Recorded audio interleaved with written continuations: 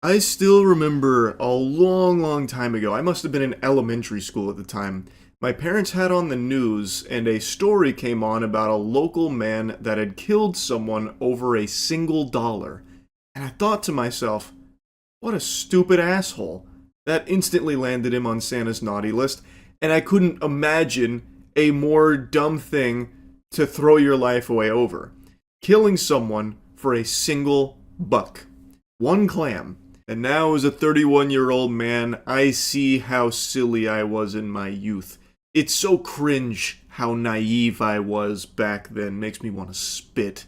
Because killing someone over a dollar doesn't even make the top 10 list for dumbest things people are willing to kill over. I want to show you number one, though. The dumbest thing people are actively fighting and shooting each other over: Pokemon cards. Earlier this month I covered the Pokemon card related shooting, and now I want to show you probably the biggest fight I've seen over Pokemon cards that just unfolded yesterday. I also didn't even cover the pseudo police chase that happened after a Pokemon card related scuffle in a parking lot. Like, it's just complete pandemonium. People are actually taking this to the extreme where fights, a shooting, and I'm sure there will be death related to Pokemon cards pretty soon, because that's where all of this is going. It is so unbelievably pathetic and embarrassing.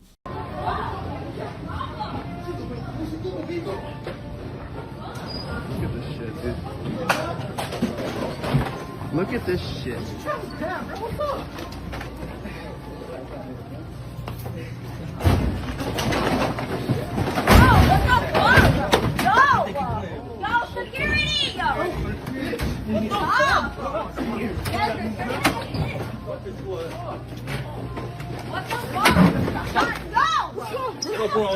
Oh, what the fuck?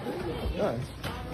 There's a lot to unpack here, and this isn't the only angle. We actually have the director's cut, which is about 2 minutes of bonus footage here that shows everything leading up to it, and then even more of the fight. This is just the 30-second, like, montage meatball, you know? So a bit of the lore. There was a Pokemon restock. Uh-oh, sound the alarms, red alert, Thunderdome, online. Pokemon restocks are literally where people go to just exchange knuckle sandwiches as they fight over Pokemon product to try and scalp online. They try and get their grubby paws on as much as they can at Target, Walmart, Costco, Best Buy, whatever. They line up for hours, overnight, camping out from fucking like midnight all the way to like 8 a.m., camping out for their chance to get their hands on Pokemon products. I've shown you tons of videos of these incredibly long lines wrapping around the entire goddamn county to get there.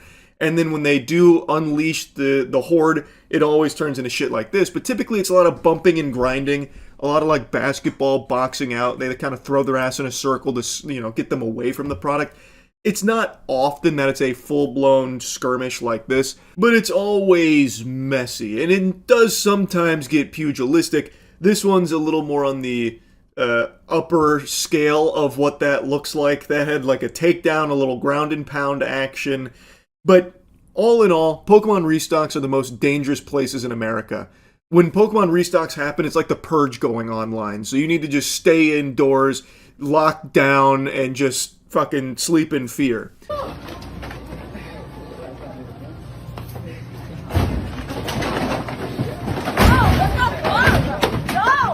Now, when we pan around after seeing the initial charge at the shelves here, we already see the protagonist on the floor kind of sprawled out. I think the guy in the tank top was the one that started it by shoving that guy to the ground in order to better secure his spot at the shelves so he could gluttonously get as much as he can. And then the guy gets up off the ground and then just fucking bull rushes him, slams him into the shelves, which disrupts all of the other scalpers there. One guy right next to him with the long hair does one of these with a box in his hand. He wants no part of that action, which is understandable, but if you're not looking for a fight, why are you going to a Pokemon restock? This is a fight club. You should expect it. You can literally see the stink fumes coming off of these losers too, by the way. These smelly assholes are the ones that are ruining this hobby. Also, don't be like them. Don't be a smelly asshole. Fix your hygiene. Use Cheeky soap. Best soap in the universe. Our queso bar is out now. Go to usecheeky.com. Best soap ever. You're going to be feeling amazing after your shower. You're going to be smelling great. Go, security! Go! Stop! What the fuck? No! Oh, what the fuck? Guys. And here's my favorite part. The cameraman sees an opportunity and he slyly takes the product that's now on the floor. He's like, guys, what the fuck? Oh, this is so gross. This barbarism. What are we doing over Pokemon cards? It's tearing us apart. And then he scurries away with that Pokemon box that they dropped in the fight. Every person there is a scalper. It's so fucking cringe, and they're so unapologetic and shameless about it. So yeah, there's two dudes fighting over it, but everyone there's a fucking loser too, including the camera guy. Though, I will say, I'd rather it in his hands than the guys that are fighting about it, I suppose. I mean, it's not like my heart breaks for them that they just got their Pokemon box taken out from under their nose. It's so fucking sickening just how poison this hobby has become with these worms. These vile, putrid worms. Now, let's turn our attention to the director's cut so we can get even more context and even more lore. We saw kind of the climax there of the finale where the dude got the Pokemon product beat out of him like it's Sonic's rings when you take damage in the game. And then we got the POV, like the Cloverfield footage showing the fight. I'm recording.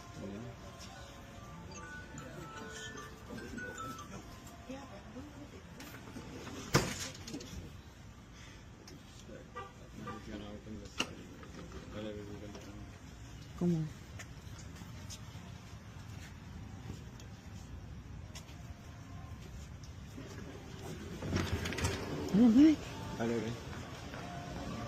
Those doors are not strong enough to hold back these zombies. They're driven by one thing and one thing only. $2 profit from scalping Pokemon products. Lord have mercy on us all.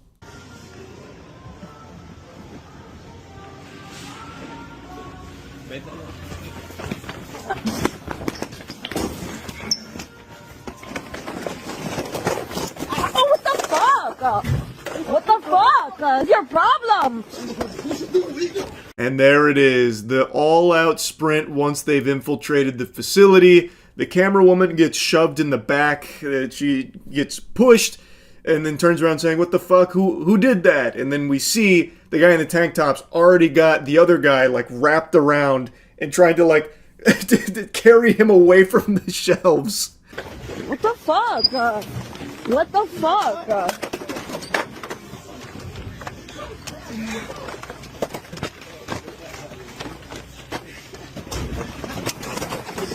Bro, what the fuck? Yo, security! You can see our previous cameraman in this angle here. You can see him filming in the background. So he's kind of on the outskirts here. He didn't actually want to get in on the tussle. So he didn't, dogpile on the product shelf. He's instead just filming everything in the back, at least until that Pokemon box lands in his lap.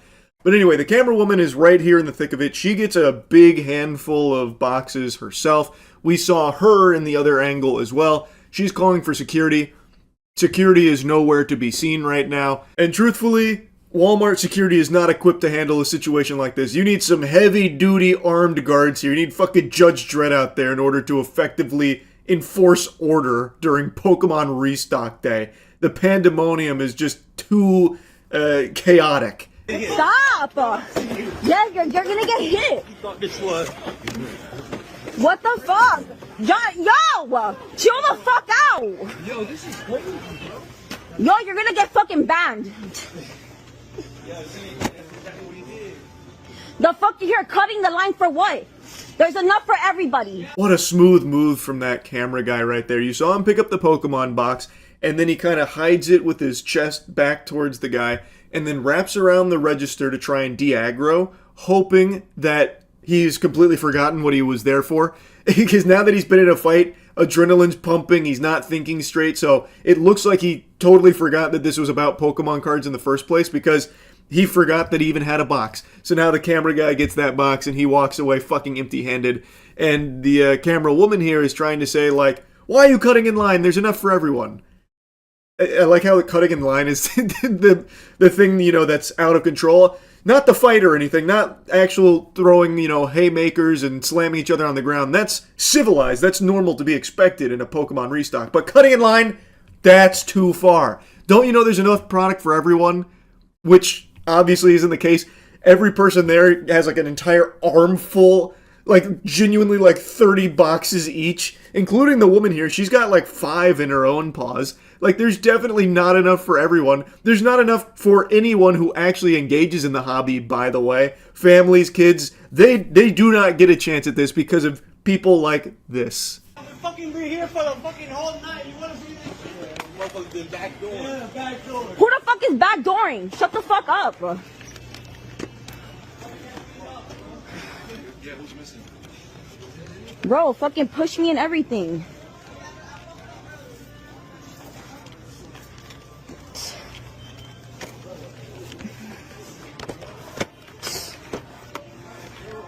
She hits like 4 on the way out. She's steaming. She's very upset that this Pokemon restock went this way. They're usually so civil. They're always so good-mannered when it comes to scalping. I can't believe this. I am also peeved, if I'm being honest, to see this kind of behavior come out of nowhere.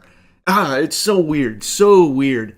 And man, Pokemon restocks too. Usually such a sacred event that everyone's always, holding hands and celebrating together because they just love the hobby so much. They're big Pokemon fans. That's why they're there, right? This shit sucks. I'll drop the sarcasm. Every Pokemon restock is like this, and they're only getting worse. It is just these fucking parasites, man, that are constantly grabbing as much product as possible to try and instantly turn around and flip it. I actually went to one of my local card shops a couple days ago, and one of the employees there was talking about this phenomenon and just how out of control it is. And they were telling a story about one guy in particular. I'm even going to say his name. Fuck him. If he's watching this, you're a piece of shit anyway. They call him Spencer, who was like an aggressive scalper like this, and apparently he always shows up with like a bunch of product that clearly he just takes from like these restocks because he camps overnight. And of course he's not alone, but this is someone that they've actually formally banned from their shop because of just how out of control he and scalpers like him are. But what they would do is they'd only offer him like $1 more than what they paid. And since they usually walk away with like maybe 5 boxes or something and they're trying to instantly turn around and flip it, they make a profit of like literally a couple of bucks, which means they don't actually make a profit. They lose money because you have to factor in the gas and the time they spend waiting. The gas to the shop, and then back home. So they literally lose money doing this, but they're so delusional that they think that they're going net positive. And I'm sure this isn't the only card shop doing this because it's pretty clear when you have just scalped product or, spawn camped a restock because they instantly turn around and sell it and they know nothing about the hobby. So card shops are just basically giving them like $1 more. And unfortunately, card shops do usually have to buy this product because since they're gobbling it all up and since Pokemon product is flying off the shelves everywhere, they're needing product. So they do have to sometimes engage with these scalpers, but what they're doing is they're only giving them like $1 more than what they paid. So like I said, they literally go negative because of gas and the time they spend there. One person in this video here even said that they stayed there all night.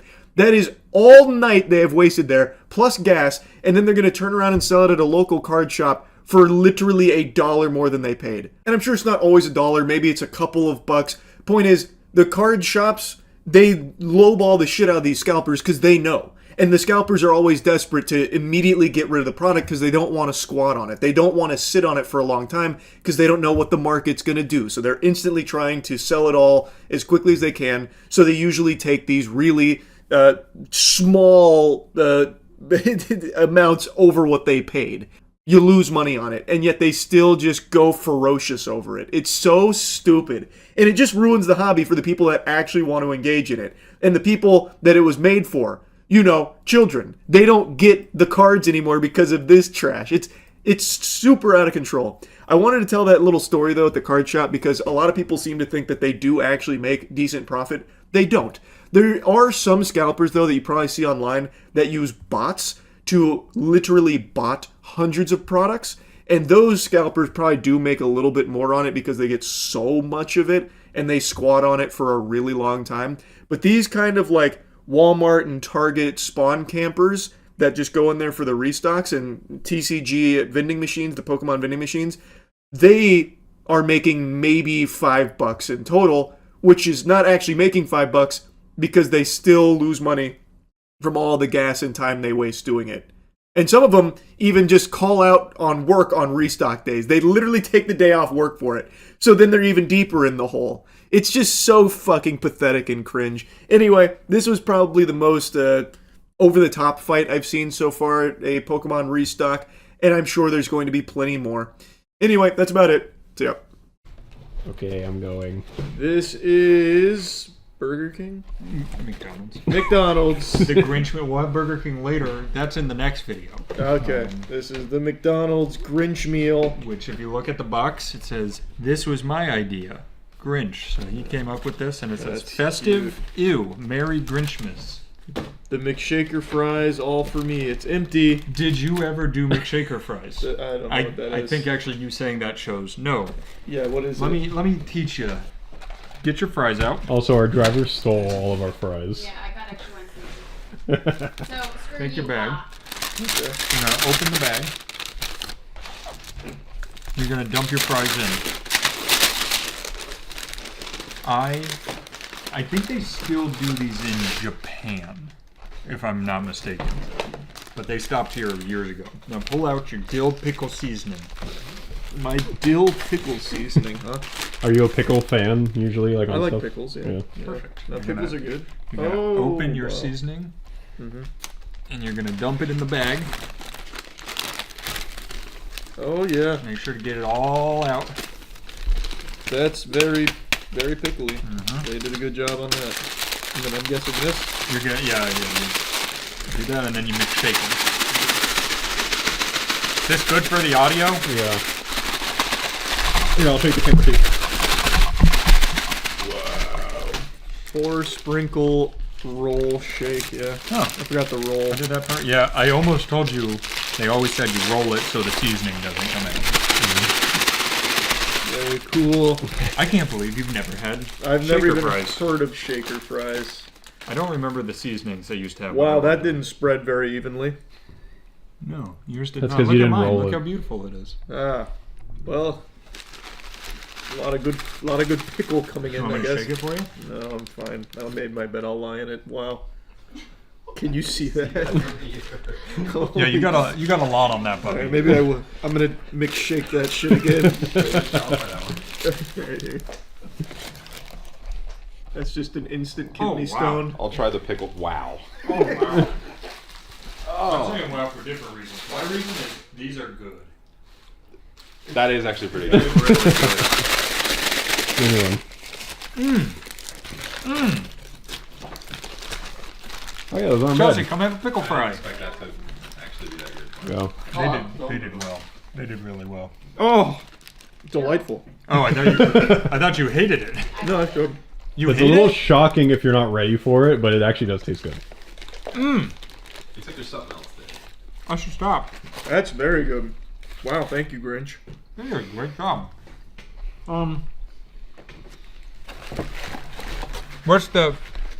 What do you do to my nuggets? They're just, so that's the meal. It's like the shaker fries. Are there 10 you nuggets get in there? a Toy, I think. Something. Is that the toy? That's the toy. You okay if I open the toy? Yeah. I really Well, like- you should have one too. Yeah. Are they different? I don't know. Are there multiple? They're multiple. Do I- you I also have guarantee it. nuggets? Yeah. No, I have a Big Mac. There's a big, the meal can gotcha. be Big Mac or chicken nuggets. And there's nothing special about those? Other than the shaker fries and the toy, I guess. Well, to answer the Grinch where he says this was my idea, it was a shit idea. I got Unless it- socks. I got socks too. They're the Whoa. same fucking socks. Same socks. I think that's a pretty good, like, is a as an good toy. adult, I That's a think good that's toy. pretty good. I don't know if a kid would like socks, but I would can't like read socks. it because it's on the bottom. I think Nose hazard. That's I can read, right? That says nose hazard. Yeah. that's, you got sticky feet in that. Yeah, because you're I was smelly. thinking like somebody would kick me in the face.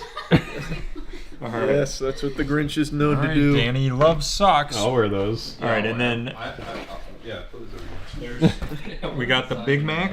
Big Mac. Yep, Big that's a Mac. normal Big Mac. You don't know that. They gave me sweet and sour sauce, just like the Grinch. They gave me Big Mac. Just like the Grinch. Whew. Am I dumb, or does that patty look a little different? I don't know. He just grinched on No, it it looks a like there's little like egg on it, Right? right? Is it that layer right there? It doesn't look like a little egg. Yeah. Yeah. That's like lettuce. No, maybe it is just. Yeah, maybe it is. I don't know if it's any different. Is it eggy?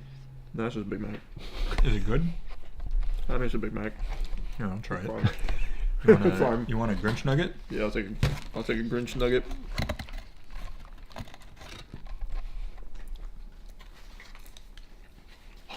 Yep, that's a nugget. That's a Big Mac. I can't believe it's exactly what Chelsea told us it was. Yeah. You got any more Grinch salt to put on the nuggets? Oh, good idea. There's none. Wait, let me have a plain one before you grinch it up. Here, I'll take one too.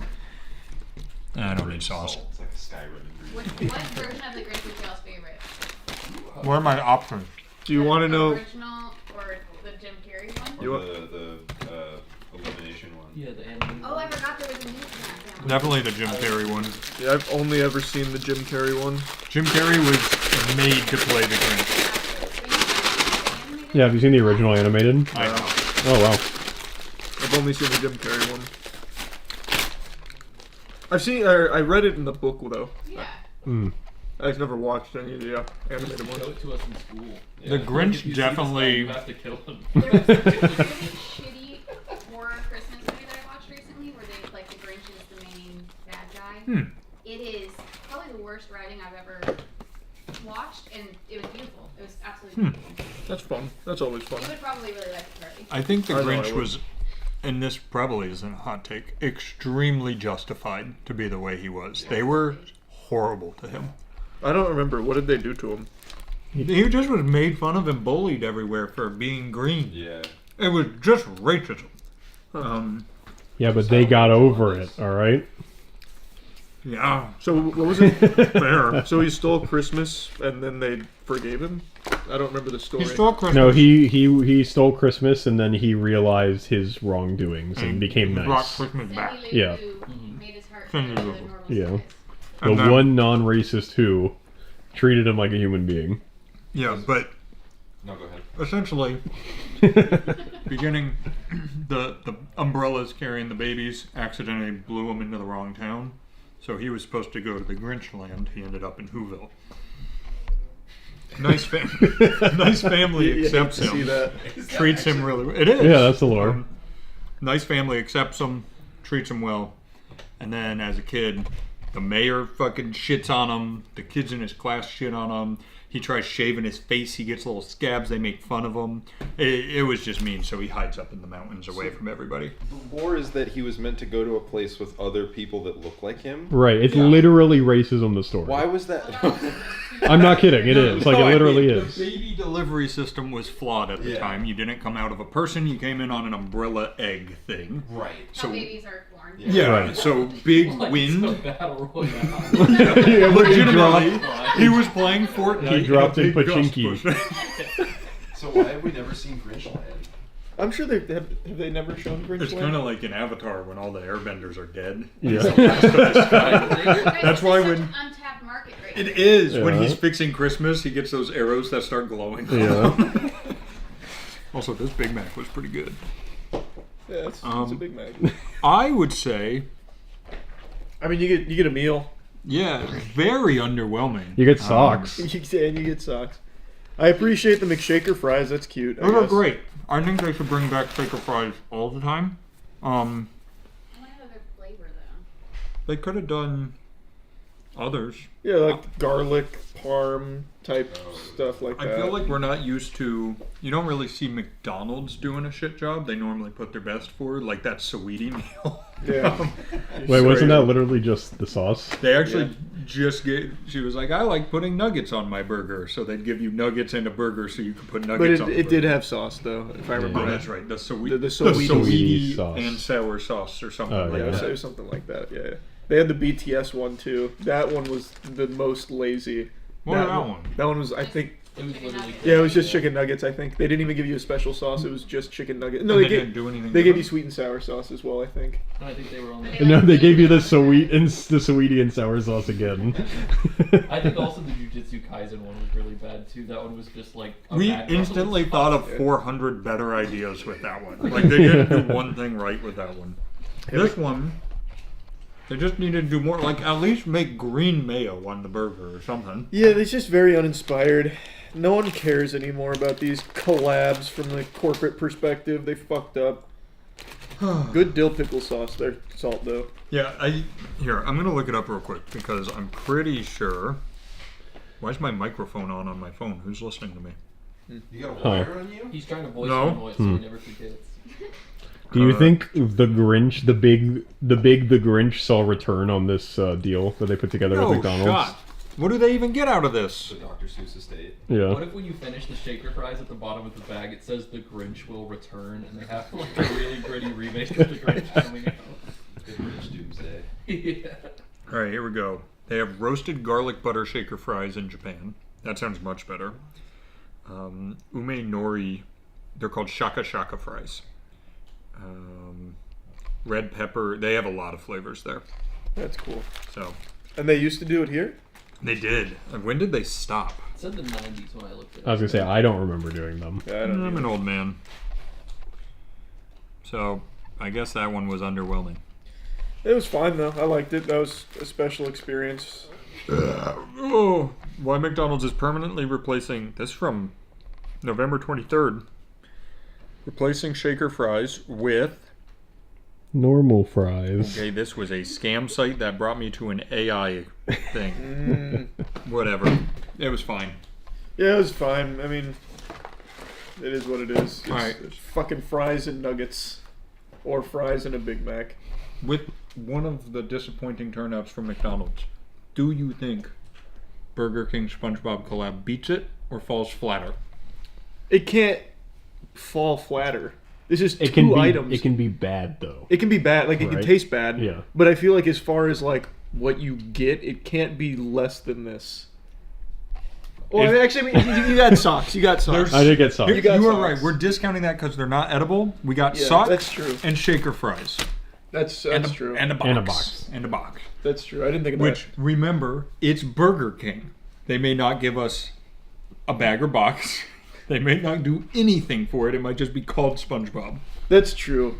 I just feel like there's no like it can't go lower. It's just my hunch. Well, and as Burger King says, we can. they do typically do that. Yeah. Are we doing... I know your answer based on the extent of what was in this. You want one video or two? Let's see the Burger King meal. All right, 'cause show All right. Just in let's- case. Yeah, let's just do an outro just in case. Yeah. Before the outro, I'll do a little... Are you editing this? Here's a screen wipe for Charlie. All right, do an outro. Burger King, McDonald's Grinch, fuck yeah! Love that guy. It was fine. That's the guy. Thanks for the collab, McDonald's. You did it again. You knocked it out of the park. You're sounding more and more like Rick and Morty. 2 days no sleep. It's rough. It's You rough. dip into Rick and Morty land. Yeah. It's the Bikini Bottom Burger King blowout. We got the Burger King SpongeBob collab. They made a box. We They thought got- they wouldn't. They got the pineapple box. They got the Flying Dutchman brew. We got the bag also with the Flying Dutchman. This is concerning to me right off the bat. You didn't drink any of No. this. It just was like that. It's a slushy. So They there's one that's a slushy they and left one room that's for a float. Jesus. Yeah, they left a lot of room for Jesus. I didn't know he was that big. So this definitely melted then. So there's Yes. some that's like the one that Matt has is just the slushy, and then the one that you have is the float version. So it's a slushy with ice cream. Yeah, 'cause it it's- looks so good. Oh, yours has cream. Yes. All right, should we drink these before they melt even more? Yes, I would like that Here, actually. here. Ah, wonderful. I'll mix it up so it's a slushy again. That actually What works. flavor do you think it is? Green. 2 salads. Green apple. I think it's Diet Dr. It's Kelp. yeah, but it's Oh. kelp flavored. Is that what it's supposed to be? I would presume. One would presume. Let me see what it says. Frozen drink. It says frozen Fantapa. Oh yeah, Fanta Tropical. Oh, Fanta, I see. It's very sweet. Yes. Here, would you like to try it sans ice cream? Sure. I didn't taste the ice cream in mine yet, so I guess I know what ice cream tastes like, and I know what that tastes like. So. definitely tastes the same. Yes. I'm getting the ice cream. Pineapple tomato slush or the pineapple. Oh, pineapple. That Pineapple, makes sense. that That's his makes home. sense. What did they call it? The frozen Fanta pineapple. Oh. And then Pirates frozen pineapple float. Oh, I guess they. so that one's not yours. Isn't as tried- special. Yeah. So you can try the ice cream on top there if you want. It's fine. That's crazy how much Diet Dr. Kelp was such a layup. Yeah, I know. That's what they would That's do. what I was about to say. It's better with ice cream. Yeah. Shocking. Everything I know about this, you're going to with each item be like, why the fuck did they do that? Like, I'm why did excited. they not name the green drink Diet Dr. Kelp? Yeah. There were layups everywhere. They could have given you a novelty drink hat and Oh, sit out of it, yeah. oh, he was number one. Man, we do this every time with Burger King. We just make it better immediately. Just hire us as Other consultants. Restaurants that do meals like that where they have a different drink. Like it's not, it is like Dr. Kelp or I whatever. don't know. How much do I you wonder if think there's some weird law around that. That's a good question. I wonder how much is like Viacom being like, no, you can't actually use that. Oh, Or maybe. Yeah, that's Yeah. ours. We don't want you to we have don't it. want you. That'd be weird though to just give them nothing. I would love to. I would love. Because why do it at that Yeah. point? All right, what is this? These That is Patrick That's Strawberry Shortcake. That's a weird word. These are cinnamon rolls. Oh, never mind. Oh, I think they messed up. they're Gary shells. There- Ah.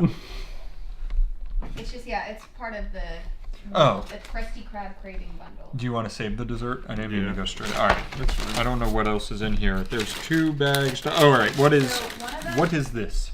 that I believe is one of Mr. Krabs' cheesy bacon tots. This is so silly.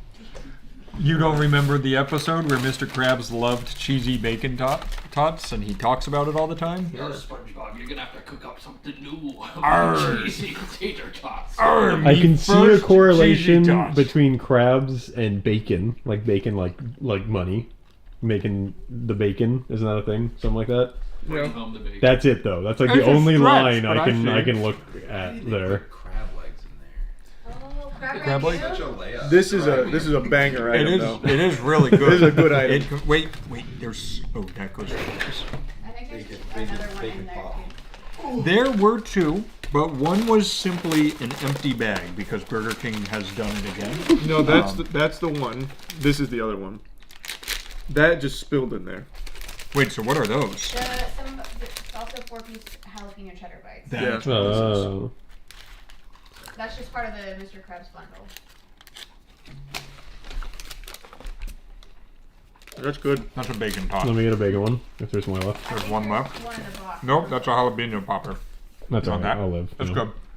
I'll have a jalapeno popper. Those 2 items immediately much better than everything McDonald's did. Some of the best that Burger King's ever done, to be honest. That was extraordinary. jalapeno popper. Oh, that's We've said this before. Anytime Burger King makes something in a fry or bigger shape, it's good. Yeah, they fucking crushed this. I like that a lot. Do you think they know they're bad at burgers and they just keep making them because it's in their name? I feel like at Like some it point, would just be king. Yeah, we're this far. It's the sunk cost fallacy. man, those were good. I'm Fucking- sad that you didn't get a bacon cheese. Yeah. That's all right. I'll go get one myself Well, I later. have a half-eaten one in there, but my Would you hands like were this dirty. half? No, that's all right. I'll be fine.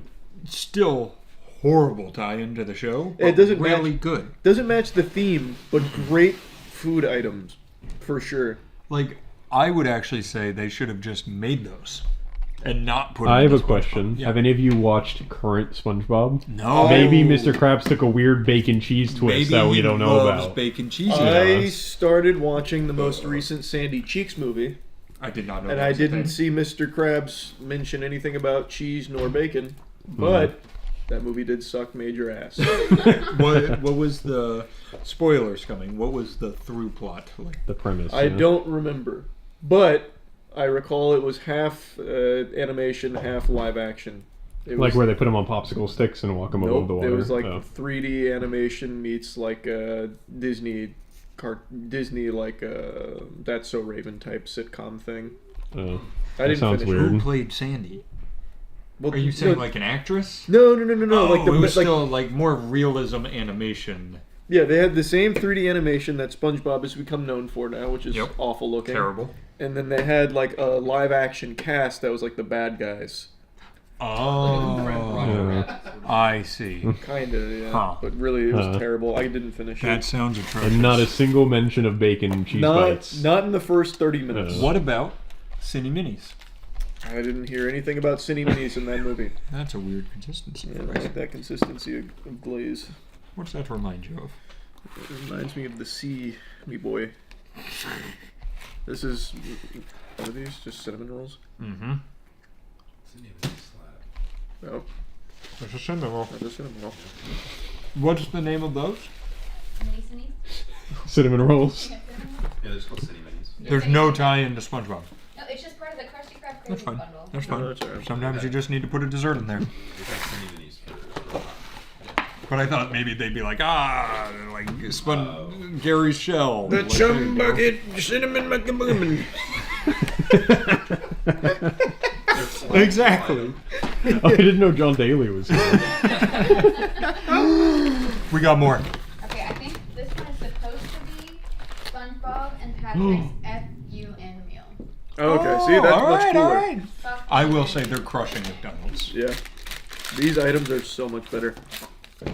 I think one of those. Sound. I think one of those would be one of the bacon ones. That's what we're eating. That's good. Did it come with the pie? Oh yeah, and then with the pie. We got Patrick Starr's berry shortcake pie. You remember Starberry. Starberry shortcake pie? Remember that episode? If only they had a whole episode based around them pie. having pie. Yeah. If only. That would be crazy. It'd be so convenient if they had that. Yeah, they'll get there. And then We got- the most upsetting of them all. Just a Whopper. No, it's the Krabby Whopper. It's the SpongeBob's Krabby Whopper. Oh, I only if saw Whopper. only in the show there had something to do with. I wonder if there's some burgers. reason they can't call it a Krabby Patty. I will say they did a yellow bun. They're encroaching on Wendy's territory. They are. Oh, wow. It's a pretty patty. Pretty patty. Incredible. Somebody eat it. Nasty patty. You gotta He do killed the health Squidward. inspector. Get it? No, get it with. Oh. Dun, dun, dun, dun, dun. Wait, man. Can you get a shot of when Charlie goes to bite it? Can you do like that? Oh yeah, that's the Squidward.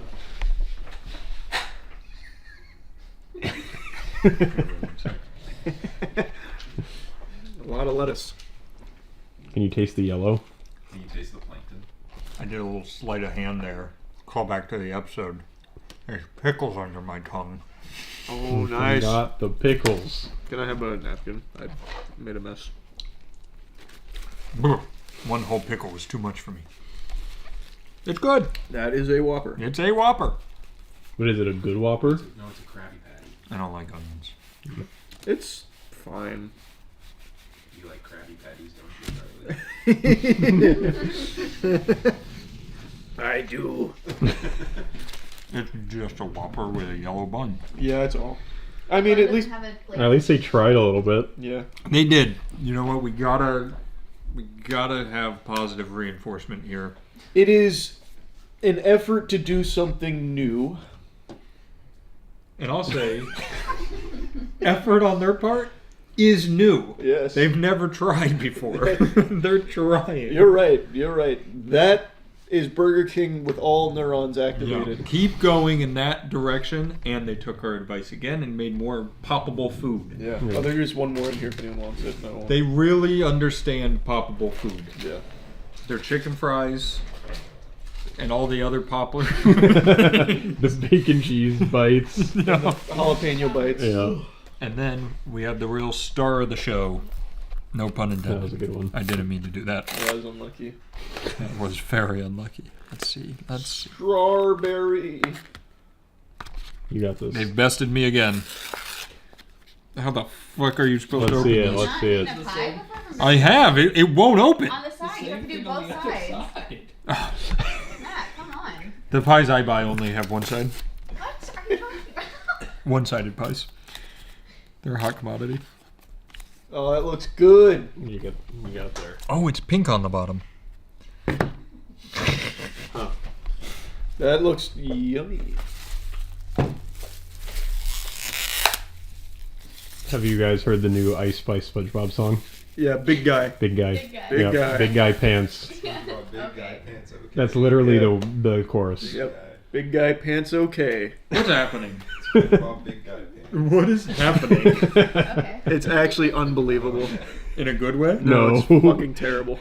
I have Listen to. to it real quick. Yeah, I cannot imagine what the executives were like. Yeah, let's run it. That This is- is the song. It's Self-produced. What do you mean? no, it is literally like what Nice. Aaron and I would do as a joke. Like if we were doing like a track together. Doing some fucking It sounds like she's reading the lyrics Yeah. for the first time as she's performing. Is this it? I don't remember the intro. I need to. That sounds like it. That sounds like it. Really help, identify it. Stop playing with it. Stop playing with them, Brian.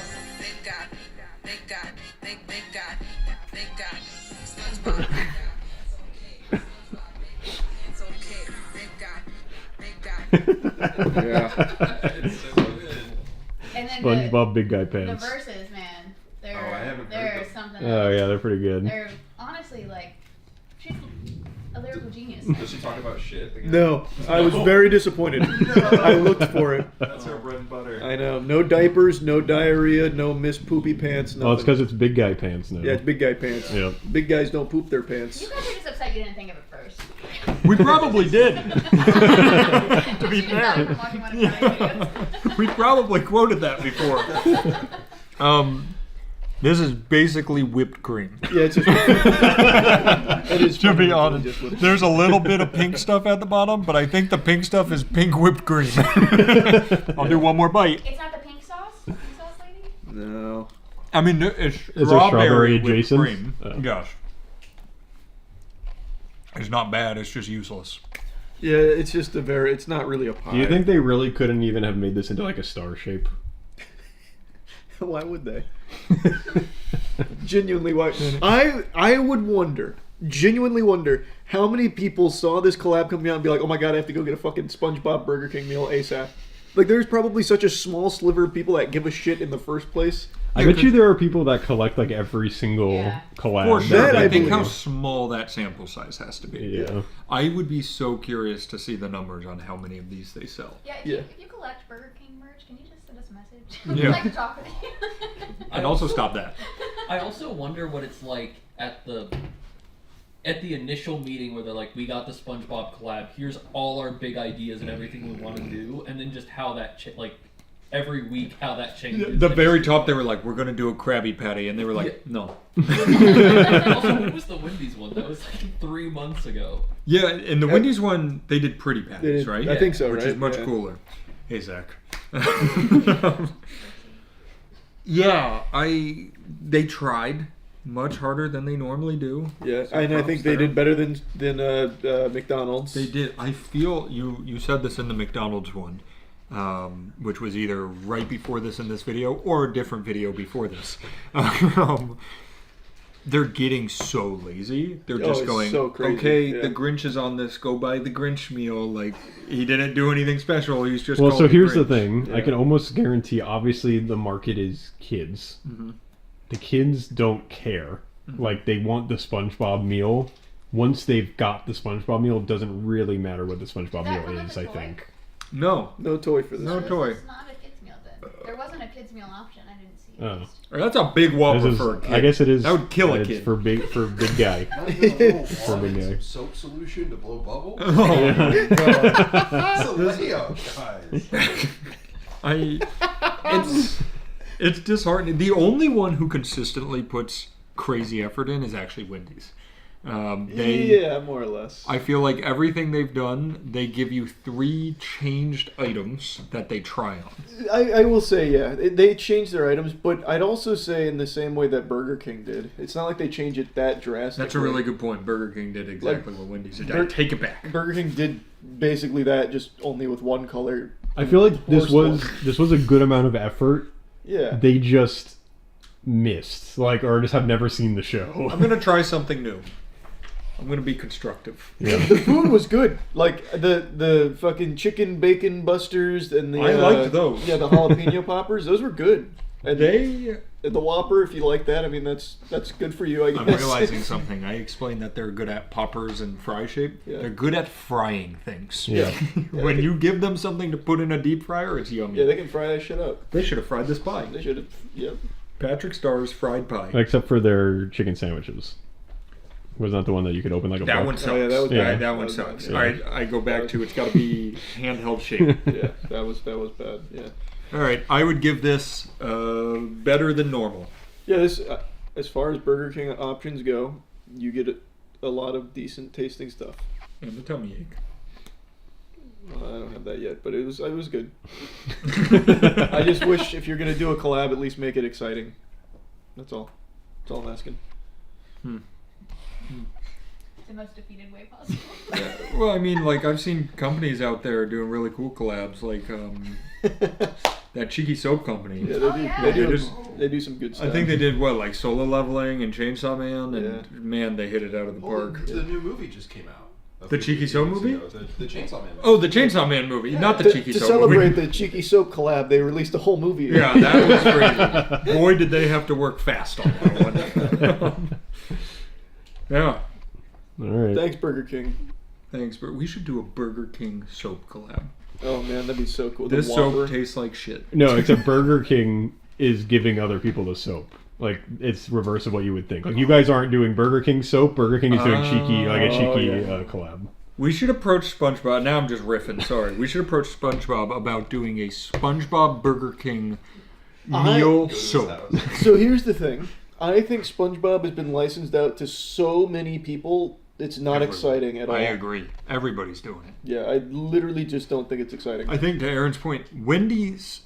I mean, I think it was a year ago. No, I was legitimately not a year ago. it was. Well, we actually did that a one at handful the of us. warehouse. No, we never did it. No, I think you guys. I remember you guys discussing if you wanted to Yep. do it here or at the That's warehouse. right. Oh, And we never did it. shit. Huh. Missed opportunity. Yeah, it's being with two major fast food chains that quickly is just insane. Good morning. I hope you're ready to put a frown on that face. If you happen to be smiling right now, get that off of there. Take it down. And I mean that because what we're going to be talking about today is very infuriating to any sane person out there. And it's something that needs to be talked about and is part of a phenomenon that's becoming all too common, which is child sexual abuse crimes no longer being taken seriously in our justice system. Minimal punishment to the demons that commit these crimes.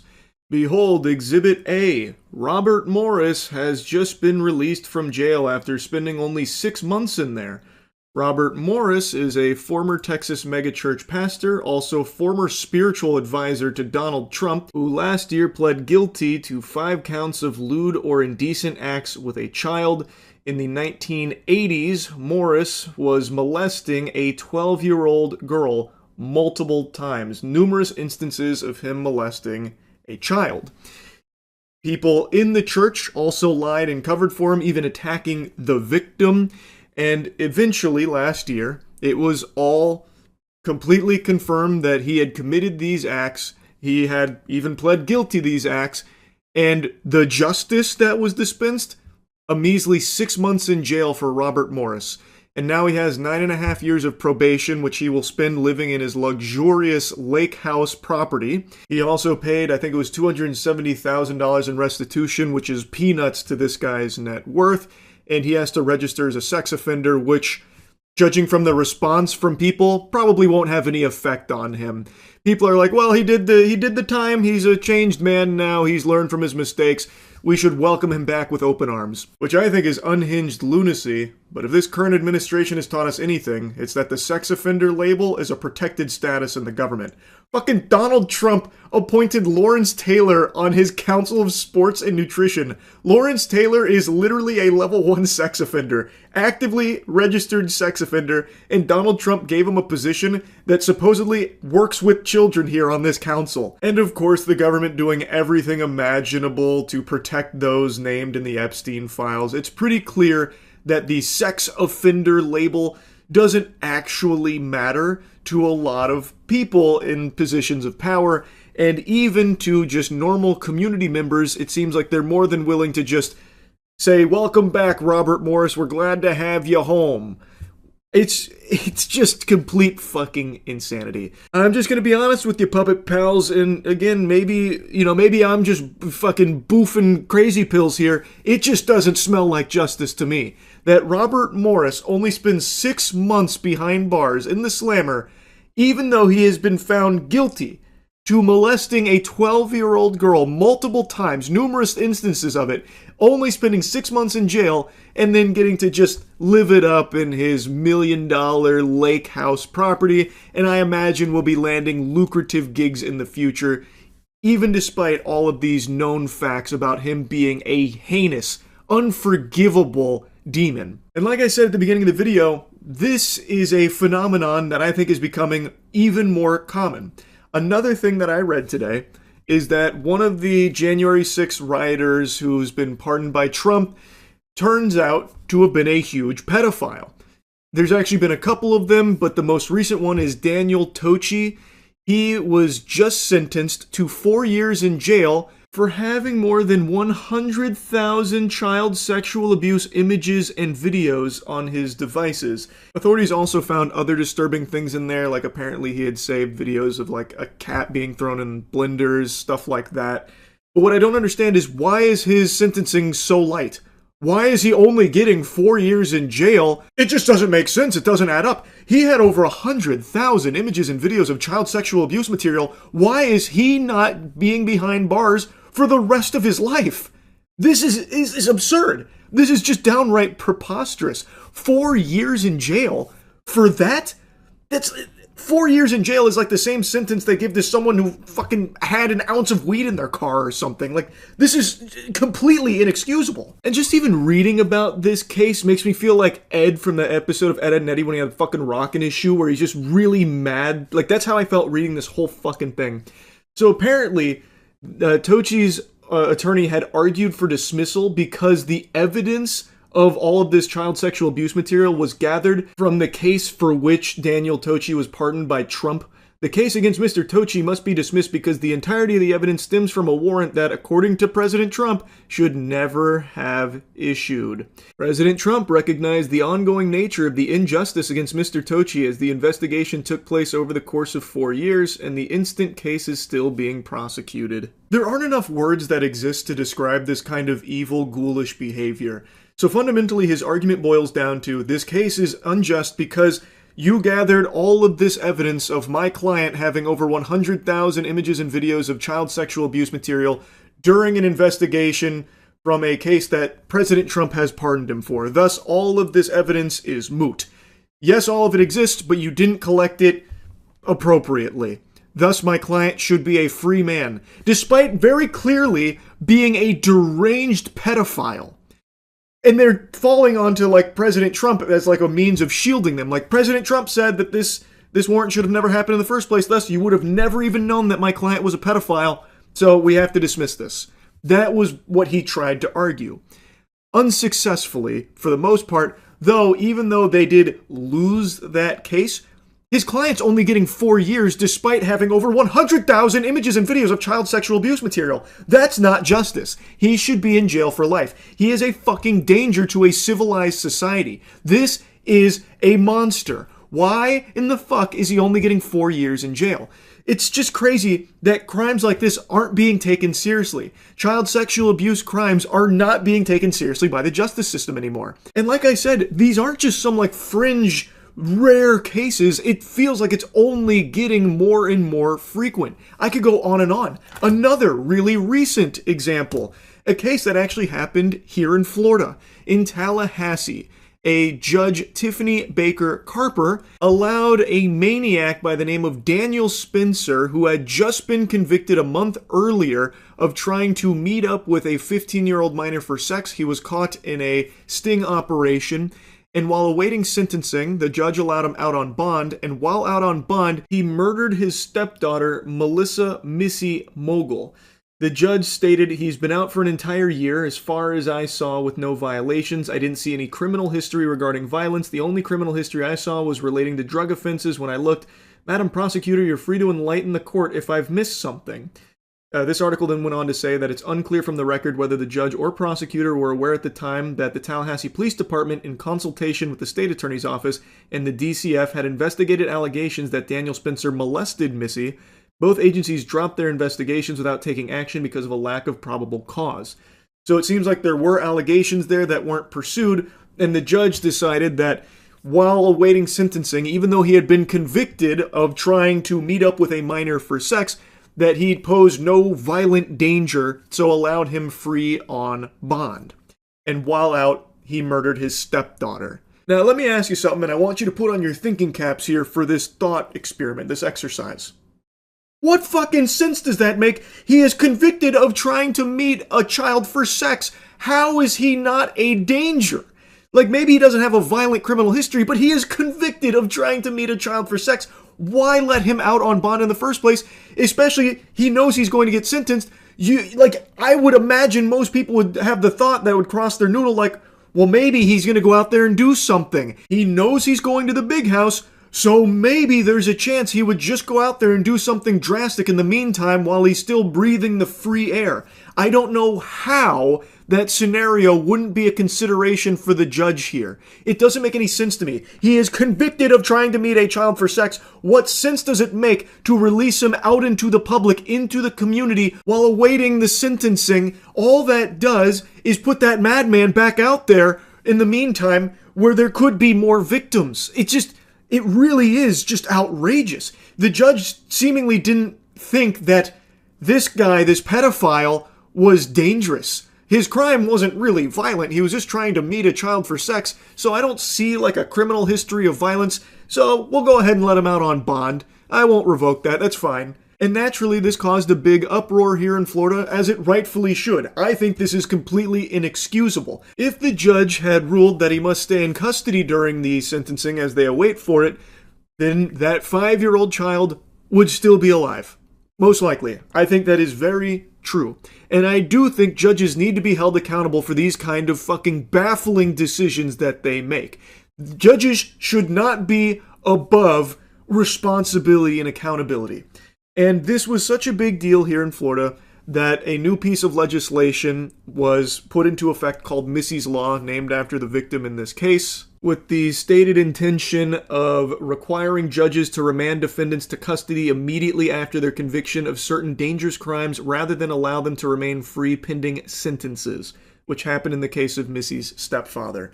So basically, when someone is convicted of a dangerous crime, which I believe, and I think most sane, sensible people would also agree with, that Daniel Spencer's initial conviction of trying to meet up with a 15-year-old child for sex makes him a dangerous criminal. He should not have had the opportunity to be out again in the meantime in between the conviction and the sentencing.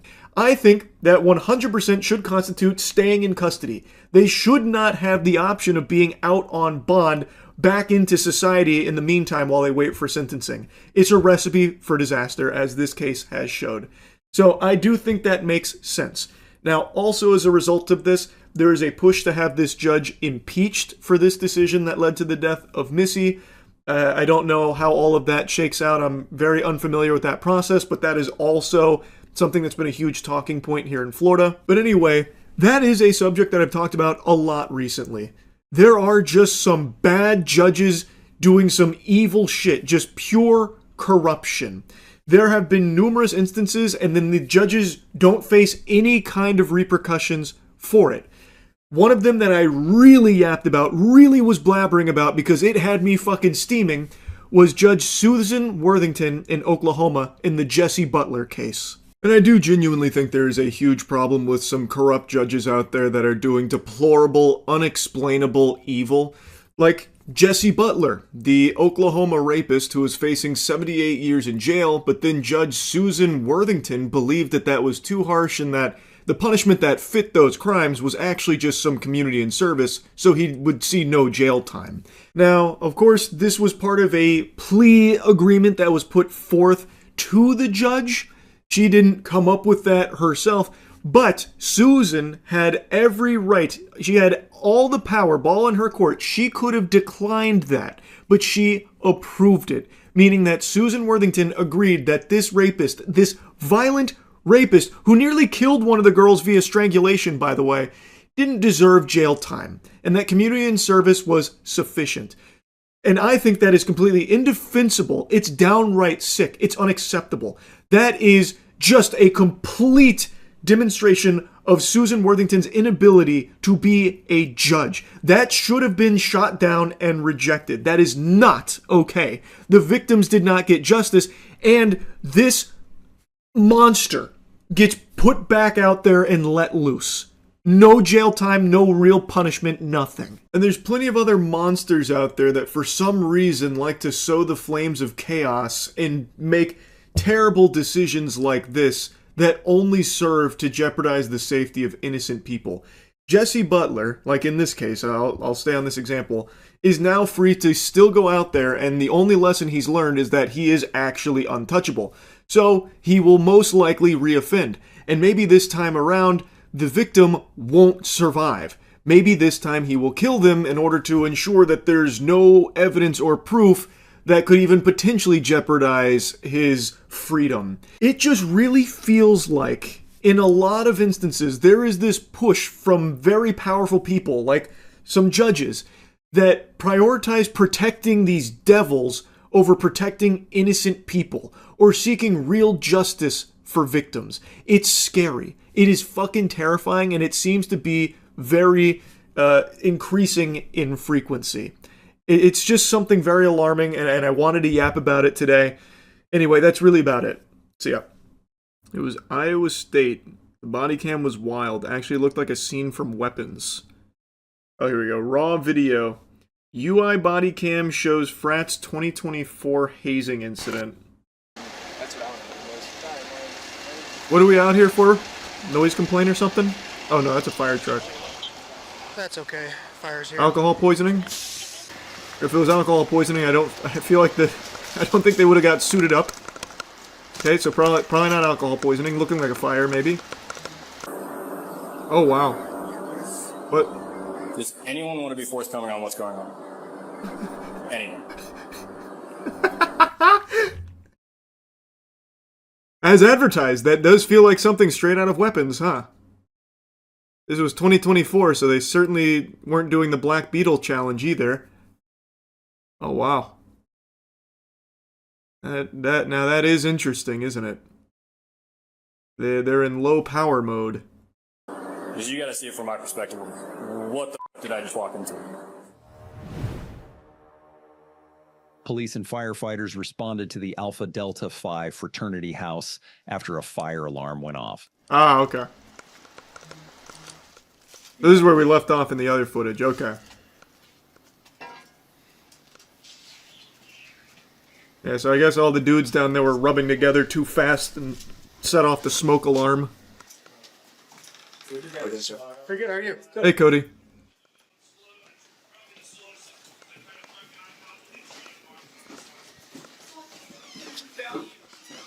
Hey, pardon me, Cody, we're going downstairs?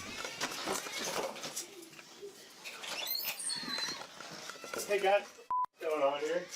Oh, the firefighters were the first ones to see it. What's going on? While downstairs checking the fire alarm, officers stumble upon a fraternity hazing situation. Sam Hell's. Yeah, I'll definitely need one. What in the Sam hell? All right, who's in charge? That'd be Cody. Looks like we have quite a bit of hazing. So I'm gonna ask again, who's in charge? We can talk upstairs. No, we're gonna talk right here. Who's in charge? A couple of us are. I mean, I don't know. I don't know what to tell you. Okay, well, we need to find someone who's in charge, because this is ridiculous. Hey, this stops here, guys. This is a police department. This. Oh, wait, so they weren't shirtless initially. Whoa, what? Were they making mud pies and having a food fight? So they weren't shirtless initially. What did they take the shirts off after the officers like went upstairs? When did that happen? That's interesting. They're covered in blood? Where? Oh, I guess like here, maybe. Stops here. Who's in charge? They're upstairs. Who said that? How about we stop? You're excommunicado. Everyone take their blind. What frat is this? Alpha Delta Phi. You're out of here, bud. Someone tell Cody. Clear the room and get out of here, but no one's moving. I will tell you something. That's commitment. There is a chance. I'm really reaching, but imagine. I just keep calling everyone here Cody, but imagine like whoever's in charge here said like knew that with the fire alarm going off and everything that police would arrive, and he told all the freshmen here, there's going to be cops coming. They're not real cops. If you break, you're out. What do you think the odds are of that? I feel like there's a good chance, right? Like they're testing you. Cosplay police. Yeah, like you know how like bachelorette parties order this stripper dressed as a police officer? Maybe it's one of those things. I say that, and I don't know if that actually happens in the real world or just in movies. I don't know how often you order a police stripper man, but it's probably possible. Apparently they're taking this pretty serious. Yeah, I guess. You in charge? You said. Still haven't found out who's in charge? No one asked for house, Dad. Where's he at? Summit. Working at Summit. Summit. That's cool. So, you have obviously, someone else coming here? yeah, lieutenant's coming. Okay, cool. Yeah. Definitely figure out why you wouldn't let me pass you initially. Questionable. Yeah. Yeah, just one of those things. I We've would been there a probably million be times. Calling your house dad or whoever to get him here, since ultimately he's probably in charge, right? Unless someone else is in charge. I don't have his numbers. Yeah. Which probably should be with that. Yeah. Do you guys know how the fire alarm guy set off? Or just from? It's manual. Does his voice normally sound like that, or This one in the hallway here. did he lose his voice from like screaming all day? I wonder if he always sounds like that. How I got set off, I'm not sure. I don't think it was down here. It's upstairs. I can tell you it was this one. It was really? Yeah. I don't think they're supposed to stay. Hey. You guys had to do this too, huh? No. I don't know what this is. I'm as confused as you guys. Why'd you cops put all these dudes in my basement? It's not that dumb. Okay, and what are you doing here? He's a living. He lives upstairs. Oh, so you do live here. Hmm. No, I don't. Yeah. Well, your buddy here saying different. No, they said the same thing. They said the same thing. Who's in charge of the house? Our house dad's at Summit. Okay, we need him now. He's at Summit. Okay, can we get in contact with him? I don't know. Here's the deal. From what I'm being told, this is I don't know what Summit is. Does that mean he's like off the grid or something? What Summit? We can't get House Papa on the phone? Dude's on Everest. Oh yeah, okay, that makes more sense. Yeah, that's why he's unreachable. I get it. Probably just a town nearby. Yeah, no, that makes sense. this is like shutting down chapter type stuff. I need to start talking now. It's 1 o'clock. Yeah, that's fine. I need to talk to people. You call Summit. Can I call Summit? Yep. I'm not calling Summit. I have no contact with Summit. Who is Summit? Nobody in here. Jesus, has like the any way elusive to man. contact the guy that's in charge of this house. They were ghost hunting. Yeah, they're checking for paranormal phenomenon. Hazing is illegal in some states. Oh, really? Wait, like just full stop, even like no matter what it is, any kind of hazing is illegal in some states? Oh, I didn't know that. Oh, it's also illegal in Florida. Didn't know that either. I thought it was only like the really dangerous hazing rituals that were like illegal. I didn't know it was the whole thing, yeah. According to stophazing.org, 44 out of 50 states have anti-hazing laws in place. I actually didn't know, full stop, there were so, like, it was so common to have hazing itself just be outlawed. Literally kills people. Oh yeah, I mean, I feel like everyone's read tons of stories about hazing leading to deaths. I know. I just didn't know it was illegal. I thought it was only, like, those chapters that did that shit getting shut down and those people getting arrested and stuff. I didn't know they just outlawed the entire idea of hazing. What's his name? Eric. Eric, you don't know his last name? I got a buddy named Eric. A couple different code violations. That guy can do anything. So what's going on in here? You don't know? You're just blocking the door so we can't see you live here. How does nobody live here then? Just hanging out? You tell me. No, you tell me. I don't know. You go to University of Iowa? Yeah. You do? What's your major? Business. Business? What's your name? Oh, business. Big business. Hey guys, when did you, Is anyone in here that needs medical when did you all take your shirts off? When did that happen? Is anyone here that is against their will? Guys, I just took a peek in here a second ago. You guys had Anyone shirts here on. who is not participating in this, i.e. a leader? Is there anyone with any sort of physical injury? Oh.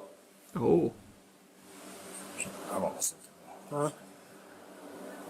It's almost like this is about. With the guy standing here.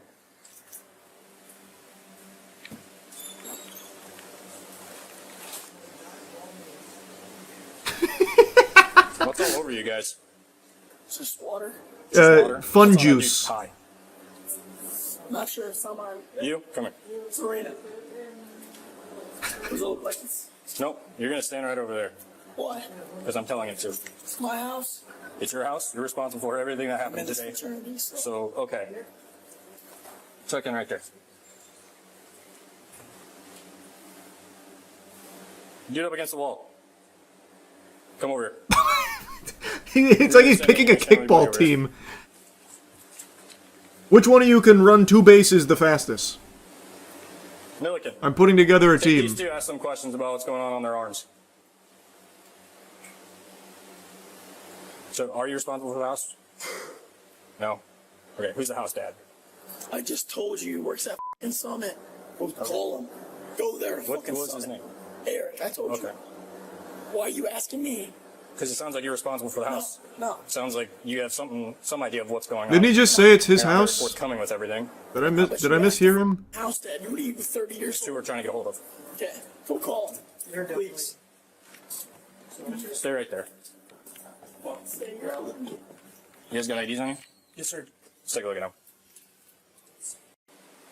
Any. Because you got to see it from my perspective. What the did I just walk into? Celebration. Nobody? Celebration or what? Brotherhood. Okay, Yeah. sweet.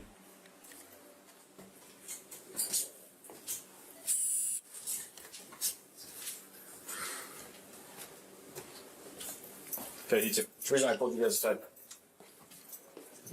We're here for public safety at this point. What's on your arms? Oh.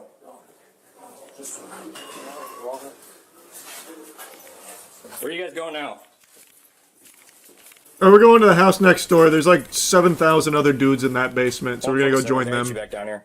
We're gonna form like a giant like Megazord together. We're gonna fucking huddle on top of each other and be like Voltron or something.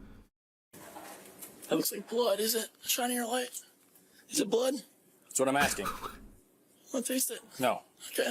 You see why we're here? Why we're asking questions? I don't know. Get the wrong guy.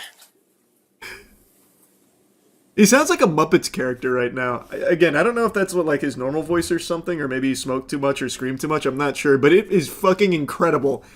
This whole video is like, if I saw it in a movie, I think it's like way over the top, like too ridiculous to be real. I was gonna ask those guys questions, and then he told them all to start heading out. What's up? I was gonna ask those two guys questions, but then they all started falling out. They left. No, I stopped them, but he was. Misunderstood. Did you pull these guys out? No, I went to go talk to those guys, and then they started coming out. Why did we come out? They're like weeping angels, man, but like opposite. So when you don't look at them, they start changing position, taking their shirts off, and walking away very slowly. You got to keep eyes on them if you want them to stay, man. It's like he's never played Five Nights at Freddy's. Yeah, we had at the frats where I went to university, there was hazing, which is why I didn't know it was illegal. It wasn't exactly like a well-kept secret or anything, but it was nothing extreme from what I remember. It was like really trivial shit.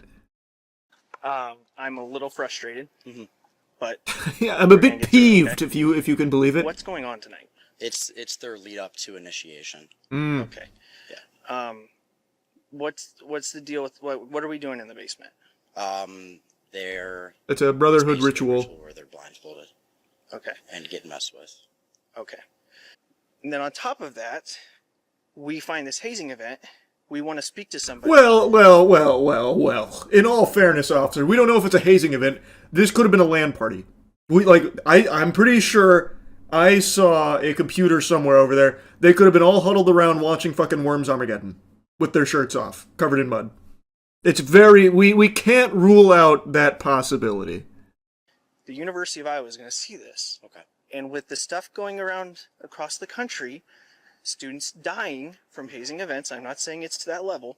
It's not. I'm not saying any, but the university has a Yeah, that very does happen all the strict time. policy That is very on true. hazing. If I can't talk to people, and if people aren't going to cooperate with me, So you interjecting yourself into that conversation, what good does that? They don't need to talk to the cops. I don't even. Why are speak to you right deciding who they need to talk to, though? now. I'm just saying, they're my buddies. They're my He's like the friends. Lorax. He speaks for the trees, brother. I mean, he's trying to do them a solid and be the fall guy here, but he's not very good at it. He's actually pretty terrible at it. I think this was his attempt to like fall on the sword, but I don't know why he thought he was equipped to handle that responsibility when he couldn't really get words out well. I would like to have a word here. Okay. And if there's anything actually happening, you can call me again. But it's been a pleasure. Thanks, fellas. Well, no, thank you, Cody. Well, I didn't catch your name.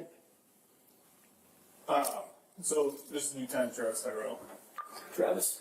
122, I'll take you. What'd you say your name was? Joseph. All right, Joseph. All right, Cody. Well, we're going to be on our way now. Thank you for everything. I hope the rest of Rush Week goes well. Godspeed All right, to you. Unfortunately for you, at this point, you're being placed under arrest. You can put your hands behind your back. Well, Joseph was arrested for interference with official acts in connection with the hazing incident. Those charges would be dropped a year later. The Alpha Delta Phi fraternity was suspended through 2029 for hazing. oof. Oh, so they gave us the aftermath on it. I'm still so curious what that ritual was. Stand in the basement blindfolded? Maybe taste a bunch of yucky sodas and try and guess which one's which? Imagine it's some shit like that. Like, it's actually the most, like, nerdy garbage ever down there. We were actually doing, like, the Laldol, and everyone that failed, we just kicked out. Yeah, no, that shit's crazy, man. So who was the guy at Summit? Oh, Eric? Oh, yeah, no, that dude never came through, I don't think. Unless he was the guy in the white shirt, but I don't think he introduced himself as Eric. Why do people go through that? Friends. A lot of people do it for friends. It's a guaranteed way to basically pay for friends. You get into the brotherhood, you immediately get yourself like a little network. Sense of belonging. Yeah. I mean, I kind of put that together with like friends and immediately getting like a network of people around you. For a lot of people, it's worth the price and the hazing. Like, dues are not cheap for the frats. You are actually like forking over a pretty significant amount of money in order to stay paying for your friends and your sense of belonging. How annoying were the frat guys at UT? Not at all, actually. I didn't have any bad experiences with the frat guys at UT when I was there. We're going for the sad mood lighting for this one because this is legitimately a funeral for over $100,000. Alpha Magic the Gathering. If you know, you know. And if you don't know, I'll tell you. It's like the most expensive thing to buy, like a sealed Alpha starter deck. It's up there with like a first edition Pokemon, like Shadowless base set, that kind of stuff. It is like holy grail for collecting. Last year, We opened one, and it was a really, like, kind of juiced pack. Like, we got some good hits from it. It was a lot of fun. So we wanted to do it again this year, and thus I had another Alpha starter deck. We brought out Pay Money Wubby again, the boy wonder himself, and I'm just going to spoil it now. It's already spoiled in the video title. This is perhaps the worst recorded Alpha starter deck opening ever without it being a scam. Everything in this seems legitimate. It doesn't seem like it was repacked or anything. There's nothing like super fishy about it. I think it is just statistically the worst possible box you could ever open of an Alpha starter deck, and we got to capture this tragedy on camera, and I'm happy to share it with all of you. One of these goes for like $100,000, if not more, depending on who you're buying it from. So this is legitimately the biggest possible waste of money imaginable. Hey, it's the Alpha Box. We're back. It's been a year and some change. We brought in the magic guy himself. I'm the magic guy? The magic guy, Wubby. He's back. Hey guys, we're back. We got this box from him a year and a half ago. It's the same box? Yeah. When we just started playing this goofy little card game.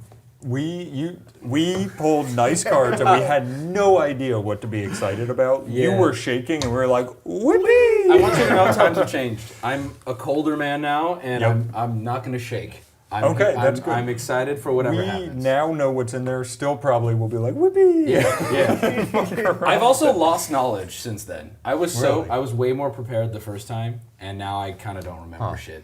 I didn't want to say anything, but it did feel like that when you came in. Yeah. This guy got stupider. This guy doesn't know shit anymore. This isn't the same guy from last year. All right, so you brought this last time too. This was the second one that Charlie decided he wanted both then and there. Yeah, he's even dated May 2024. May 2024. You can't just print those either. That's like official. That's true. Yeah, it's laser etched on the bag. All right, open her up. Wait. While exploring their barn, can I say that? Yeah. While exploring their barn, I found smelling salts, which I've never done, and I'm gonna make everybody do it before. We need to lock in. We gotta get excited. Go ahead. Me first. Well, you've never done them. You go first. I need to see how deep to put my nose in. Oh no, just guess. Well, that's crazy. There's no wrong answer with smelling salts. Ooh, and now nobody else do it. These are not that strong as far as smelling I could get in there. You could. You smelled stinky instead of pain. Yeah, it felt stimulation. It Is it not supposed to smell stinky? It's supposed to like stimulate you. You do it from like a big lift or like he said on hockey shifts. Oh God! That one hit harder. They're activating. No, it's not bad. It's not bad. Legitimately hockey. It feels like I shouldn't breathe that. I want more. Yeah, see, he's already getting used to it. Ooh, hold on. It locks you in though, right? It's opening his fucking. How much can I do again. before I start to like die? It says 2. Oh, I'm kidding. I want to do one more. Should I not? Is this crazy? No, you can do smelling salts. You can smell till the cows come home. It's making my eye twitch. It kills some brain cells, not too many. Isn't that funny how that's the reaction though? Like, It's good though. Ooh. Go again. Let me open this pack. They're a little skunks. Maybe we could see if somebody can go pick up some high-end ones for the next video. Yeah. Because you'll fucking snap your What head if you back. do like a line of it? Ooh, that last one. That might kill you. Yeah. Oh God. So that last one was smelling not salts good. are just ammonia. Oh, so it like smells. happy. Yes. So your brain goes, you shouldn't be fucking smelling this. Yeah. I didn't want to breathe it. Hey, what do you do with cat pee? That was a really fast You association. smell it. But no, like the really good ones, Oh yeah. you'll feel like there's like fucking punch fire you. going Yeah. into your head. We'll get some for Yeah, you. we'll get some We of those. will not let you leave here. Thank without you. Every Thank single you. thing we do while you guys are here, we're gonna start with some smelling salts. A new everything brand. we filmed, just keep. Oh man, charades later is gonna go. Everyone has a bottle. All right, let's get into this now. We've got the fresh, sealed Alpha starter deck. It doesn't look tampered, right? I think Let's we can take all a- agree. Oh, I don't want to. Don't. Put my He's name. on a magic card he is right now. magic Yeah, no, filled don't right be now. careful because this could be a sleight of hand thing. Oh, well, you know tricks now and shit? Oh, yeah. You should do some with this. That's a good idea. I know a trick. I'm going to be real, okay? This looks good to me, but I don't like saying that because some nerd will tell me I'm wrong. I'm just going to make sure it's filmed from every angle so when this goes terribly, someone can We tell have us. proof. Yes. Yeah. No, it's very important. I learned that the hard way. It looks good, though. I mean, one thing to look for, if you want to be real for a second, any kind of scuffing where someone's thumb would go right here, and this looks clean.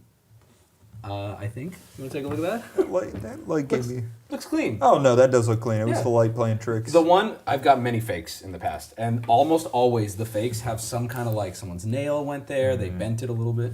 Do you want to look? Yeah, I would love to. Sorry, I was just admiring your technique. They're addicting. I develop a light addiction to smelling stuff. To cat piss. Bro, take a look. Does that smell like cat piss? Rip that shit! How do you want to open it? Yeah, no, we're prepared this time. all the tools Yeah. out for you. Well, this you don't need a tool for this part. Oh, right. okay. Well, There should be a pull tab. Well, you can go that way. Yep. No, fuck it. You don't need a tool. Oh, we're for so this. back, aren't we? It's the same thing. You're like I'm a lot less high I'm not. this time. No, you know? I'm as you. Right, there's literally a pull tab right there. wow. He wasn't lying. He was not lying. I'd like to take back what I said. I'm super high strung immediately. Here, pass the rock. I'll open the top. Yeah, he said throw it. I mean, it's like Yeah.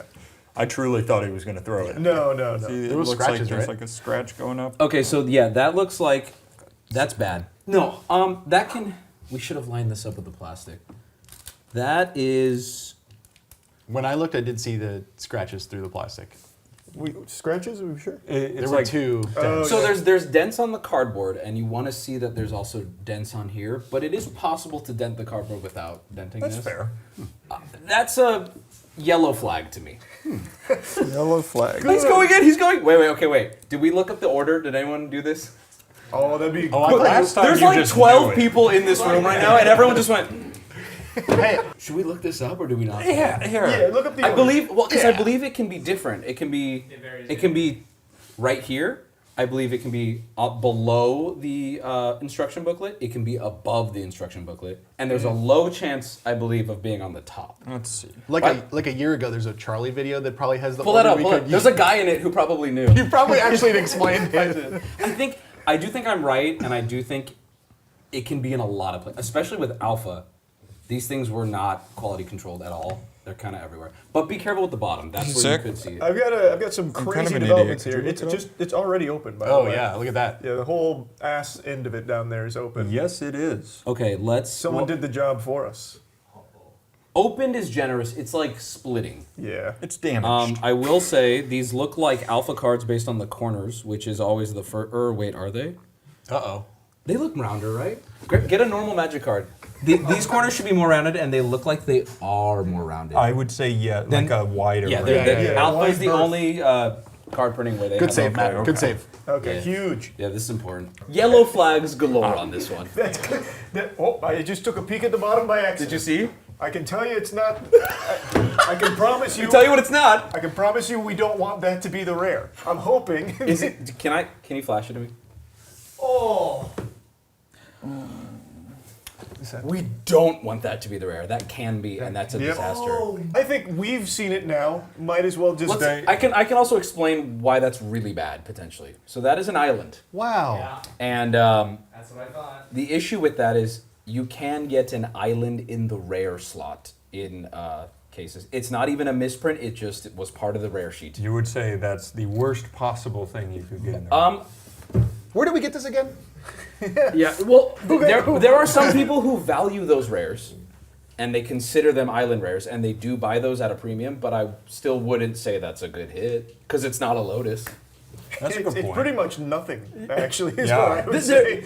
There is one grading company, I believe, that grades those as rares if you have proof that you pulled it in the rare slot, which does put a nice label on it, which can be... Does it look like the plastic is pulling so tight it's almost bowing, or am I crazy? Yeah, but I mean, this is what, 30-some That's years old or something? Yeah, So it's just this- old. The thing, like, there are real Magic savants who I want them to see this wrapping right now, because they will, in a They'll be glance, able to they'll tell tell right us. now. That's why I love doing this live, because it'll get to them while it's live. Yeah. But we'll find out. I just want the whole thing documented. Listen, I've been scammed so many times. I'm not the authority on this. It looks fine.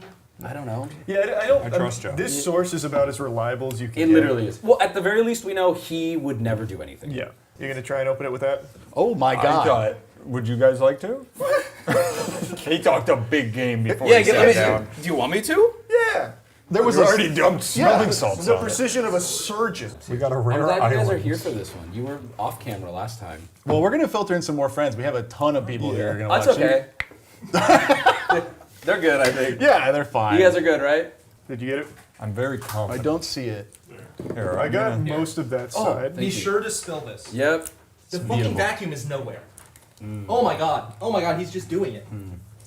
This with coffee. Okay, careful now. We don't want to spoil. I will say, top of that card is shit. But that's understandable. Let's get it And out. remind me what we're looking for in commons.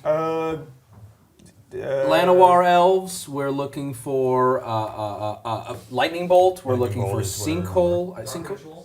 Dark ritual. I thought Dark Ritual was no, Demonic Tutor. Demonic Tutor, uncommon. yeah. Okay. And All right. Here's Lightning Bolt. Okay. Wow. We are That's not like- looking for tap symbols, which we don't have. All right. That says tap. That's good. great. That's very That's good. great. That is good. All right. Do you want to do 3 and then pass? There's a lot All of right. commons. Yeah, no. Let's do one each to get it heated up. There we go. And in I believe in one card, the audience at home will be able to tell the entire common. Real feature. quick. You also have a bunch of smelling salts on your side. Oh, look at that. Thank you. It's weird. There's 1/4 of this table without smelling salts on it. That is odd. Do you want to fix that? And it's a boring corner. Yeah, that corner doesn't have fun. Go ahead. Okay. Did you get the? There's a little salts over there. No, it's fine. Swamp. Garbage. Okay. All right. That's normal. Yeah. That's We can okay. use this as a coaster too for the rest of the good cards. All right. Rip it. Yeah, give A us our first little something. lightning bolt. Sorry, that was really bad. This is looking good so All far. right, wait. Yeah. Talking a big game over here. Okay. I am, and I'm gonna rip this lightning bolt now. You ready? You see Oh. how these look? Okay, only the top card was damaged. right? Perfect. This top card is quite fucked. And haboom. I have a question. Pestilence. What? Would you say that corner is like cut off? Where? This one? Uh-oh. No, that's normal. Oh, That's okay. These cards look homemade because they almost essentially were. If you are from BGS, these look wonderful. That's Our good. grizzly bears. That's so good. That's cool to see. I mean, these look nice though. We're holding alpha cards, guys. That's true. Yeah. That's true. Hopefully alpha cards. They don't look as nice as the Avatar cards. No, I know. Where's Aang? Yeah, Okay, this is a little weird. That's weird. That's strange. Keep doing it. Okay. We're keep going 1 for 1. All right. That's a good card on the bottom. I picked it up while I slid it. We know what it is. So we don't mind. We know can- what it is. It's The impossible. Black Lotus could be this card, or it could now be sandwiched on the. All right, so thingamabob. bottom card is now fine to rub Bottom to our card heart's should be an content. uncommon. Oh, yeah. I wouldn't rub it though. Yeah, I won't. Yeah. Ooh, Maybe rub it a little. That's a forest. It's a forest with a pathway. I feel like we're playing. That's basically a shitty Llanowar board Elves. game. Haboom. Wow. I'm going black. Ray's dead. If he pulls a grizzly bears, I'm question marking. Oh yeah, that'd be crazy. No, it's Okay, a no. okay. Okay, we're good. We're off. All right. Anyone else want to filter in here? This is a Yeah. rough Yeah, start. we're not We doing need so a fresh hot. set of hands. This is okay though. Yeah. We're okay still. It's commons. I remember when we switching- did the last one. are we We had switching some cool lobs? stuff right now. If you pull swamp, you gotta hit the salts. Yeah, I think that makes sense. I think that's fair. I think I have to hit the salts and then pull the swamp, I thought. Should we make him hit the salts or? He did just sit at the table. Where is it? Give it to me. We're very careful. Please don't get them on the We don't, table. it damages the. Did someone get smelling It's salts on the really table? It could bad have been for the anyone. table, It yeah. could have been anyone. It smells like a cat pee. Oh yeah. Yeah. That smells like cat piss. Yeah. Yeah, it doesn't hit that hard though. You see how you just tanked it? It just There's your stinks. toy Yeah, bag. It just stinky. smells bad. It's just stinky. Oh. Oh, an island. bro. Fantastic. Well, we're getting all the lands out of the way early. There's lots of lands. I hear that this is a rare. Oh. If that's a land, I squeal.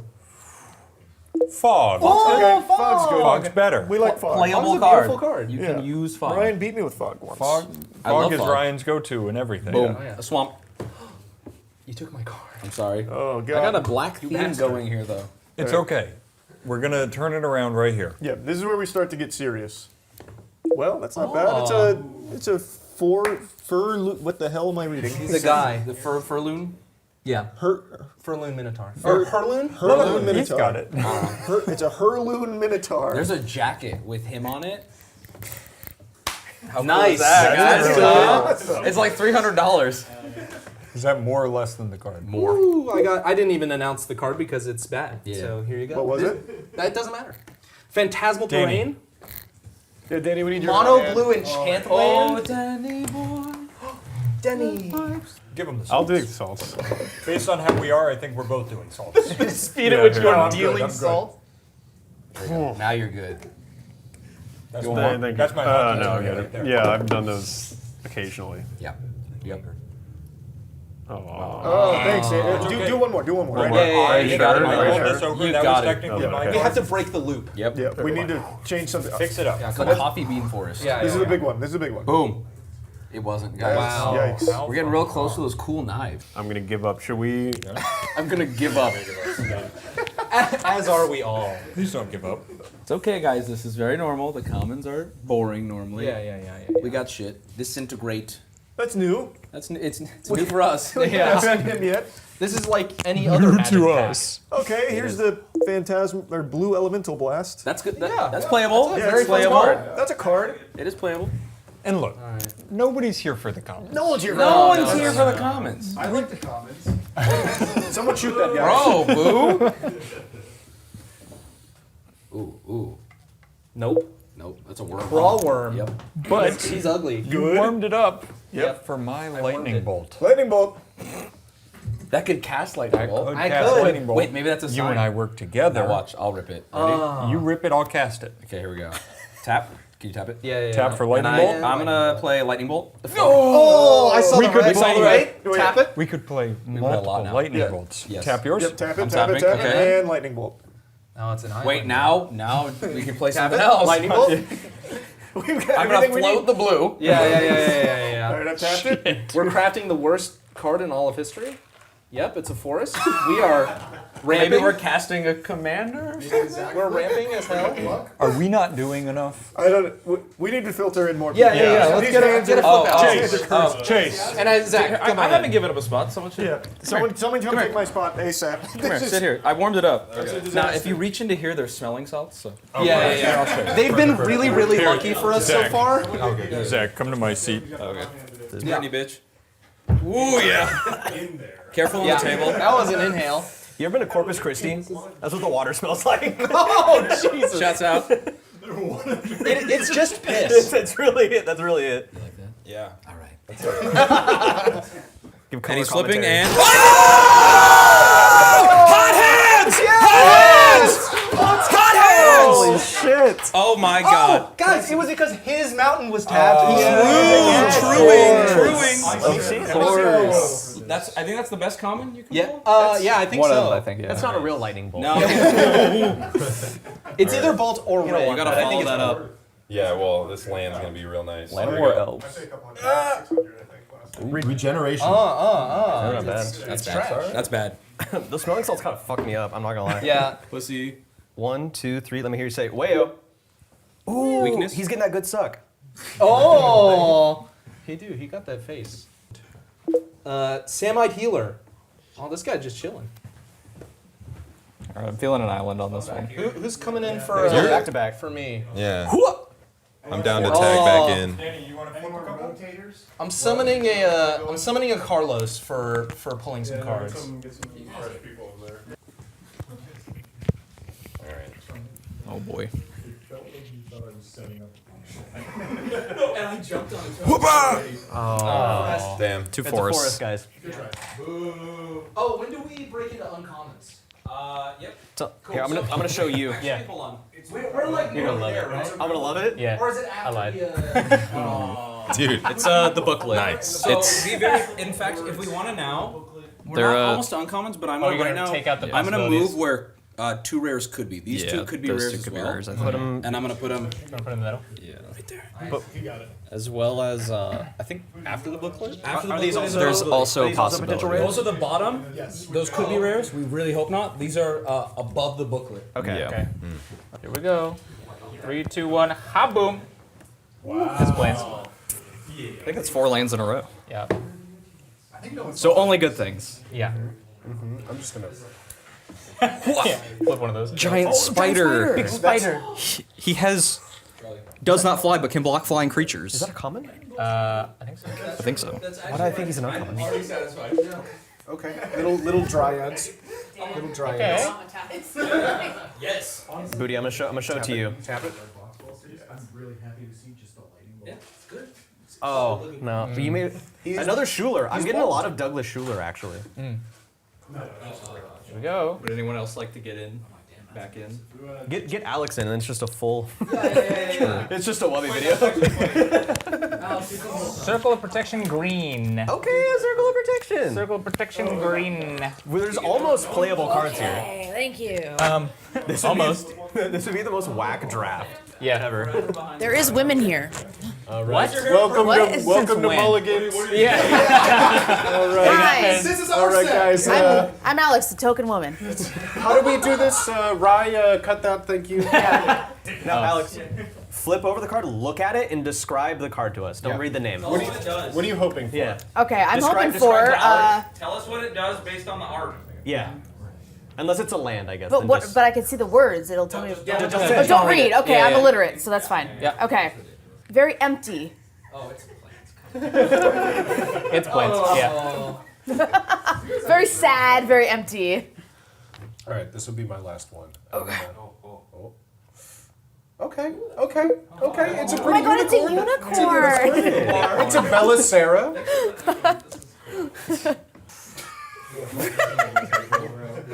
Would a greedy person Get pull his this? ass.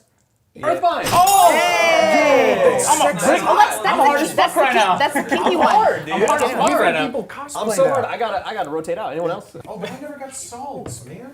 Oh, wait, come here. Booty, why do you gotta bring it? I was. Yeah. Carlos almost got away with it. He did not do it. I was trying to put it on her like she got away with it. I'm full. I don't. Are you trying to quit? Is this monster? Yeah. I'm You're gonna just. like it. just stinks. Oh. It's just. It's not good.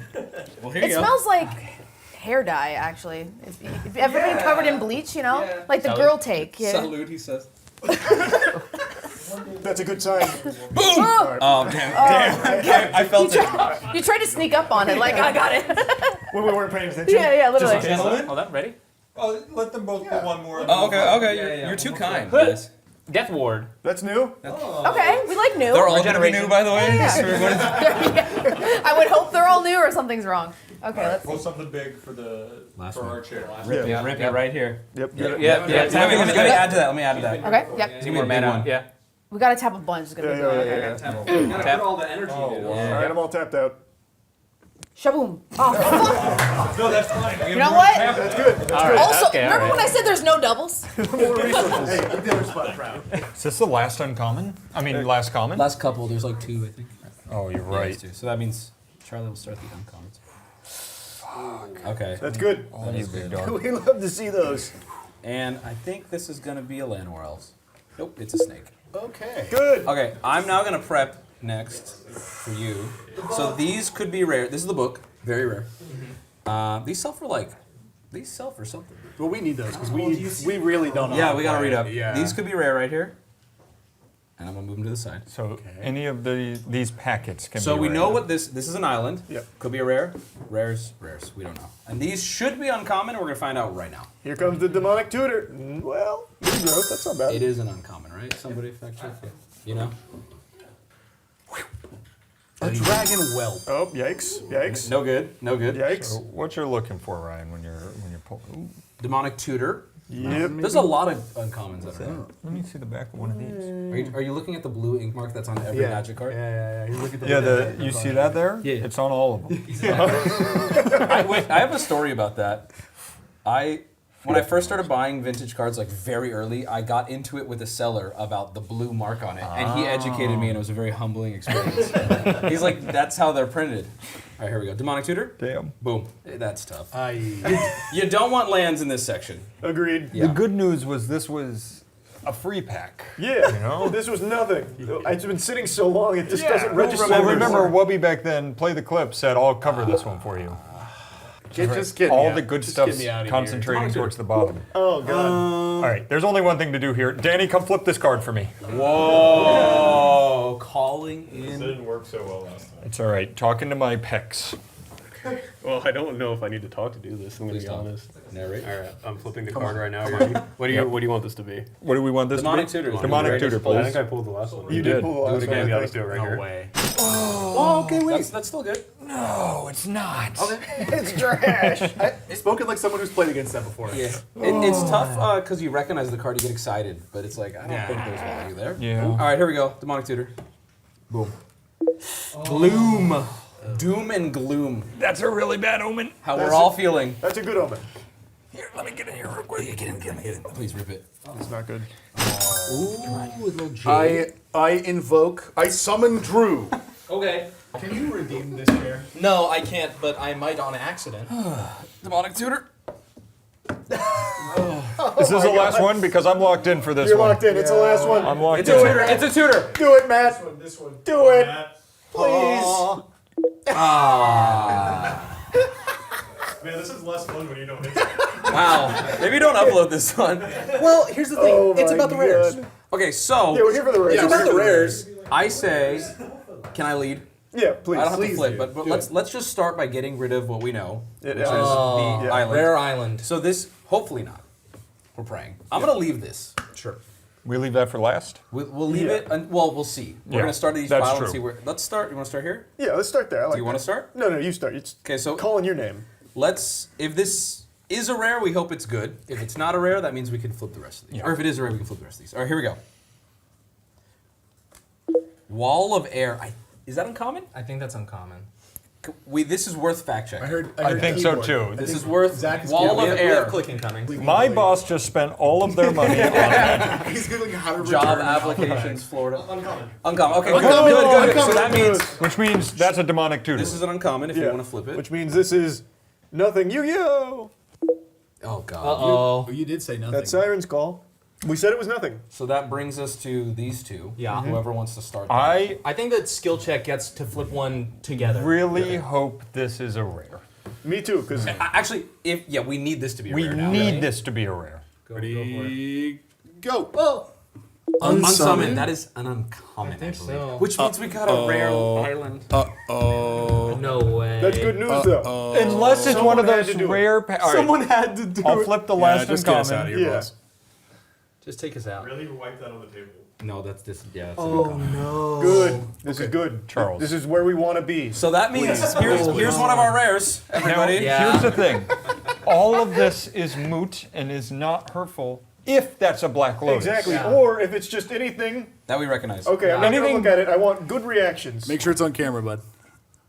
Are we happy? Oh my god.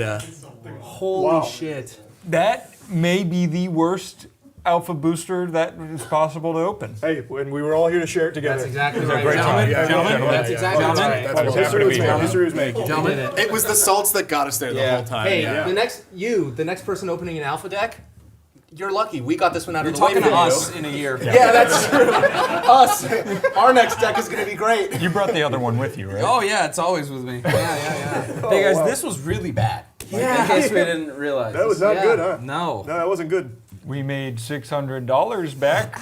Yeah. Chipping away at the investment. I think I'm just going to put that in a deck. Yeah. That was good. Hey, that I would was, play this. And we were here. All right. Let's just delete the footage. Do we upload this or? This does feel worse when you don't get anything. Yeah. Let's fake it. Wait, We've is talked this about this before in like esports and stuff. We've found scientifically we have more fun when we do well Yeah, win. than when Winning we is don't. more fun, Yeah. usually. All right, well done. Hey, that's one less force field out in the world. You're welcome. Yep. Your deck is worth more now because of us here today. So. Wow. Yes. Yeah. I'm gonna go cry. That was good. Hey, thanks for being here. Yeah. Man, dude, the wind got sucked out of this room. Oh yeah, you just got freaked off. Hey, you stop right there, Buster. I'm approaching with intention to mug you. Now show me your wallet. My God, I can't believe it. You're missing $100 in here. I already know where it went, pal, and it breaks my heart. You put $100 down to pre-order the T1 Trump phone, didn't you? And now you still have nothing to show for it, just an empty hole in your wallet where dreams once were. You know what? Take it back. You've been through enough. You've already been robbed. That's right. The T1 Trump phone, we're checking in on it again. It was supposed to come out in summer of 2025, then it was supposed to come out at the end of 2025, then it was supposed to come out in the beginning of 2026. It is April 6, 2026.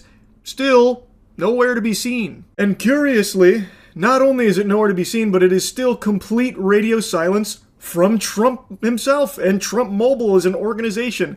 They haven't squeaked out a peep about where the T1 phone is. More than happy to accept hundreds of dollars from tons and tons of Americans, yet not too gung-ho about actually delivering that product, or at least keeping you updated on the whereabouts of it. This will be my third time checking in with the Trump Mobile support staff to see where it is. I feel like I'd have a better chance locating DB Cooper than I would locating a single golden Trump phone, the T1 device.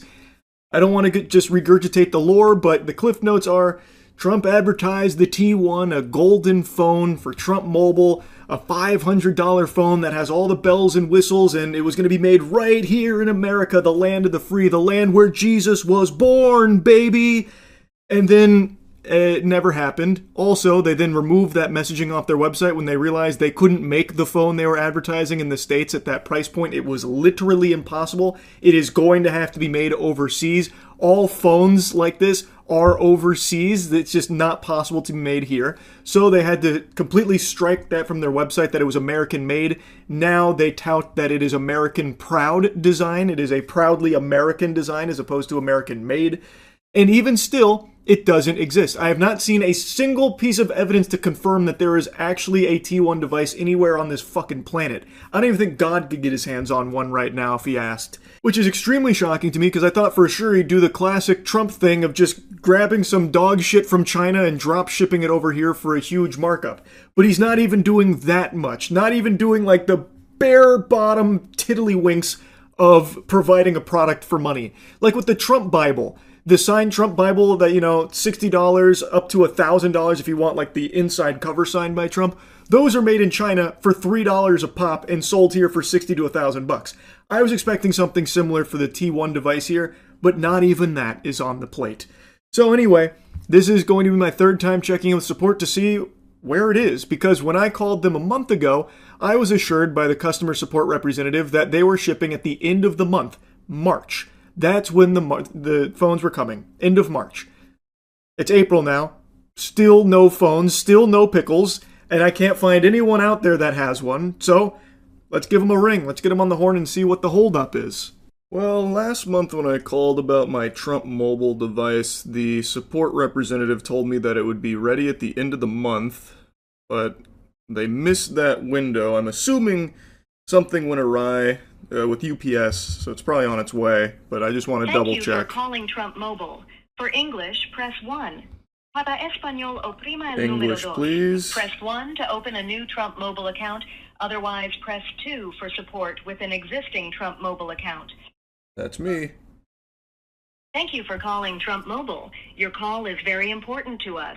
To ensure the highest level of customer care, this call may be recorded for quality control and training purposes. Please hold, and our next available representative will be with you shortly.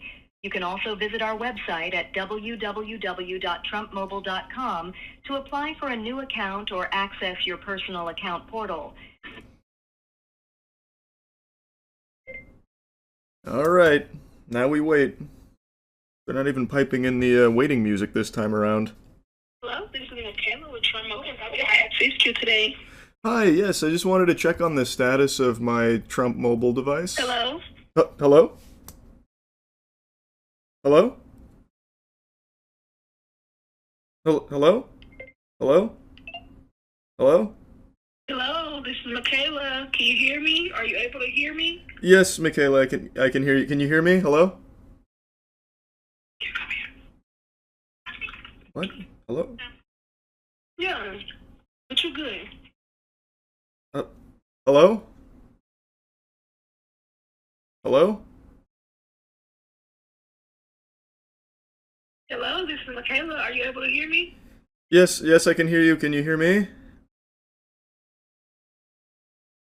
Hello? Hello? Hello? Help! I'm scared. Hello? Am I being pranked? What is going on here?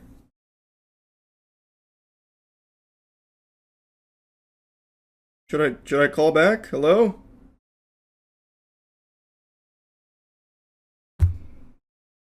Hello? Okay, I'm just gonna try calling back. I guess even the Trump Mobile headquarters is having problems with their mobile devices. The ones that exist over there. Let's try again. Okay, I guess Trump Mobile was experiencing some kind of EMP blast or something that was shaking the system, so I gave them a little bit of time to cool off here, let the alt recharge, so I then gave them a retry a couple minutes later, and it did work then. Now, once again, just to remind you, the first time I called, they said that the reason the Trump phone hadn't been delivered is because of the government shutdown, and they had no estimated date for me. And then when I called last month, they said it'll be ready at the end of the month, in March. So, let's see what they have to say today. To ensure the highest level of customer care, this call may be recorded for quality control and training Hopefully it works purposes. this time. Please hold, and our next available representative will be with you shortly. You can also visit our website at www.trumpmobile.com to apply for a new account or access your personal account portal.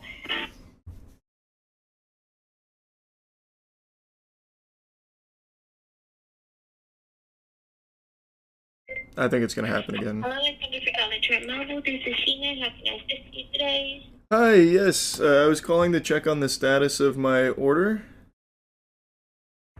Okay, we're happy to check on that for you. Give me just 1 second.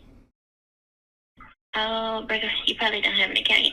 Okay, let me try your email. May I have your email, please? Yes, it's bigcwet@gmail.com. Okay. Thank you. 1 moment. If it's causing a problem, I'm just more so checking to see when the phone is supposed to be shipping. I'm just... Yeah, the majority of the phones have not yet shipped. It's gonna, they're gonna pretty much start shipping at the end of this month, but none have shipped as of yet. But that's, I don't mean to be rude, that when I called... I was wanting to check. When I called last month, the representative told me it'd be the end of last month. So, are the phones shipping? Like, actively shipping? Yes. They, and then their second batch, they're stating that they're going to be shipping, like, towards the end of this month. So if you haven't received it yet, then yes, you probably would be part of that shipment. Okay, where can I find information on the first batch of shipments? Because the people that I know that have also ordered it haven't received it either. So we've just been kind of concerned about the whereabouts. Yes, sir. Well, what happened was they had some sort of pushback on the push-out date, so that's why they've been delayed on top of, the shutdown and things like that. However, when you called last month, what information did you give the other representative? The same information I've shared with you. And then I called back in December as well, and it was the same information I gave then too. So I don't know why it'd be an issue now. I guess maybe something in the system didn't log it. I'm not really sure. So yes, let me go ahead and get this submitted for you, sir.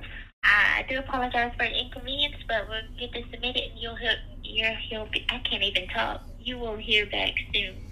Alright, I appreciate it. But just checking in one more time, you said that phones have been starting to ship out? So I should be in the next batch then if I wasn't in the first batch? Yes, they were stating that they should get shipped out sometime near the end of the month. Okay. Alright, well I appreciate it. Thank you. Okay, thank you. You have a great day. Bye-bye. You too. Bye. Very curious to see if they actually will reach back out in 35 business days about fully setting up the Big C Wet account. That would be fascinating. That's the first time that a customer service rep at Trump Mobile actually bothered to check if I had an account. All the other times they were somehow magically finding bogus information. So, looks like they're beefing up their customer service protocol there. So, we are still at the any day now the Trump phone should be here. Apparently, they've already been shipping some out. I guess they're bringing them around on tricycles or something, because it's real slow. I haven't seen anybody receive one, And presumably, according to some data, there were many, many thousands of pre-orders, and yet not a single piece, not a single morsel of information on someone actually having received one in that first batch the customer service representative mentioned. Now again, as I said in the last two, I don't blame the customer service reps. They're just doing what they're told, and right now it looks like their talking points are, it's coming at the end of the month, or it started shipping and, there's another batch coming at the end of the month. So now it went from any day now to this nebulous end of the month kind of spiel. I don't know if I necessarily believe it, but one thing is for sure, the customer service rep this time around actually bothered to look up some of the information I was telling her. I gave her the same stuff I gave the other two, and yet somehow in both of the other cases, they found my accounts and my purchases, which I never made until today, by the way. After the conversation with her, I decided I'll go ahead and put a pre-order down, so that way when we do this song and dance again next month, when inevitably I still haven't seen anyone with a Trump phone, I'll then at least have information for them to pull from, and then they can tell me how it's coming at the end of May, actually. But who knows? Maybe this time it really is on its way. Perhaps that T1, that golden nugget T1 unicorn phone, is right now in the mail carriers, going out to all the good boys and girls across the globe that have wished upon the star and put down $100 to receive it. And by golly, I can't wait, because now I'm excited to get my hands on a T1 device too. Anyway, that's really about it. So yeah. Alright, today is the big day. Johnny Somali's sentencing is about to be handed out. T-minus 1 hour as of me making this video, so I don't even know what the outcome is right now. So you're seeing me all kind of bubbly and excited because he could be facing many years in jail, which he rightfully deserves. I have made numerous videos talking about this degenerate plague that has swept across the globe, going on this intergalactic tour of knuckle sandwich consumption where he goes and he harasses people, spreads misery, and then eventually gets his ass beat.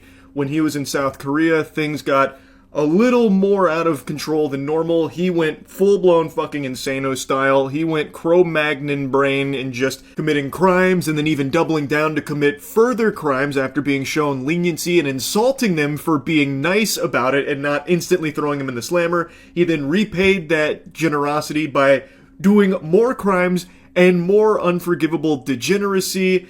And all this for the sake of his dog shit content. He's a live streamer and his whole thing is just go around and be a nuisance. In South Korea, they weren't having it after he was terrorizing them for quite some time. Citizens even took it upon themselves to just beat him up whenever they saw him. They even had like a live Johnny Somali tracker. They literally had like a Modern Warfare 2 UAV online tracking this guy's movements, so that way when he was outside, they could just punch him. But clobbering Johnny Somali must be more addicting than heroin because people couldn't stop after just one. It's like a Lay's potato chip. You can't just have one, so they end up just kind of wailing on him because he is a complete defenseless little fucking worm who starts all of these fights, instigates all of these fights, and loses every single one of them without ever even getting a blow in there. He just gets knocked out, knocked on his ass, goes into the fetal position. Like, he's more familiar with the fetal position than he is on his own two legs. So anyway, he started getting beat up. He kept committing crimes over and over again, and then finally had his day in court, believing with his full chest that he wasn't going to be punished, that he wasn't going to jail, so he didn't take it seriously. He'd get drunk the night before, blackout drunk. He'd show up and make a mockery of the court. But slowly but surely, the reality started to set in that he might be spending years of his life behind bars in South Korea. All for his terrible live streams that no one actually even supported him on. He doesn't have any, actual fans. He has people that tune in to watch him ruin his life for their entertainment. So his life is completely pathetic. No matter how you spin it, he lives probably one of the most pathetic lives you could possibly envision. My heart breaks for his parents that had to raise him into whatever he became, because I don't even know if it's their fault. I think he just got poisoned somewhere along the way with, clout and the other shit that he saw online, and then decided he wanted to be, the worst of the worst. I couldn't tell you. But anyway, he is about to be handed out his sentencing after all of the crimes for which didn't go so well for him, didn't go swimmingly in court like he thought they would. And now we're about to find out his sentencing. We're going to see how long he's going to be in jail for. I can't wait. Next clip you see will be after I learn what got passed down here in the judgment. This is one of those standing ovation type moments, sports fans. He's going to jail. Yep, he has just been sentenced to prison with labor. It's still so fresh right now that I don't know the duration.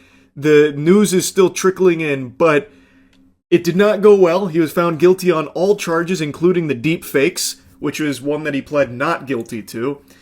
The others weren't really a surprise or anything, but they came in there and fucking slapped him around in there, it sounds like. I'm very curious to see what the duration is for his prison sentence, but probably not the result he was hoping for. I just have a hunch. Apparently, he has the opportunity to appeal within a week, which I assume this slimy douchebag will. I'm taking a guess. I'm not his lawyer or anything, but I'm assuming it's going to be a desperate claw to try and get some kind of leniency, which he has already shown numerous times. He washes his ass with leniency and will never actually learn his lesson. When he did this shit in Japan, and Japan showed him mercy, he insulted them for it, and then when he left Japan, he continued to insult them and then continued doing the exact same public disturbances and like the harassment and the crimes and shit he continued to do after they showed him some leniency. So I hope that he is not granted any leniency here in his case in South Korea. It doesn't seem like he is, because he has now formally been sentenced to prison with labor.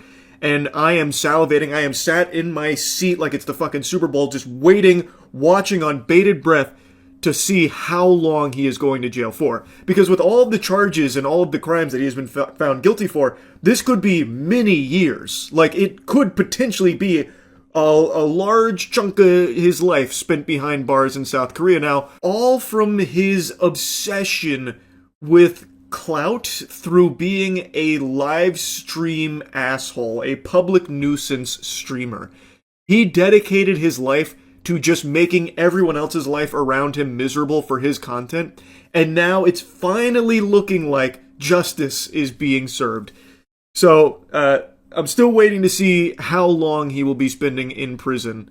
Oh, I forgot to mention another component here. Not only will he be going to prison with labor for however long he'll be spending there, he is also now being registered as an offender. Now, I was trying to read up on that, but I'm not entirely sure what that means exactly, if that's like a separate designation for Johnny Somali in the prison itself. If it is, I imagine that will make all the prisoners in there hate him as well, and I imagine he will be finding himself in an all too familiar situation of getting his ass beaten in there too, which maybe that's what he prefers. He's probably become so used to his face being bruised and swollen and bloody that it probably feels weird that he hasn't had his nose caved in the last year that this has been going on. So he's probably looking forward to that experience again. It's probably what he cherishes most, because that's what he's dedicated his life to. Instigating fights, being hated, being a punching bag for everyone. Alright, I've seen one Korean article that is claiming that Somali has been sentenced to 6 months in prison with labor.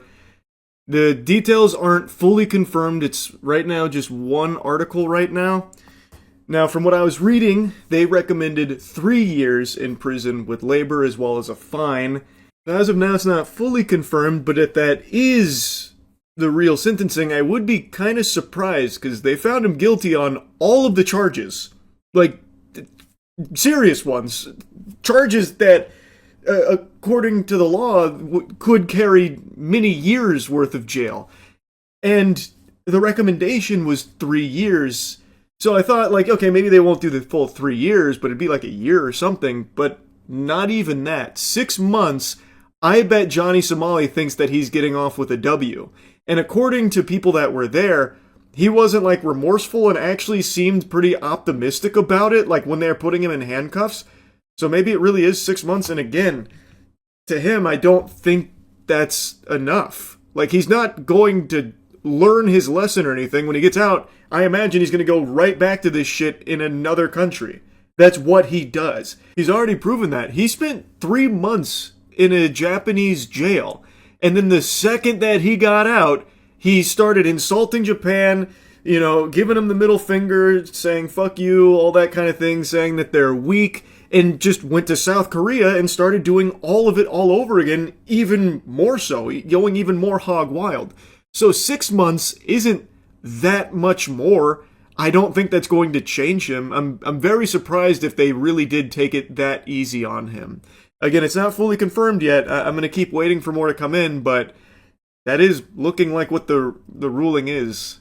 Alright, more news has now settled. It is indeed a 6-month sentence, pending appeals from both sides here. So, could be more, could be less. I imagine it'll probably stay at 6 months.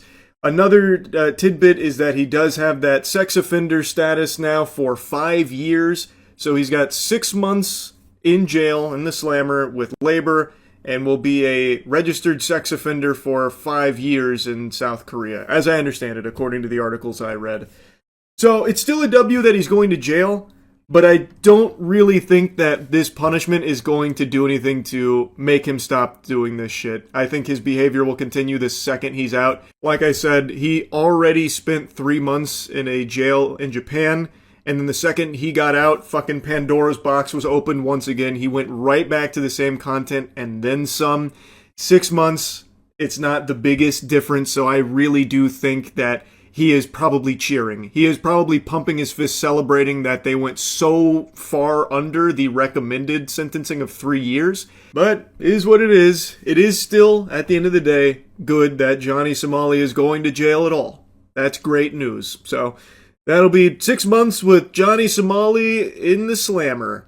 Anyway, that's really about it. So yeah, I've been doing these in a while, and I used to do them all the time.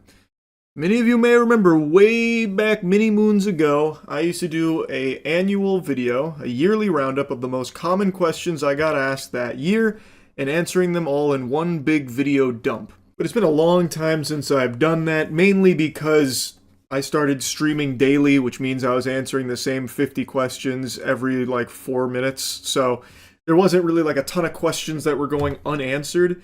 But I wanted to give a little mix-up here, hit you with the shake and bake, because there is one question that for actual years I have been asked probably above all else. The only thing that comes close, maybe second place, is why am I so short, which is a question I've answered 3 times now. I mean, again, it's not a question for me. You gotta ask the man upstairs. I don't know why God made me this short, but I don't mind being fun-sized. Can't change it. Is what it is. But I'll be right back, though. I have to excuse myself to the little sailor's room. Alright, anyway, and that question is about the gym. What is my advice for anyone looking to get started with gym going? A fitness journey. And it's a question I always enjoy answering or just diving in on. The subject is just something I'm very familiar with. Maybe you know, maybe you don't. Maybe go fuck yourself. But a little bit of lore on, my academic career. When I first went into college, I had a digital arts major. I wanted a career in animation. But it became painfully clear for the 2 years I spent in this major that there is no one worse in that field than myself. I have to be the least talented organism on the planet when it comes to art and animation. When zookeepers give paintbrushes to elephants and they fucking doodle on a canvas, that demonstrates a higher level of artistic prowess than what I was able to produce in 2 years with that major. So going into my junior year of college, I switched to a human sciences degree with a concentration on exercise physiology. And even though I don't use it these days, I of course still am very active in the gym. I know a lot of people like when I do the old sleeper build showcase type shit. It is something that I've always been very passionate about, and as such, I get questions about fitness and gym all the time, where to start, because that is the hardest part of this whole journey. So I wanted to make this whole video dedicated to that topic on how to get started with working out. I always really enjoy seeing that so many people are really taking their health more seriously. It's always been the number one thing I recommend to people that are struggling with self-esteem or maybe finding themselves in a bit of a rough spot mentally. I always recommend starting some kind of fitness journey, setting these small, attainable little goals that you can chip away at, so that way you can feel yourself progressing and taking your health more seriously, I really think it can just do wonders for people's self-esteem, their outlook, and their general attitude. And it's something that's completely free to begin with. You don't need an expensive gym membership. You only need your body. I'm a big proponent of calisthenics. The bulk of my training these days has been heavy weights, but I always integrate calisthenics into my workouts because I think they are just great for functional strength, and especially if you are just starting, it is great for beginners because there's so many progressions. So like push-ups, for example. If you can't do a full push-up, you can do knee push-ups. Pretty much every calisthenic movement has progressions for it. But by far, the most important thing when it comes to working out and taking your health more seriously, and one that everyone always mentions, how do you stick with it? How do you stay motivated? I believe it's routine. It's not easy to start for a lot of people. It's very hard to stay motivated. It's hard. It is difficult. But if you can just grit your teeth and bear it for like a week of sticking to a schedule, it starts to become easier. It starts to become routine. It becomes more comfortable. And then over time, maybe you start to enjoy it. Maybe you and your friends want to start working out together. You go to the gym together. Then it becomes fun. Like, it may start as something daunting that you're not looking forward to, but if you stick with it for a week or two and it starts to feel like a routine, or even starts to feel fun if you're doing it with a friend, or you start to find the joy in working out, then it starts to be locked in. Then it becomes far easier to stay working out, going to the gym, this kind of thing. So that's always the number one piece of advice I give to anyone looking to start a health and fitness journey is stick with it for like a week or two so it starts to feel like a routine. It becomes a normal part of your scheduling because then it's a lot easier to stick with it. Now, the next piece of advice I always give to people that are starting a health and fitness journey is you do not need to spend fucking oodles of doubloons on all of these outrageous fitness courses that are being hawked on every single social media platform out the wazoo. You don't need to do that. It's the big 2026. There is unlimited information right at your fingertips for exercise science. There are countless great resources online. There's innumerable channels on YouTube dedicated to every single possible training methodology that you could ever imagine. And when you're just beginning, you don't need to make yourself like the perfect split off rip. You don't need the perfect workout regimen to begin with. I think what's far more valuable to a beginner is having a big charcuterie board of a lot of different exercises that you have compiled from a lot of different training resources and trying them all yourself. Making sure to use good form, learning the movements, and finding which exercises you like the best. Because when you're starting a health and fitness journey, you probably want to be enjoying it. Having fun would make it a lot easier to stick with it. So finding the exercises you actually like doing in the beginning, I think, is far more helpful than immediately spending hundreds of dollars finding the most optimized workout splits for yourself. That can come later. Once you're more, seasoned in the gym, you know what you like, you know what's working for you, what's not, then you can start catering your workouts more specifically using other resources that are specific for the goals that you are trying to achieve. But I don't think you need to do all of that all at once. I think it's much more valuable when you're starting out to find the exercises that you really like. Now, naturally, that leads into another question. How do you find these exercises? Where do you go to learn about these lifts and how to properly do them? And how do you avoid the information overload if you do just type in just workout, for example? Because if you do type in something like that, you're going to get hundreds of thousands of videos from thousands of different channels and influencers telling you a bunch of conflicting things. Like maybe this guy over here is saying you're a fucking idiot if you're doing barbell bench press. This guy over here is saying, no, actually it's a gold standard to just flat barbell bench. This guy over here is preaching the gospel about, no, actually you have to dumbbell press. That's the only way to train your chest. That's the way you got to do it. And when you're just starting, it's a lot of noise. How do you figure out what's the best or who to trust? And I believe, kind of like what was said in the famous commercial, why not both? When you are just starting, I think it's valuable to experiment. So learn both of these lifts and try them for yourself. Because maybe this guy hates dumbbell press, but you end up loving it. So now that can also help you narrow down what channels you want to get your fitness information from. What resources work for you personally and what you enjoy most from your lifts. And like I said, it doesn't always have to be weight training. Maybe you fall in love with calisthenics. The point is just trying a lot of these movements and a lot of these lifts and figuring out what you enjoy most will help you stick with something. I think that's far more effective than immediately spending tons of money buying like a program and, you know, buying a bunch of supplements.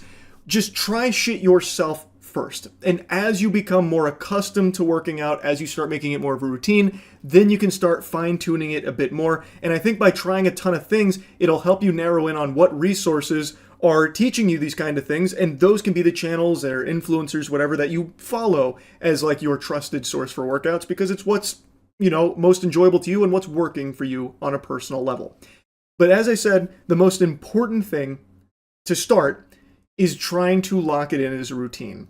And starting with somebody else is always going to make things easier. If you do this with like a friend, I think that makes it infinitely more fun just off rip. So if that's an option on the table for you and a buddy to begin this kind of thing, I definitely think that's going to help both of you right away. But again, it can be done solo too. It just takes effort. Like, it does take some time and it takes some effort. But I truly think it's worth it, which is why I always recommend it to everyone. And I always like when people ask me about it, even though I'm not the most knowledgeable guy in the world on it. Far from it.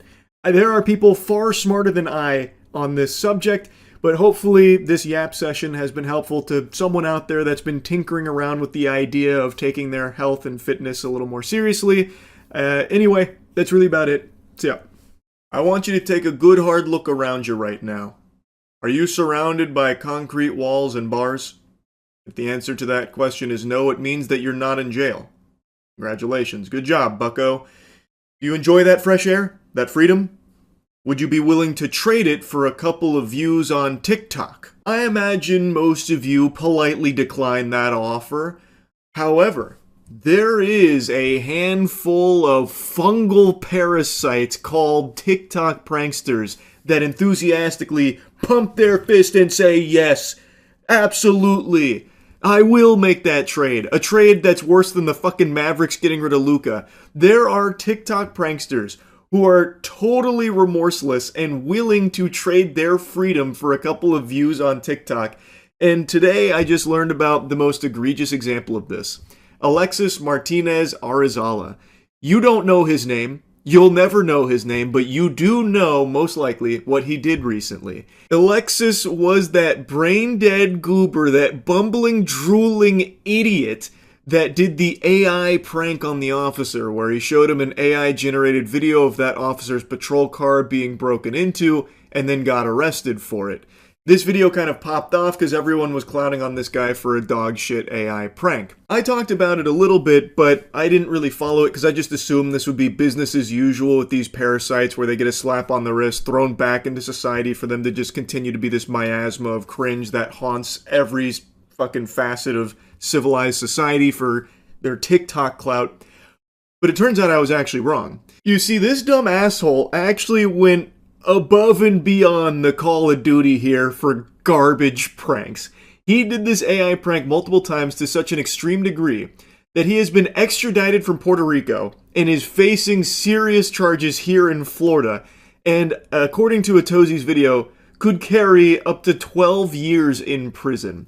So let's go ahead and show you the most viral stunt that he did here, his AI prank on the officer. We are told he's a South Florida native, but U.S. Marshals actually caught up with him in San Juan, Puerto Rico. You're actually in here. Here's the video circulating on social media that shows 4 men in suits entering a Seminole County deputy's patrol vehicle. They were going inside of your car, in and out. An online prankster recording the moments he walks into Academy and shows it to the deputy. The deputy, clearly convinced, runs out to the parking lot, hand on his weapon. So you probably just left it unlocked. It should have been unlocked. I hit the button.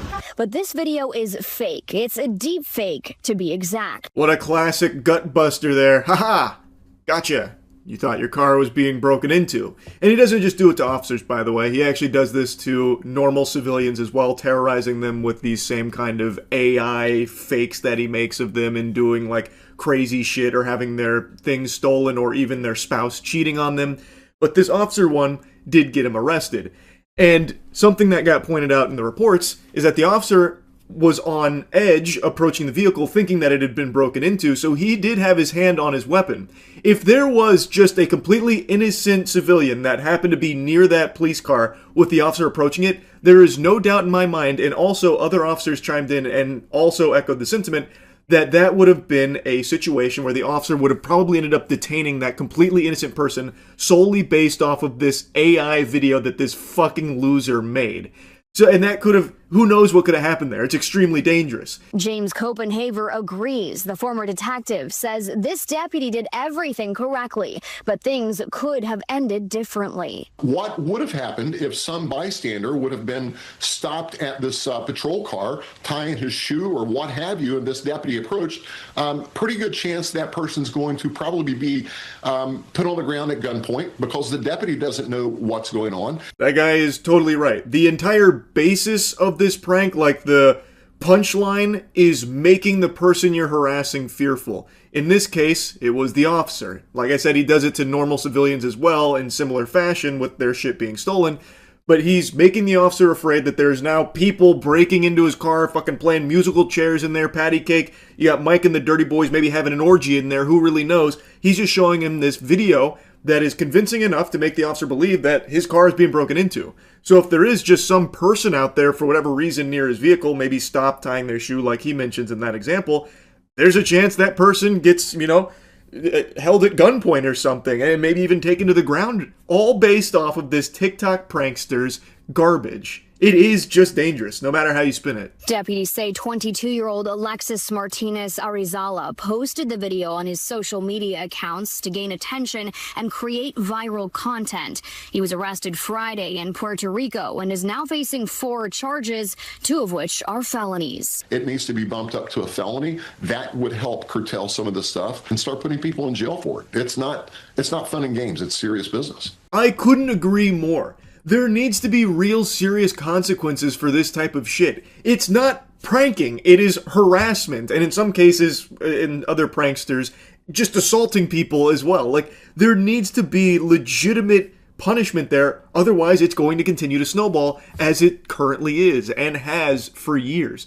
They just, for some reason, play softball with all this shit, just giving them like a light little spank on the tuchus, a little tush slap there saying, all right, now don't do it again, mister. Here's a stern talking to, we expect better. And then, of course, it doesn't do anything.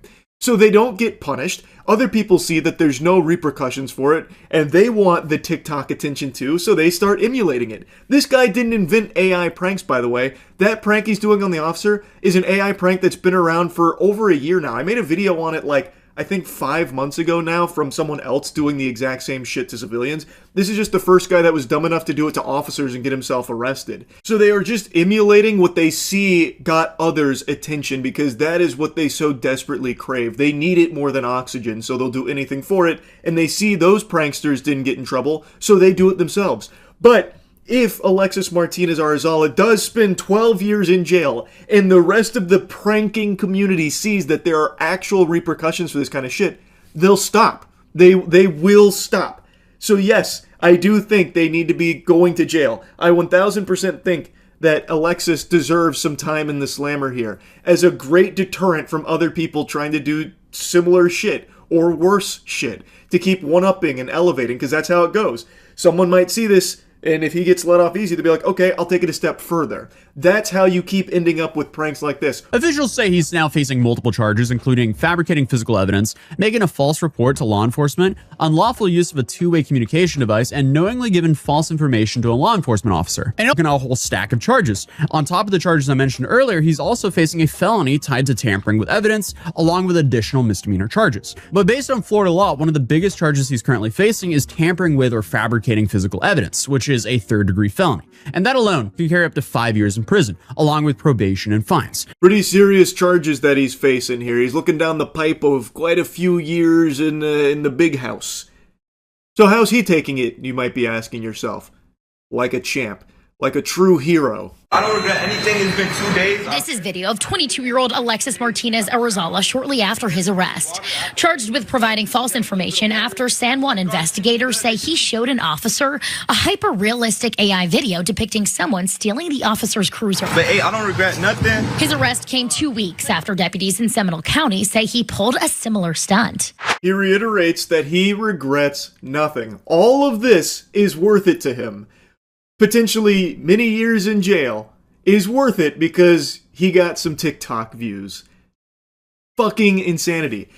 This should be making the job easy for the justice system. You have someone who has serious charges. He is outright telling you he doesn't regret it. He is making it clear he'll probably do it again. So why the fuck would you be taking it easy on someone who is giving all signs, all indications with his whole chest that he is going to reoffend? He's now facing 4 charges in Seminole County, 2 of them felonies. In 1 month, I hit 50,000 followers on TikTok. That's body camera footage of Arizala months earlier at the Home Depot of Palm Beach Lakes Boulevard, where West Palm Beach police say he's pulled similar pranks twice before. Yeah, it was wild. Police say Arizala first showed Melanie Valentine an AI video of her truck being stolen, then tried to get her into his car. But it was really scary, like thinking about it after the fact. Here's a little montage of just the normal civilians he also does this kind of shit to. So this lady was apparently shown an AI video that he made of her vehicle being stolen, and then I guess tried to get her into his car with him. That's some super creepy psychopath shit right there. So he didn't just stop at like, your car got stolen. I'm kidding, it didn't, it's AI. He didn't even stop there. He's like, no, you gotta get in my vehicle now, come on in. Get in my car. We gotta chase it down, don't we? Come on, get in. What a fucking weirdo. In a second, the content creator admitted on this body camera to using another customer's likeness to create an AI image of him kissing another woman, then showed it to his wife. That's not his wife. That's a fake one. Oh yeah, you love to see that. Normal couple minding their own business in Home Depot, only to be interrupted and harassed, trapped in an unskippable cutscene with this shameful piss stain that's AI generated a video of the husband kissing another woman in the store. Now, I can't tell from this footage since it's blurred, but they do seem to be on the older side of things, so maybe there's a chance that they didn't recognize this as AI, and now the wife thinks that the husband is unfaithful to her. Like, it's just, this isn't even, like, entertaining. It's just fucking sad. In a third stunt, police say he startled a West Palm Beach gas station clerk. I just showed him an AI video of like a body just getting dragged, a fake body. He was arrested that night for resisting an officer. Bro, are y'all serious? But not for any crimes related to his AI use. This one sounds fucking insane to me. I can't piece it all together and can't find the original, but from what I can gather from this, he AI generated a video at that gas station of a body, presumably a dead body is my guess, that scared the gas station clerk and was designed to scare him, which is what led to all of this here. What's even the prank there? Aha, I made this gas station worker think someone was fucking dead. Haha. I can't even fathom the type of unlovable, greasy loser that actually likes these kind of pranks. Just sitting there clapping, giggling. Haha, that's so naughty. That's so savage. Anyway, I won't bother torching you with more of this guy's trash. He is facing some serious charges, and I can only sit here, fingers crossed, hoping that they don't play softball with him. He has literally said, puffed out his chest like a real tough guy, and said he has no regrets. As if he did anything worthwhile here. He did AI pranks, and now there's a chance he just threw his whole life away for it.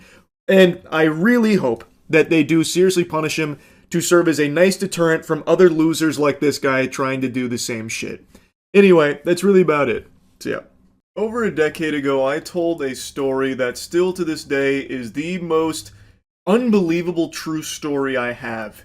It is a riveting, exhilarating tale of disgust, horror, and inspiration. I literally just blue screened right there, just trying to find the right words to describe this experience.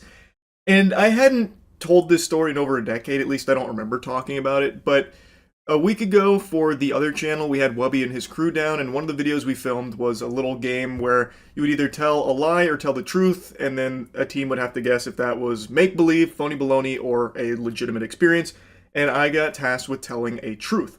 So I chose this story because it just sounds like it couldn't be possible, yet it is.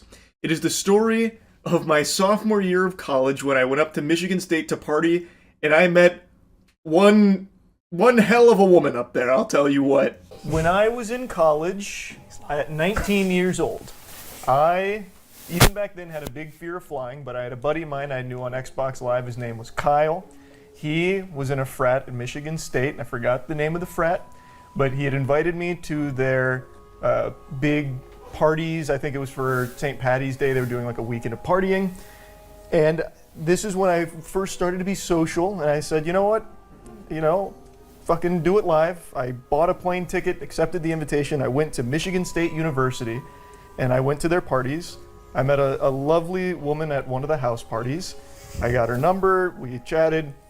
Didn't hear from her for like a day. She texted me the next night, and I was violently high. Ill, very ill. I had inhaled the bong water from a gravity bong. Ooh. I was struggling. I didn't know right from left. She had texted me to come over that evening.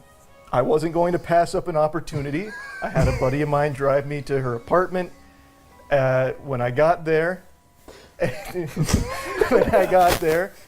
she offered some wonderful accoutrements. Excuse me? One of which was a blowjob. I didn't. I say live. What do you guys think? I was still in a fugue state. I peed all in her mouth. and what the fuck? Of course, there's only so much space in this cavity, so she popped off. I peed everywhere in that bedroom. To which she said, "I can't do this right now." So she went into the shower to clean off, and I sat there in shame and confusion. Truth? I was so quick at the start of the story to think oh yeah, this is true. I didn't even have to think twice. It's so unbelievable. That last bit, I am praying for you that is a lie. I have so many questions. Yeah. I think we get quite a few. They grilled him. Yeah. Okay. So first off, the most unbelievable thing, you flew? Yeah, I did. I flew. Yeah. It was one of only, I think, 8 or 9 times I've flown. It was a solo dolo flight. Because I was finally socializing. This was a huge opportunity. Did she gag when you pissed in her mouth? I think she thought it was cum at first. And then when it was very yellow, it became more apparent that it was not. Okay. Okay. But she did not throw up. This might just have you explain it again, but I'm very confused how that happens. Yeah. Were you hard? I mean, I have to be real here. Were you hard? Yeah. And then you just started. I don't think I've ever mixed that up. So you ripped a gravity bong. Yeah. You said multiple times. And you were nauseous during it. Oh, I inhaled the bong water. I thought I was begging to. Right. Yeah, I was begging. I was begging to go to the hospital. And you were very high. Very high. This is a common theme. Was this like a homemade plastic bottle one, or is it Home like an Depot actual... bucket. I don't remember at all. It was a weapon. You would remember that. I have a question. I know I'm not the question asking team, but did you say she said she can't do this? Can't do this right now. Right now. Do this right now. We'll come back. Also, I like how we said one of which, out of the many offerings she gave, one of which was. How did it end? Did I miss that? She went and showered and then. We became good friends. Did you stay the night? Yeah. This is no. And that was the first time that you had met them. After earlier the party. Yeah. Yeah, but you met them like that. You peed in a girl's mouth and it worked out to where you could stay Some in the girls home. like that. Did she like it? No. Well, she said not right now. I think I'm on full. This is a lie. It has to be a lie. I think truth. that this is How could we bring the you to beginning lie? elements of this are probably true, but especially the end of it is there's no way. He potentially pissed into the carpet of a woman's Yes. home. Yeah. You don't stay after that. No. She don't keep you there. Was this? I don't care if you're the most suave motherfucker on earth. If you pee into someone's mouth and on their floor the night you met them, you're not staying the night. No, she was sober. This is so a lie. This is so a lie. Okay, why do you think it's true? Because we should get to the bottom of this. This is our one shot here. Yeah. His reactions are like He was dying laughing, and so so was the genuine. crew. That's why I think that some of it's true. Like bits of it. Yeah. But not.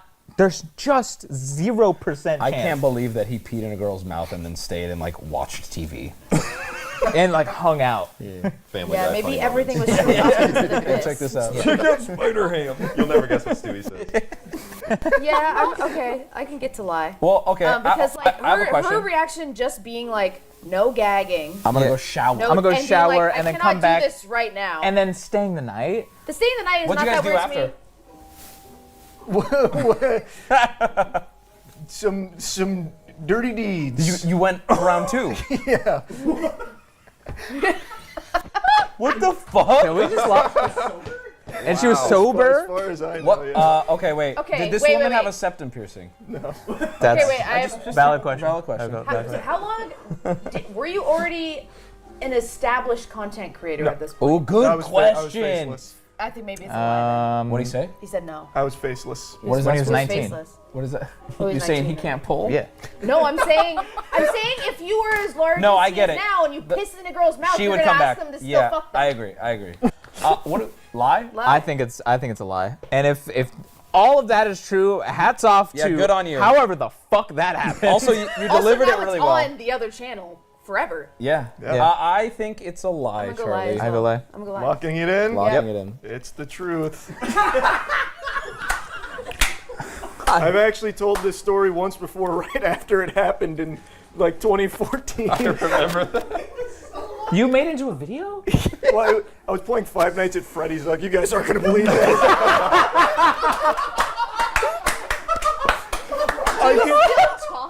No, she's married. She got married years That's ago. tough. Do not say her name. Do not. Every what were the other single accoutrements? I have aspect of so that. many more questions now.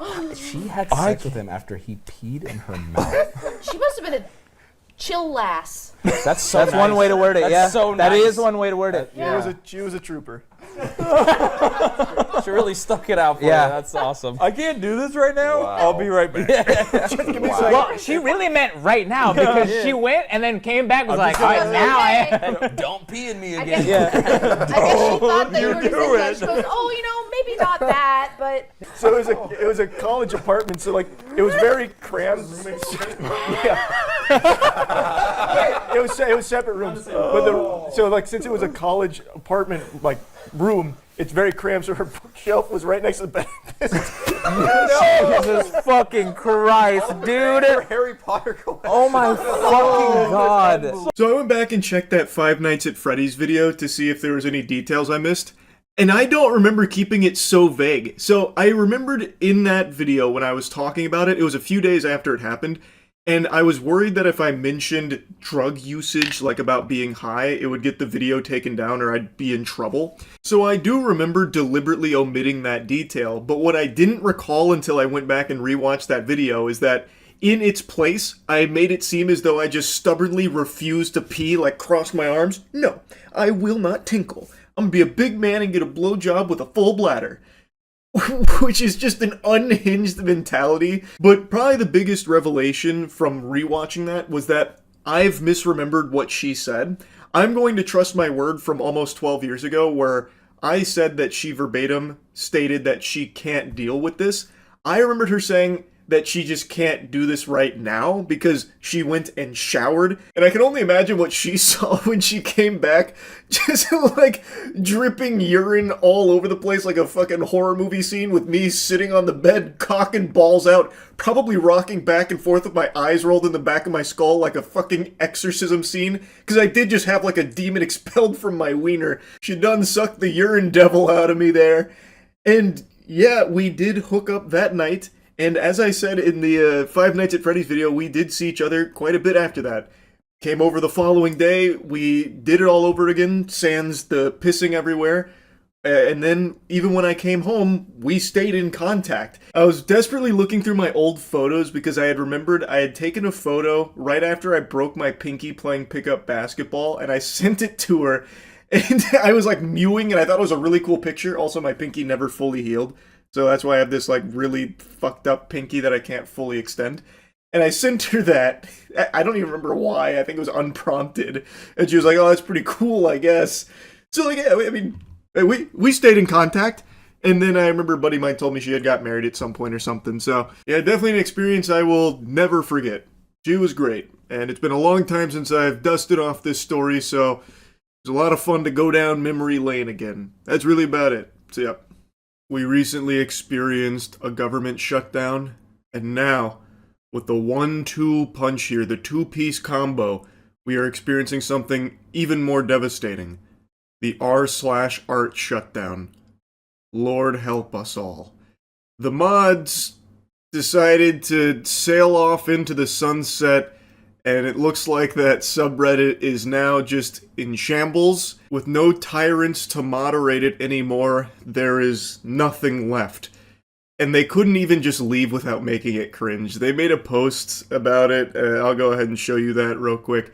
But in a nutshell, if you haven't followed the story at all, there was a mod on r/art who took down a post from an artist named Hayden Clay because he had mentioned the word print when replying to a compliment in the thread, which is against rule number 9 on the 10 commandments of r/art, where you can't promo anything. So they took down his post, and he reached out to them in DM saying, hey, you really gonna take my post down because I gave a little more information? And he said, you broke the rules. I can also delete your entire history if you'd like as well, which was very hostile, a very power-trippy response, to which Hayden Clay responded, basically saying, like, this is a little weird. And they said, okay, take this then, Buster. Here's your just desserts, and deleted his entire post history, which included all of his art, some of which was some of the most popular on the entire subreddit, which is a pretty big blow. Hayden then responded to that again, just saying, like, this is ridiculous, seems like you have a vendetta, and he said, I don't know who the fuck you are. Some main character energy, just really eye-rolling, nauseating shit. To which Hayden once again responded about, like, how ridiculous it was, and then they said, you're reported for harassment, have a good day, which ended up immediately banning Hayden from Reddit for 3 days, because apparently Reddit mods have that kind of power, where even the admins will just bend the knee to them. It was a huge deal, big hoopla. I made a video about it yesterday, and everyone was upset at these mods because this is just completely unfair and it's ridiculous. It's unhinged to be behaving that way. And now, in response to everyone calling it out, this is what they did. I know, apparently the r/art mods are throwing in the towel. They made this dramatic post. We out. You win. We all resign. This is them signing off, I suppose, after so many people called out what they did as being just fucking ridiculous. They can't even just leave without making it cringy. It's impressive. They still had to do some kind of little song and dance on their way out. I know, they think this shit went so hard. It's so tough. Just fucking dorks. Just complete dorks. Power-tripping dweebs. So everyone was making fun of them, shooting spitballs. Myself included. How can you not make fun of a vermin this embarrassing? And then, this afternoon, they made this post. So I guess they're resigning, which is cute, because it's not like a real position. It's not like a, you know, give me your badge and your gun. This is literally just logging out. That's it. This is one of the bigger subs, too. They'll be replaced quickly. They're probably just going to make alt accounts. They're not going to be replaced. One thing that I have learned about Reddit is that there is this upper echelon of, like, closed-door handshake mods that all moderate, like, 90% of this fucking platform. And this is such a big subreddit, there's no doubt in my mind they're just going to have them make another account to be a mod or some shit, pretending. There's no way. They're not going anywhere. That ego response by the mod. I mean, it's crazy ego just from being a fucking unpaid moderator of a subreddit. Also very possible they paid for the position to begin with. I don't know about that. I don't know how that works. If you pay to be a mod on Reddit, that should be a jailable offense. It would be so interesting if someone infiltrated the inner circle of Reddit mods. I think it'd be interesting, yeah. I think that actually would be a fascinating story. Because maybe some of them do get paid for it. It's possible. I doubt it, but it is possible. It's just so lame. They couldn't even just recognize that the problem was their behavior. There's just no level of, like, self-awareness, it seems. Like, if you're gonna resign, which again is just such a loser way of putting it, you are a fucking unpaid janitor on a Reddit subreddit. Like, come on. It's not that big of a position here where, you know, there's gonna be some kind of, like, ceremonious ordeal around it. But if you were going to, like, relinquish that position, maybe having some reflection like, here's why. I understand where you guys were coming from. I apologize for being such an insufferable douchebag asshole to this artist. You know, maybe something like that would have been in good taste. But instead, they just hit you with the, we out, you win, we all resign. It's just so skin-crawlingly annoying. But I guess this is a very strong brotherhood because it was one moderator who went rogue. Well, potentially two because of the story I covered 3 years ago where a guy fucking melted down because he thought one of the artists submitted AI art when he was proven wrong. He said, well, your art isn't what I like anyway and AI can do it better. Get out of here, Buster, plus you're muted. That could have been two different people, but at most, that's two people on this mod team. That's not the entire mod team. But because of these two, the entire team decided to disband together in solidarity. So it seems like they kind of rally behind that behavior, at least that's the perspective I get. The impression this leaves me with is that these mods felt like they did absolutely nothing wrong and people were just being ridiculous with pitchforks calling for their scalp. So instead they're just going to be the bigger people and just leave. That's it. But they don't think they did anything that warrants any kind of, you know, outrage. That's the impression I get. I think it's so weird how the entire mod team now leaves because of the behavior of one, potentially two of them. That to me shows that they kind of huff their own farts and enable themselves. Like they wind each other up and think that they're constantly correct. It's just, I don't know, very pathetic, really, all around. But maybe it's not the entire mod team. That's just how it reads. It said, we all resign, and the subreddit is now in like a limbo, so it seems like it's the entire mod team on r/art, but maybe it's not. Maybe it's just a couple of them. Who knows? What I do know, though, is that I want to leave you with like a little positive nugget here that I was going over on stream last night. I don't know how many of you saw this, but there's actually a really hype collab between Assassin's Creed Shadows and Attack on Titan. Holy fuck, it's a disaster. You have to see this shit. Like, I don't think it's worth making a whole video on, but you at least need to check out a snippet of this. Speaking of art, did anyone see the Assassin's Creed Attack on Titan collab? It's incredible. This might just get me back into Assassin's Creed. It is actual peak.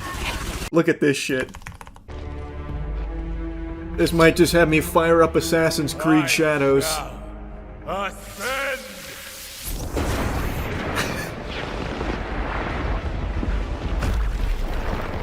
No, it can't be! No!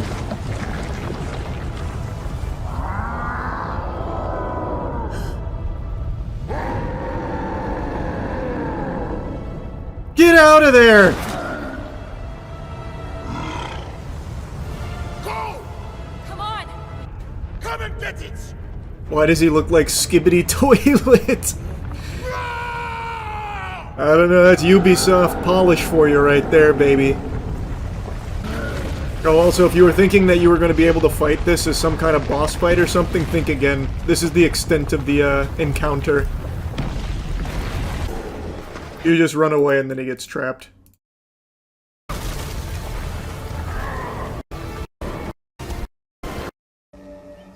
Someone back home once said, Have you ever wanted to be sued? Perhaps. Have you ever wanted to be sued by multiple entities at the same time, filling every orifice with a lawsuit?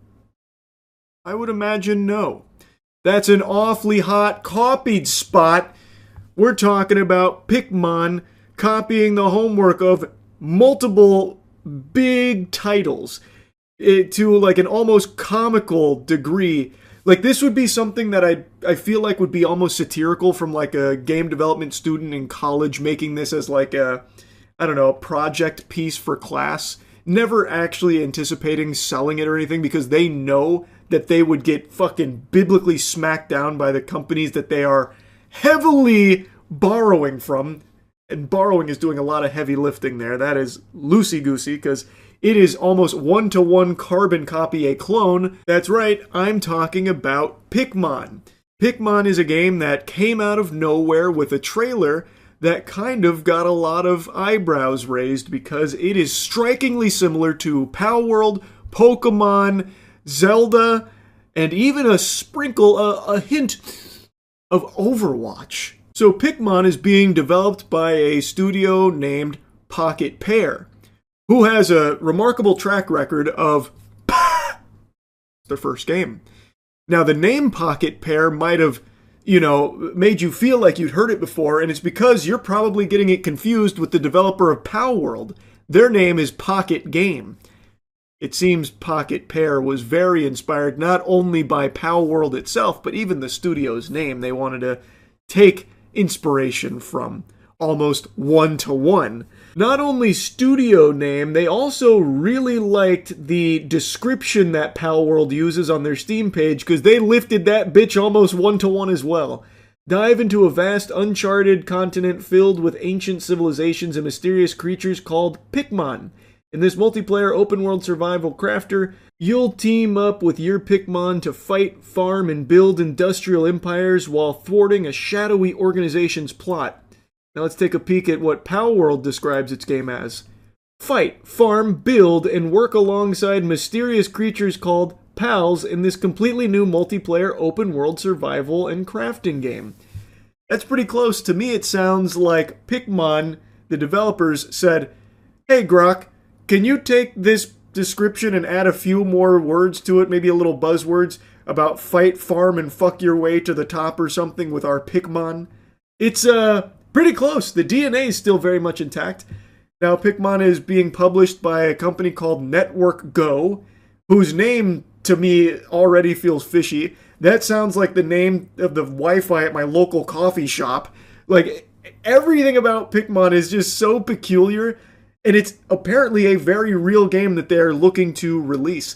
And when you watch this trailer, we watched it on stream, when you look at this, you will immediately see that this isn't some kind of Palworld situation where it's very clearly existing in a very similar genre with similar designs to Pokemon, but completely changing the formula to something unique for its own identity.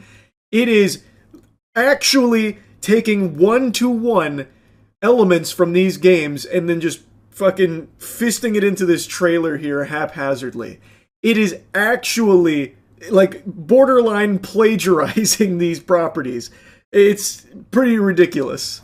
Have you seen the game Pikmin that's copying Pokemon, Palworld, Breath of the Wild, and somehow Overwatch? I haven't watched the trailer, but I heard about it from a buddy of mine. Let me check it out. Am I on 2x speed? No. That just seemed like it was fucking schmoovin'. Pikmin!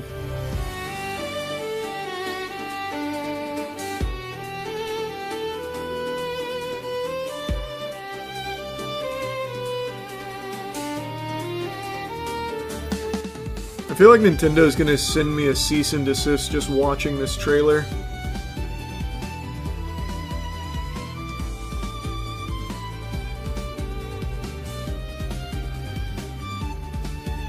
That's pretty shameless. That is pretty shameless character design there. Who's making this? What studio's making this? Pocket Game. Let's see.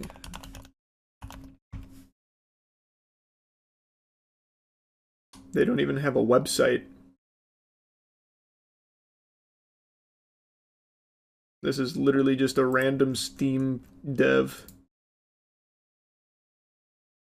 This is all they have. A studio with no fear, that's who. True!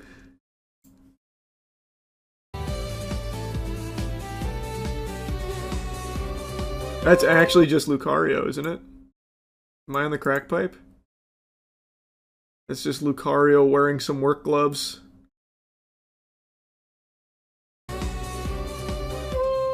No, it's clearly not Pikachu. That didn't look like Pikachu at all. He had like a mullet.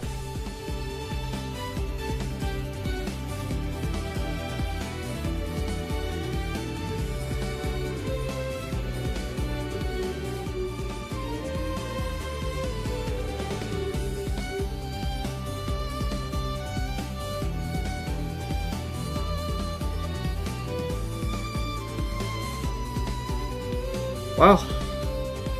Yeah, they really stole directly from Pal World and Pokemon. Huh. That is shameless. And that's just Roadhog. That is just source filmmaker Roadhog. Wow.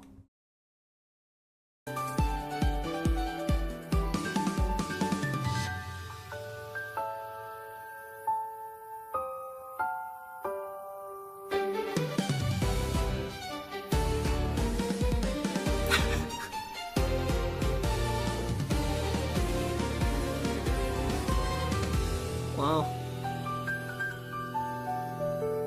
I guess the strategy is get sued for marketing, maybe?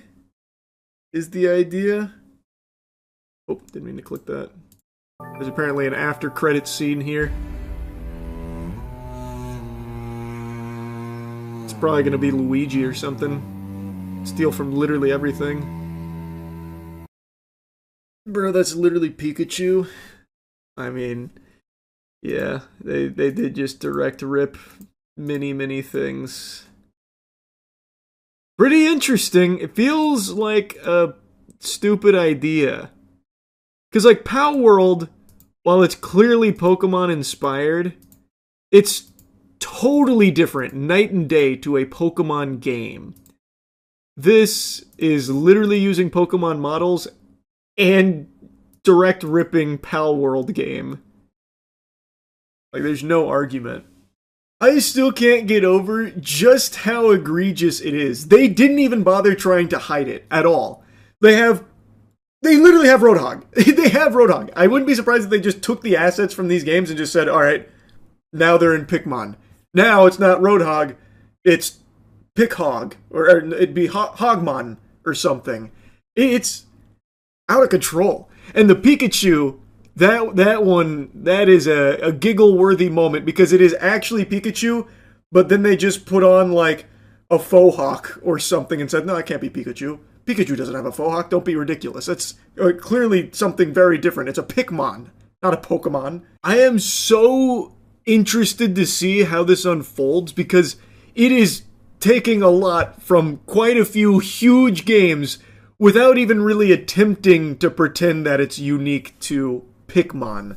I have to imagine that there will be like cease and desist letters hitting their doorstep pretty quickly.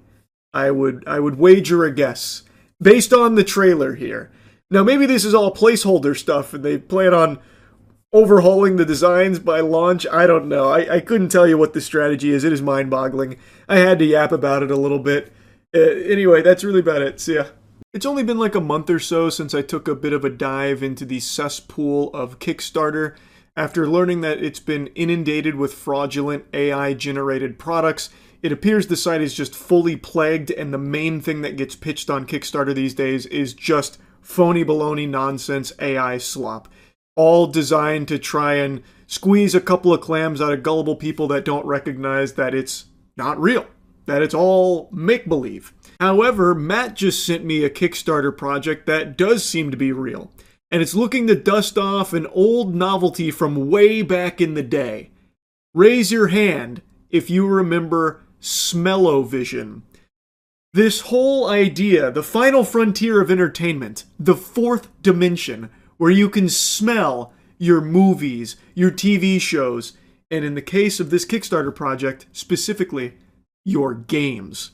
Games get more realistic every year. Higher resolutions, faster refresh rates, even full virtual reality. But one sense has always been missing. Our sense of smell, the most emotional sense we have. At some point, we've all wondered what it would be like if we could actually smell what we see on screen, what it would feel like to step into a world, not just look at it. Have we all wondered that? Is that really something every gamer thinks at some point? Because I would imagine the only like unifying thought across all gamers' minds at some point in their life is, could I possibly suck my own dick? Like, I don't know how common it is to like really have this intense desire to smell the game. I can only speak for me personally, I suppose, but I just feel like that'd be such a fucking nuisance. Like, I would hate to be like playing Call of Duty and smelling the body odor and sweat and gunpowder as I'm vaulting over something about to, you know, drop shot some dumb asshole, right? Like, I think that would suck. I would really not like that. And there's a huge difference between smelling the game and stepping into that world.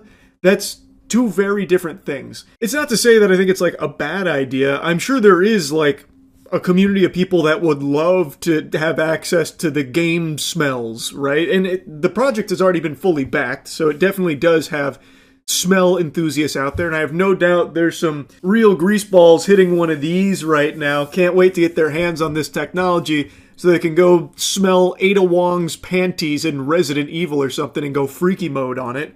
But I do understand that there is a market for it. I am just not in that group at all. Introducing the Scent Bar. Breathe your game. Don't just play it. 10 fans that can be independently activated. And 10 scent slots allow real-time scent release, always, no matter the scene. The brain of the Scent Bar is the AI image detection. We are starting with 30 scents, allowing immersion in nature, racing, and action games. Of course, no Kickstarter project is complete without an AI voiceover. That's mandatory at this point. But this product does seem to actually exist. I can find footage of them showcasing it at Gamescom.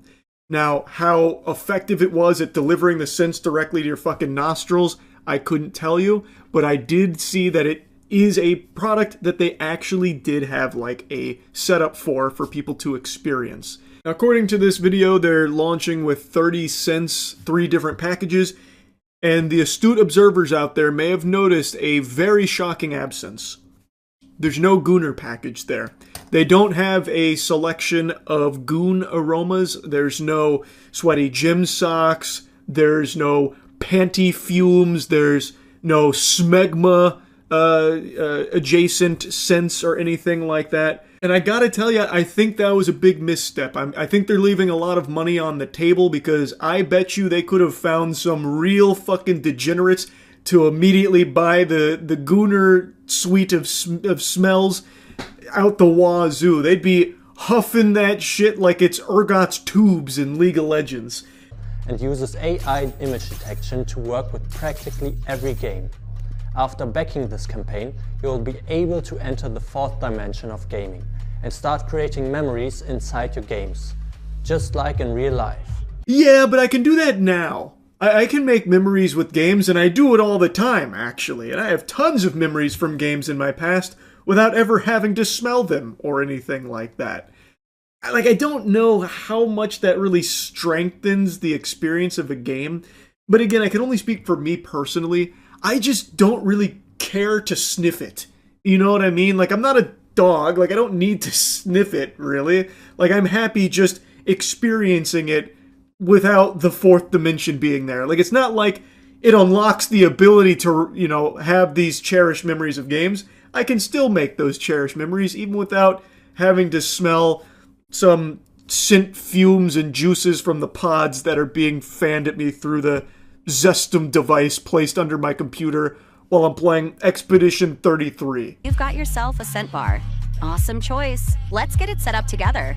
First, take your scent bar out of the box. The scent bar works with AI image detection. You can download our software directly from the website. And don't worry, the software barely uses any of your PC's performance. Trust me, your frame rate is safe.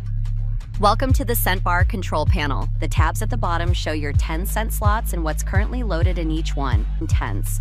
Say zombie games and you rather not smell rotten meat all night? No problem.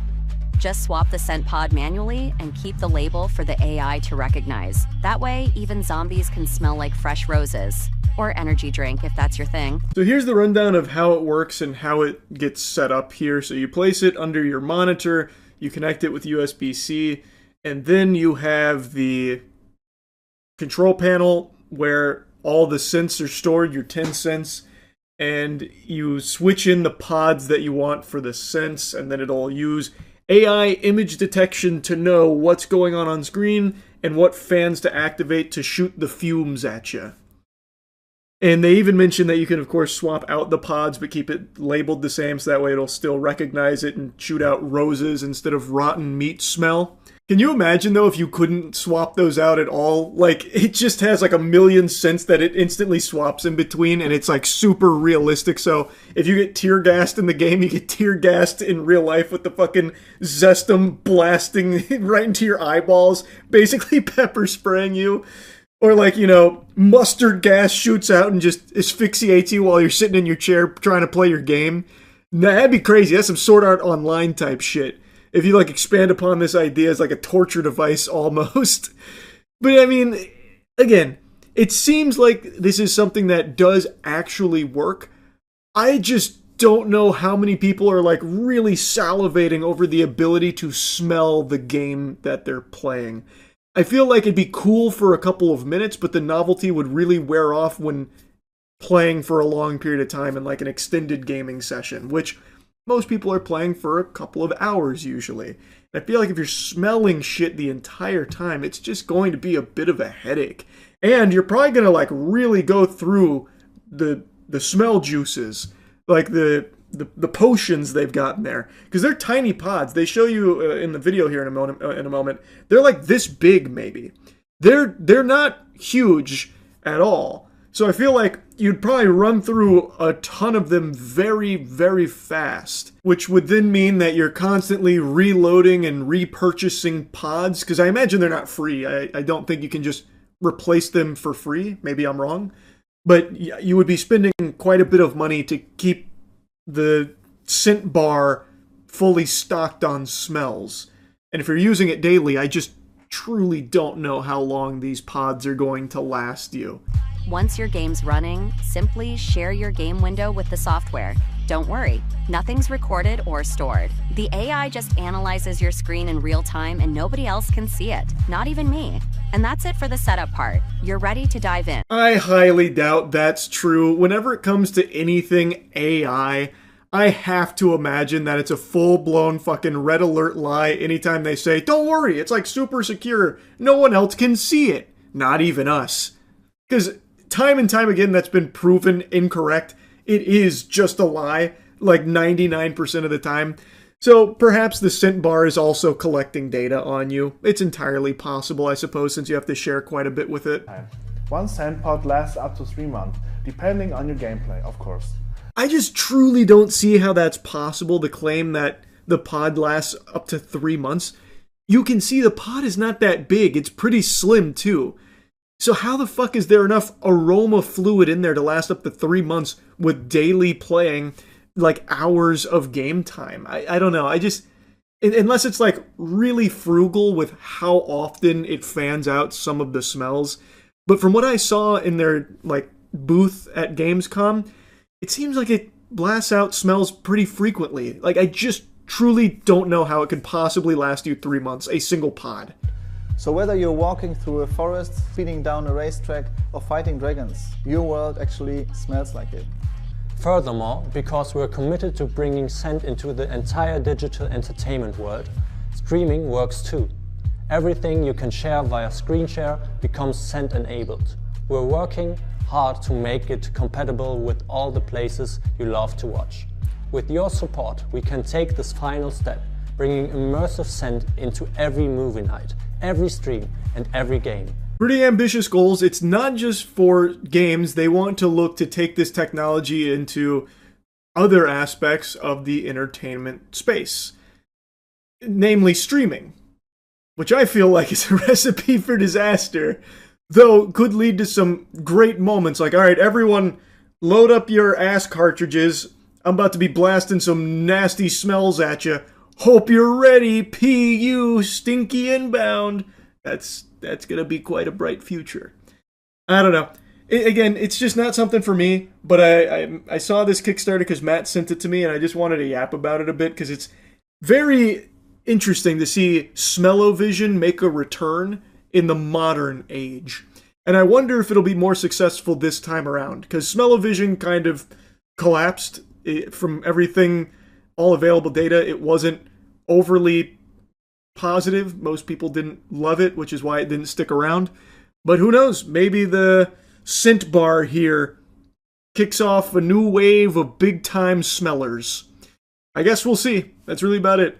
See ya. Not something I normally make a video on, but I just saw the news about the fatal car crash that Anthony Joshua survived that unfortunately claimed the lives of two of his friends, Latz and Cena. A very tragic and just very sad accident that I think the reason I want to talk about it just kind of reminds you how quickly life can change like that. Because it was only like, what, a week ago? 2 weeks ago, maybe, where Anthony Joshua just made, you know, like $100 million or something like that with the Jake Paul fight, and now he went home to spend time with family in Nigeria, and then just out of nowhere, a freak accident that ends with two of his friends dead and him with injuries as well. Based on the reports, they're not like serious injuries, but even still, the loss of his friends like that has got to be beyond traumatic. And there's quite a lot of footage of it because tons of people gathered around. It looked like they were gathering around for like the New Year's Eve ball drop. It was unbelievable the amount of people that crowded the crash and just started filming it, which I know is commonplace everywhere in the world. Anytime anything happens, the first thing people do is start filming. But in one of the longer clips, someone was like actually moving people out of the way that I believe were trying to help Anthony Joshua out of the car so they could get a better angle to film at. It was very disturbing.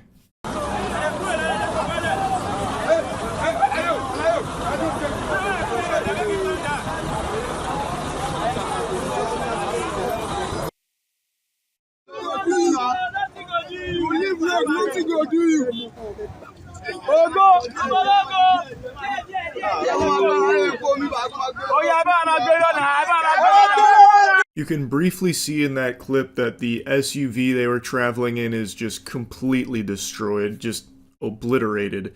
Now, according to officials, what they believe happened is that the SUV was attempting to overtake another vehicle on the road, so they traveled over the speed limit to overtake them, and while doing so, ended up crashing into a stationary truck, which led to the loss of life here. Just a horrible thing. Wishing the best for the families going forward. Anthony Joshua, according to people that have talked to him since this, is like physically okay. The injuries weren't like super severe. He's shaken up, which obviously makes sense. The fact that anyone is walking away from this accident alive is nothing shy of a miracle. The carnage is horrifying. Now, I want to make a little special mention here to the CNN article I read on this, because at the very end it had this statement: Joshua could not immediately be reached for a comment. No shit. You just blow in from Stupid Town? Obviously he's not going to immediately be scrambling to give you a statement for your piece. Why would you even bother, like, reaching out or trying to get a statement from him a mere, what, hour, 2 hours or something after a fatal car accident that claimed the lives of two of his best friends? That's crazy to me. That's just like a lack of humanity. Like, quick, get Joshua on the horn ASAP. We need to hear from him about what he's feeling right now so I can write about it and make money off it real quickly in my piece. What do you mean he doesn't want to talk to us? That doesn't make any sense. Fine, alright, I'll just go ahead and say he couldn't be reached for a comment. How selfish. I understand it's just like standard journalism, but that kind of thing always just rubs me the wrong way in the event of a tragedy where they try and like reach out to whoever survived it or something as quickly as they can so they can be like the first outlet to have a statement from them. I don't know, it just, that never really fully sits right with me. Anyway though, like I said at the beginning of the video, I don't normally cover things like this, but when I was learning about this story, I don't know, man, it was just such a terrible thing, and it's a very scary reminder of just how quickly life can change, where things can be going amazing for you in life, right? Like Anthony Joshua just recently was talking about having the best weekend of his life with everything going on. And then just from out of nowhere, at the height of everything going really well, a heartbreaking tragedy can occur. It's just sad and scary. It's just fucking terrifying. You've just got to cherish life every second of it. Every second you spend in this corporeal realm is a gift. And, you know, it's just, you never know what can happen. So I'm wishing the best to the families of Latz and Cena moving forward, and wishing a speedy recovery to Anthony Joshua and the other survivor from this tragedy. And I just kind of wanted to talk about this a little bit because when I was reading about it, man, it was horrifying stuff. So anyway, that's really about it. So, yeah. No, it can't be. I was reassured that AI data centers were good for people, good for all of us, the future of mankind.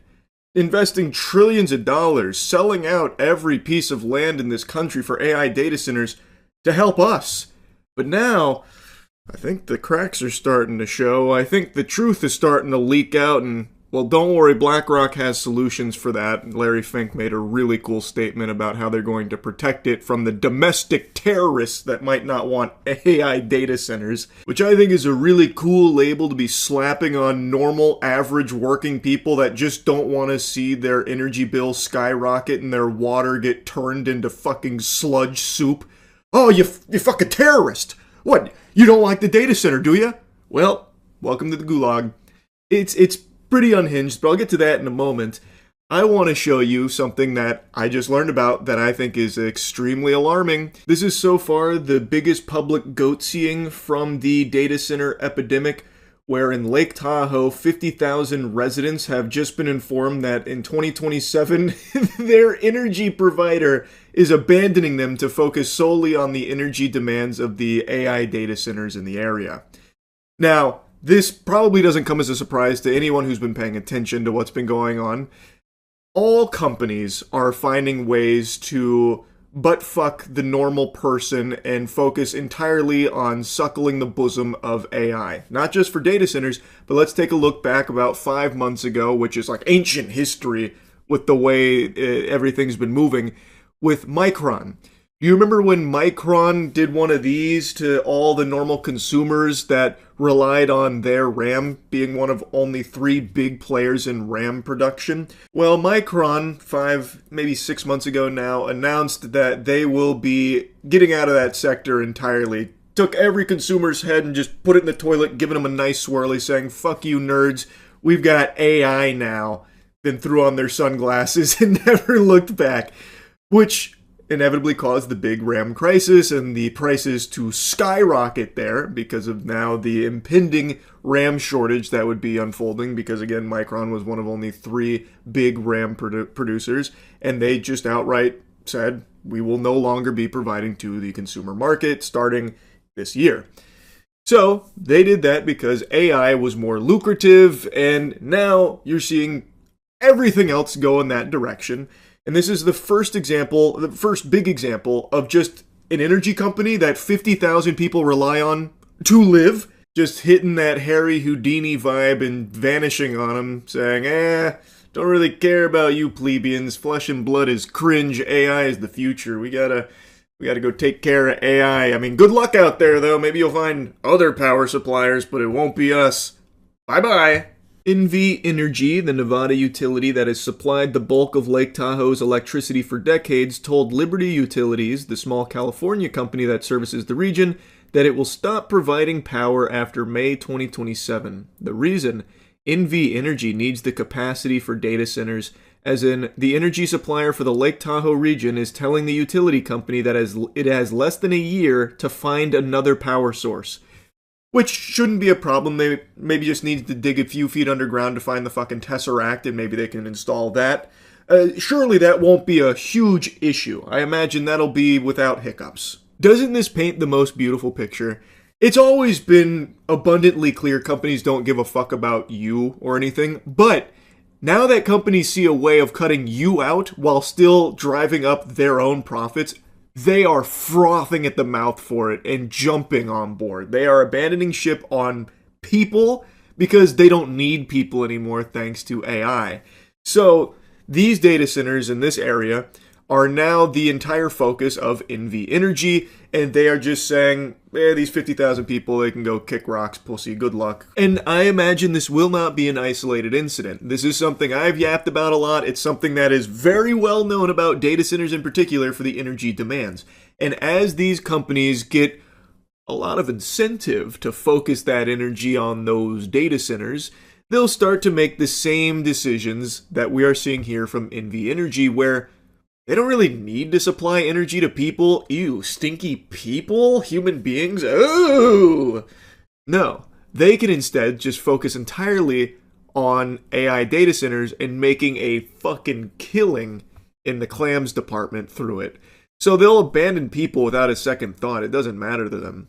And I think we're going to continue to see this trend happening in places that are having this big push for AI data centers. Northern Nevada has become one of the fastest growing data center corridors in the country. Google, Apple, and Microsoft have either built or are planning facilities around the Tahoe Reno Industrial Center east of Reno. The Desert Research Institute, using data from NV Energy's 2024 Integrated Resource Plan, found that the 12 data center projects located overwhelmingly in northern Nevada could drive 5,900 megawatts of new demand by 2033.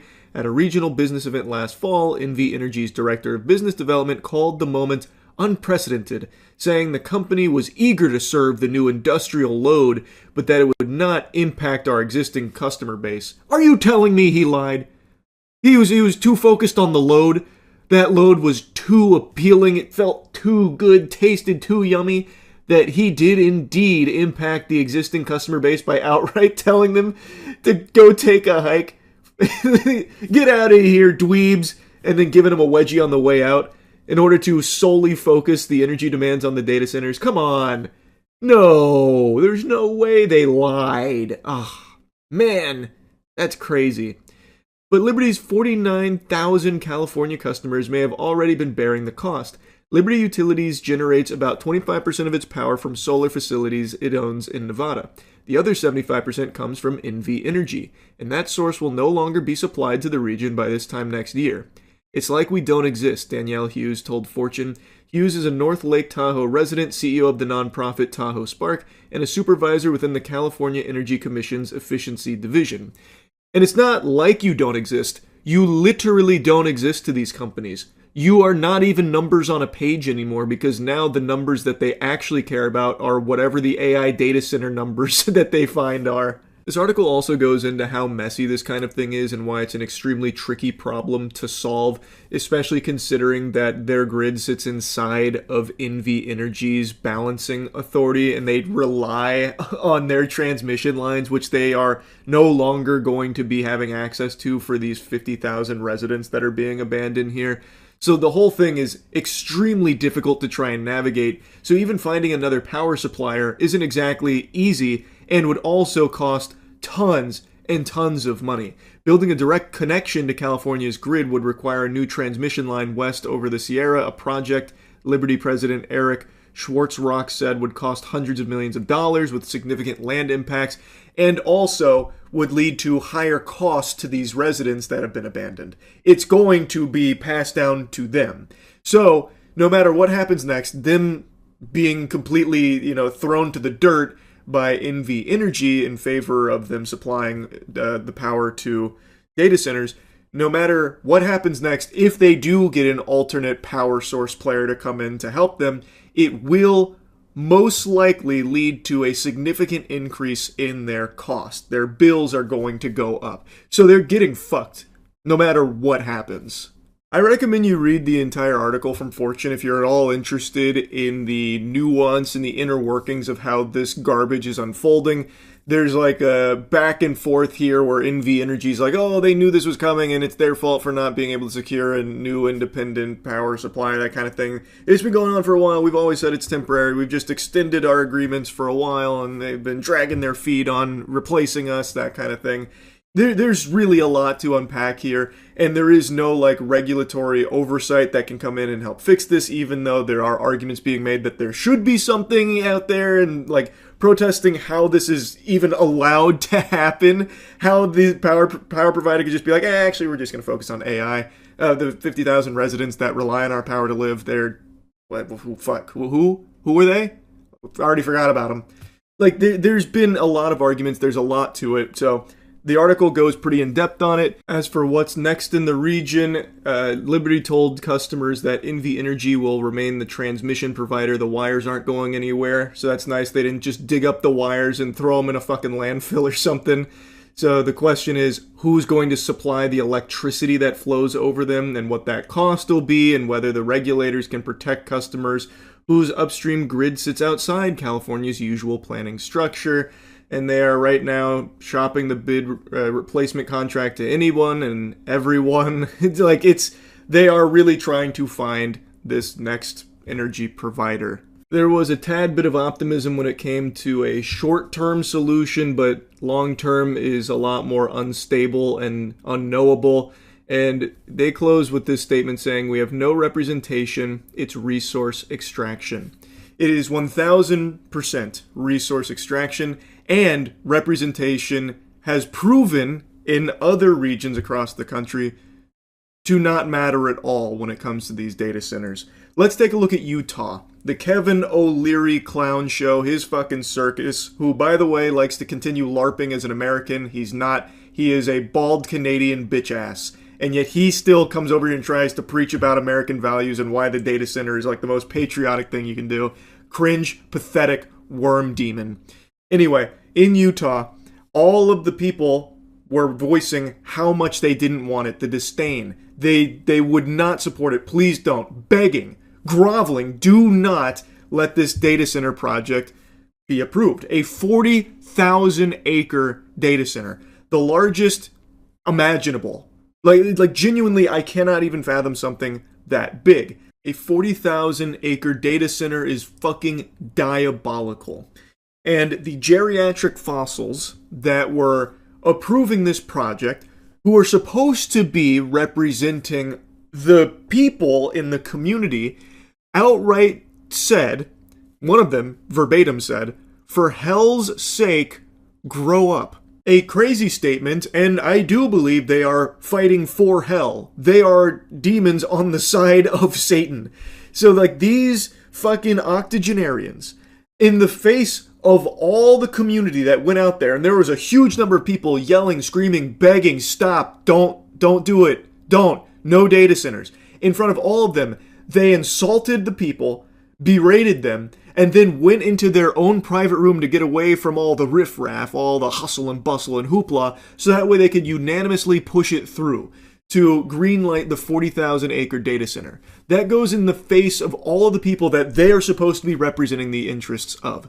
So it's pretty clear that even having representation of like the will of the people does not matter. These data centers are being built and brute forced through because most likely all of these politicians and the people in power in these communities are getting a nice little chunk of change for it, some real strong incentives, and they don't care about the people. And there's no consequences. There are literally no consequences anymore across the board. You can lie, you can scam, you can fraud, all of this, and there is nothing that happens. Nothing at all. So they feel very emboldened to just blatantly, openly be corrupt, and that's what's happening.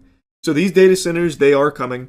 They're showing no signs of slowing down. It's extremely concerning. It's extremely infuriating. And BlackRock is already planning for people to feel like forced into a corner and doing something drastic, like maybe trying to destroy a data center.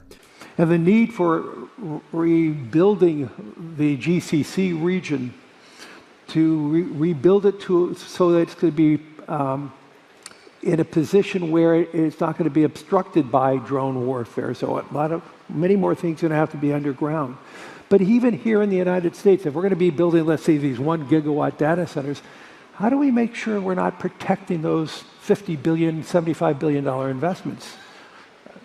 We have to relook at everything because of the role of drone warfare. Right now we're looking at it internationally, but one of my concerns is, could it be a domestic terrorism using a $3,000 drone? These slimy husks, these zombies, are getting so comfortable calling anyone that goes against the corporations selling out of this country and their land terrorists.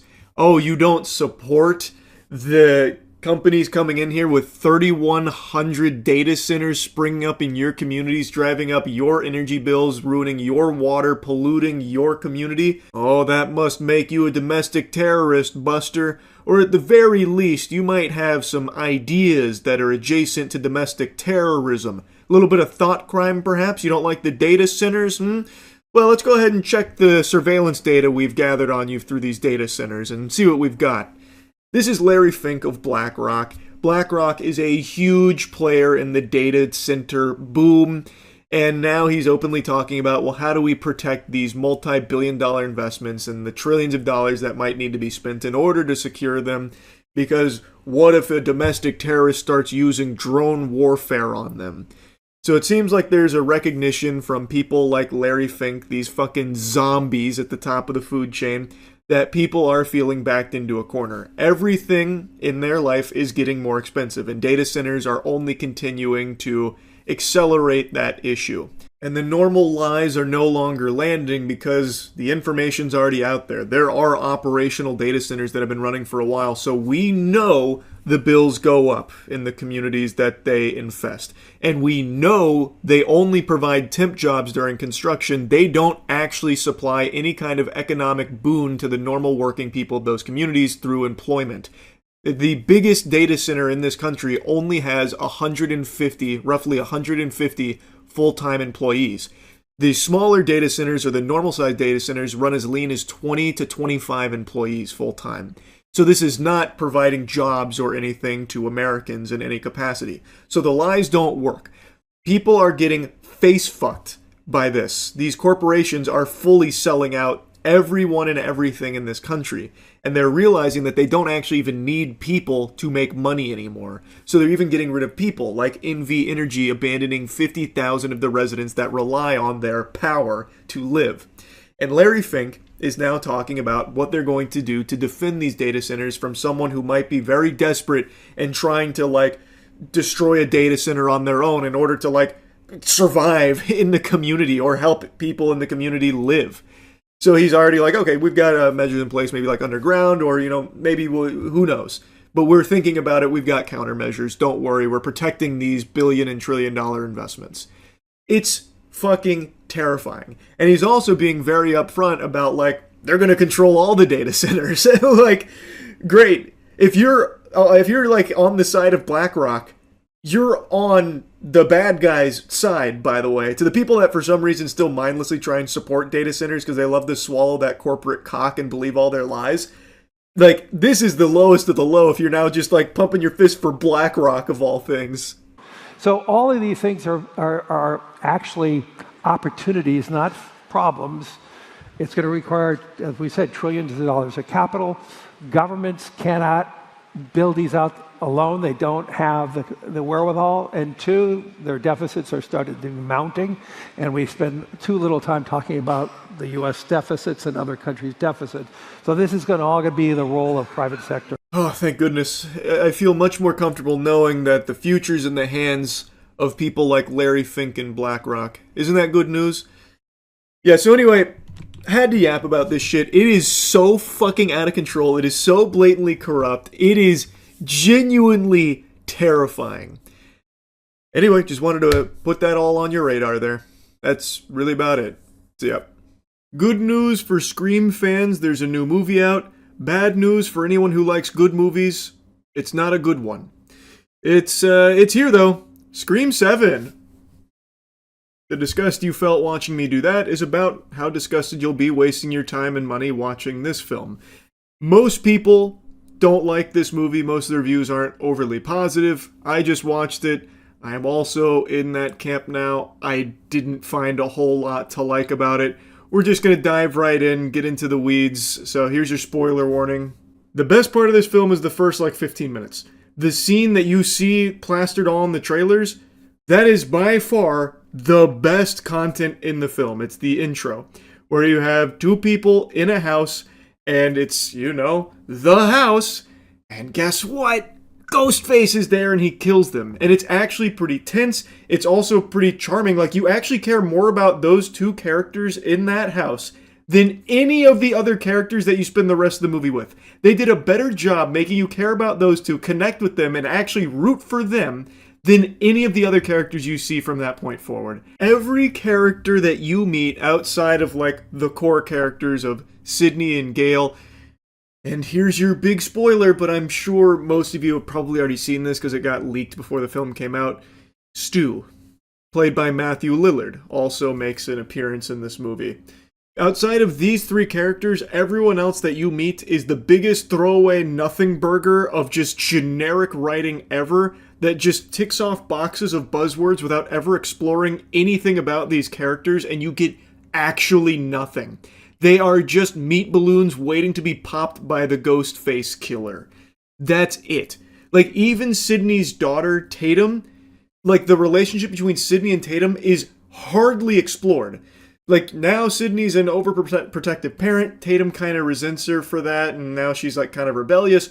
But they never actually even really talk or connect through a shared experience until, like, the very end, kind of. It's just, like, all of a sudden, like, Mom, this is really fucked up stuff you've been through, and now that I've been subjected to it, man, I really get why you were so protective all these years. It's like, oh, okay. Glad that resolved. But, like, there's never anything built up with, like, any of these characters or their relationships to one another. And every character that is introduced in this film, every new character, I shit you not, is here solely to be killed. You get nothing of substance with them. They get killed, and some of the kills are actually pretty decent. Like, especially in the tavern, there's a couple, like, moments in there that was like, oh, that was a really silly kill, but, like, self-aware silly. But, like, the character that dies, you probably don't even remember the fucking name of. Like, they are the most... Like, they have one character trait. Like, for example, Lucas is the creepy guy. He's obsessed with horror films and the story of Sidney Prescott, so could he be Ghostface? Or is he just a obsessed weirdo guy? And then they also introduce two new characters that are working with Gale, and they're, like, reporters, and they're into, like, true crime and stuff, so they're investigating all of this. And they're doing, like, it could be Tatum's boyfriend. Or it could be creepy guy, but creepy guy maybe a little too obvious. Creepy guy loves this a little too much. Maybe creepy guy could be Ghostface. That kind of thing where it's supposed to be self-aware, but it's very clearly written by a 60-year-old man who clearly has no idea how people actually talk, so it's just really embarrassing and cringe to listen to. But anyway, like, every character that gets introduced has one personality trait, and it is all they do, and that's it. You get nothing else. They hardly interact with each other, and when they do, it's very stiff and very bland, and then they die. And like I said, some of the kills are interesting, but that's all they do is just die. So this whole film is just, here's a kill and a sequence that isn't really intense. The sequences aren't that intense outside of the first 15 minutes. That ends with a kill that may be satisfying, or maybe it's just they got stabbed and died. There's a couple of those. But, like, Ghostface racks up quite a kill count here. The KD ratio went ballistic, and yet not a single kill felt like it mattered at all. Because also, the main characters, like Tatum, forget about all of her friends. All of her friends die. They are brutally murdered. And she actually even witnessed her boyfriend getting stabbed to death. And she basically forgets all about it by the time the credits roll, and even drops like a hard one-liner saying, "I'm Sidney fucking Prescott's daughter." It's like, okay. Wow, this was quite a turnaround. What about all your friends and your boyfriend that has all been murdered? Like, I guess, whatever. We'll wipe her ass with that, I guess. It's just crazy how little they actually tried with any character in this movie at all. And I think it's important to have characters that you actually want to see survive. Otherwise, you're just watching a montage of kills and sequences that aren't exactly amazing most of the time, and nothing else. There's really just nothing of substance here. Anyway, though, I mentioned Matthew Lillard makes a return to this film. Kind of. This movie has some baffling decisions. Like, actually, shockingly dogshit ones. So one of the things is AI. And the way Matthew Lillard reprises his role as Stu is, you know, in the trailer where it says, "Oh, I'm not hiding, Sydney, not this time." Well, in the film, he then follows it up with a FaceTime call, and it's Stu. It's Matthew Lillard as Stu talking to her. So then the question becomes, is someone deepfaking this? Or is Stu really alive? So then her and Gale start investigating, and they're starting to piece the puzzle together. They go to an insane asylum because one of the Ghostface killers that they actually were able to kill Gale hit him with a car, like literally a joke moment where Gale just flattens this fucking guy. They get out and they're like, oh, vehicular manslaughter. Didn't expect that today. They just murdered a guy. It was Ghostface, obviously, but they kill this guy, they unmask him, and everyone just goes, who the fuck is that? And it's just some escaped psychotic guy from the loony bin who, I guess, just out of nowhere decided he wanted to kill Sidney Prescott and her family, kill the daughter, kill the husband, kill everyone as Ghostface. So they tie it back to the insane asylum, the ward, and that's when they talked to one of the guys there who was like, oh yeah, no, that guy, he was a bad guy, but he was also friends with that guy on your phone you just showed me a picture of. That's John. So now they're like, oh my god, Stu's really alive, it's John. But they're also still not entirely convinced, so Tatum, her boyfriend, forgot his name, Ben? It might be Ben. I don't know, it's either Ben or fucking Jerichomo or something, I have no idea. It shows what a good job this movie did of making you actually pay attention to these characters or care about them. But they've said multiple times that this guy, her boyfriend, is really good with technology, so it could be him deep-faking Stu, because it's really unlikely Stu's still alive. And then Tatum even discovers that he was deep-faking himself as Stu, and he's like, wait, no, I can explain, babe. I was just seeing if the technology can do that, if it's even possible, and she beats him with a laptop. Turns out, wasn't him. He really was just seeing if it was AI. He dies in the next scene.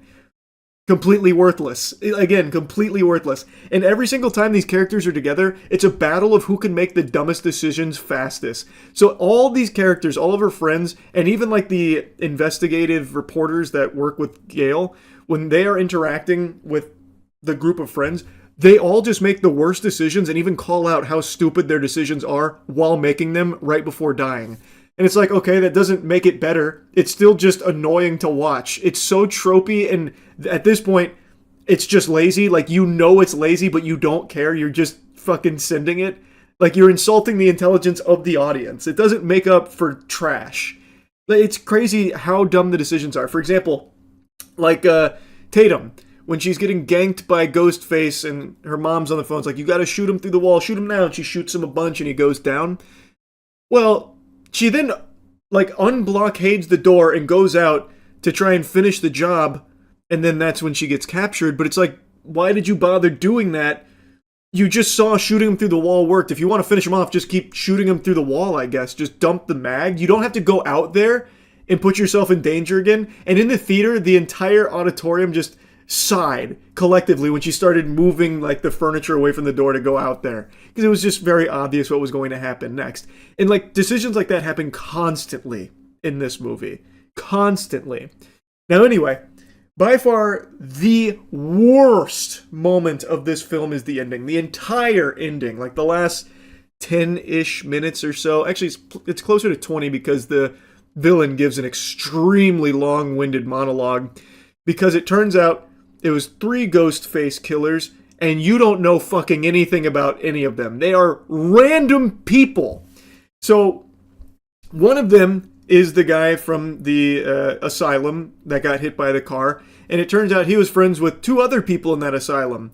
A woman and a man. The guy I don't remember the name of, but he was like an employee there, and they befriended each other, and then loved Stab, which plays a crucial role in here, because half of this film is dedicated to just regurgitating everything that happened in previous Scream films, just lore dropping everything that happened. So if you've never seen a Scream film, you probably know scene for scene, bar for bar, what happened in Scream 1, because they do not shut the fuck up about it and just dropping all this nostalgia bait and everything, and even making a mention of, yeah, you know, if I was making a new slasher film, I would be doing a lot of nostalgia baiting. And it's like, yeah, that's exactly what this whole film has been. That doesn't make it better. There's still nothing here. Like, they even call it out and still do it. It's so annoying. It's not meta. It's just lazy. Anyway, though, this guy's going through, like, how much they love the, you know, Stab, everything that happened with the Prescott story. And then the other friend is Jessica, who's actually Sydney's neighbor, a family friend.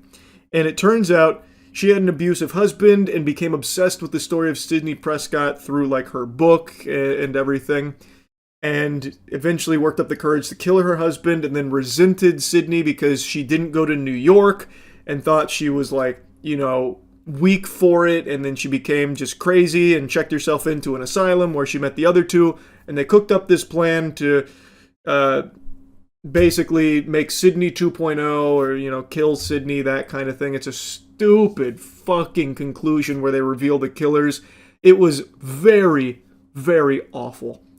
And I also think most people are going to guess that the guy at the insane asylum that they meet, who was like a weirdo briefly, where he talked about John, I think most people will be like, yeah, that guy's probably in on it in some way, because they made that pretty fucking obvious. But I don't think anyone will expect how stupid it is. And it turns out, prior to working at that asylum, he was like a Google engineer or something with AI, which is how he was deep faking Stu's face onto his videos and Jessica's videos that they were interacting with Sydney on. It sucks, man. And also, there's a big point about you have to shoot them in the head. That's what Sydney keeps telling the Tatum, her daughter. Shoot them in the head. Because if you don't, they're like zombies. They always survive. And that happens actually 3 times, I think, of them getting shot everywhere but the head, and then they just disappear and they're still alive. So they act like they are literally zombies. Movie sucks. The movie's just not very good. Like I said, the first 15 minutes, I actually was very surprised that anyone was like shitting on this film, because this is a very solid 15 minutes. I'm really enjoying this so far. And then after that, it became very clear the big problem with this movie. All the problems became very clear. And I'm just shocked that this is the film they released, to be honest, because Scream's always been pretty solid. I haven't really watched the Scream movie and been like, damn, that was terrible. Until this one. This one really had me go, damn, that just wasn't very good. So yeah, anyway, that's really about it. See ya. Can't resist the urge to talk about this. It's diabolical and just an abomination to what they deem justice here. It's a story out of San Francisco about an 80-year-old woman who was driving 70 in a residential area. She was zooming, reaching ridiculous speeds, like she was trying to travel back in time or something in the DeLorean, going 70 miles per hour, crashes into a bus stop, killing an entire family of 4 who were on their way to the zoo. And she's not going to prison for this. Her defense? I don't know what happened. Car just took off. And I guess that was enough. We learned the victims, Diego and Matilda, were celebrating their wedding anniversary and were headed to the San Francisco Zoo with their 2 young children before they were killed. They were waiting at the bus stop when 80-year-old Mary Fong Lau crashed into them. Matilda's mom, brother, and Diego's sister spoke to the judge about the pain and trauma they have endured and described Lau's request to reduce the felony charges to misdemeanors as insulting. It is insulting. It's despicable. The gall to even put forth this notion of reducing these charges to misdemeanors, that's unthinkable. The fucking shamelessness here is, it's sickening. She massacred a family of 4, blasting through a bus stop at 70 miles per hour without even an attempt to hit the brakes or swerve or honk the horn. What? And then she's saying she doesn't know what happened? Like what? Did she hit a fucking banana peel like it's Mario Kart and just lost control or something? This is craziness. And the news segment I'm showing you is a little older. The most recent update, even though the judge did deny that request, ultimately what happened is she's getting a few years probation and is banned from driving. She's not going to prison or anything. And also, on top of that, she's also being accused of hiding millions in real estate assets because she's also facing a wrongful death lawsuit from the family. So, according to the information here, she fraudulently transferred her ownership of 2 San Francisco homes in a commercial building to Nevada-based LLC corporations in August, which was not permissible under state law to transfer the property while facing the wrongful death lawsuit. This new lawsuit exposes an intentional scheme by Ms. Lau to place assets beyond the reach of grieving families seeking justice, showing an unwillingness by Ms. Lau to take accountability for her actions, the attorney for the victim's family stated. Lau's attorney, Seth, said his client reorganized her property holdings because she was advised to do so after meeting with legal, financial, medical, and mental health consultants after the crash. Yeah, I'm sure that's what it is. Listen, Miss Lau, I know this is a very traumatic period for you. You're the real victim here in all of this, and I think it's important for the healing process for you to hide all of your multi-million-dollar assets right now. It's going to make you feel a lot better, trust me. It's horseradish. This is just very clear baloney here. She is trying to hide those assets so that way they cannot get them. She is very wealthy. She is very wealthy. And this feels like a case of her being so wealthy that she's above the law. She killed a family of 4 with her dangerous, carefree driving, hitting a bus stop at 70 miles per hour in a residential zone.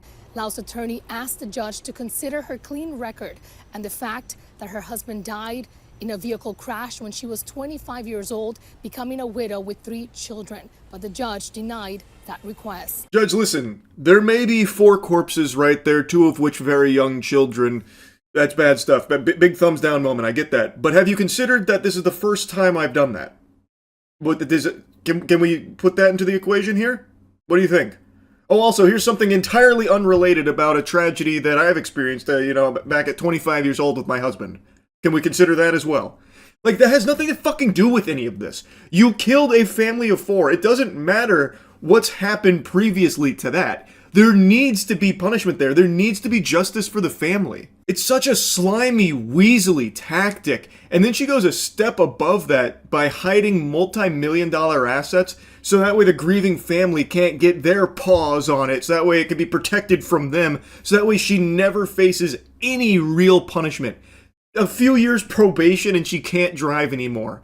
That's justice? In the courtroom, the victim's family members questioned why Lau didn't hit the brakes or honk as she sped 70 miles an hour in the residential area where she crashed into this family. Lau's attorney said she was headed to her brother's house to take him soup and couldn't explain why the vehicle, quote, took off. Oh, I see. It's like that scene in that Fast and Furious movie where they hacked the cars and just fucking took control, assumed direct command of the vehicle, and forced it to go 70 miles per hour in a residential zone, and then crashed into the bus stop, killing a family of 4.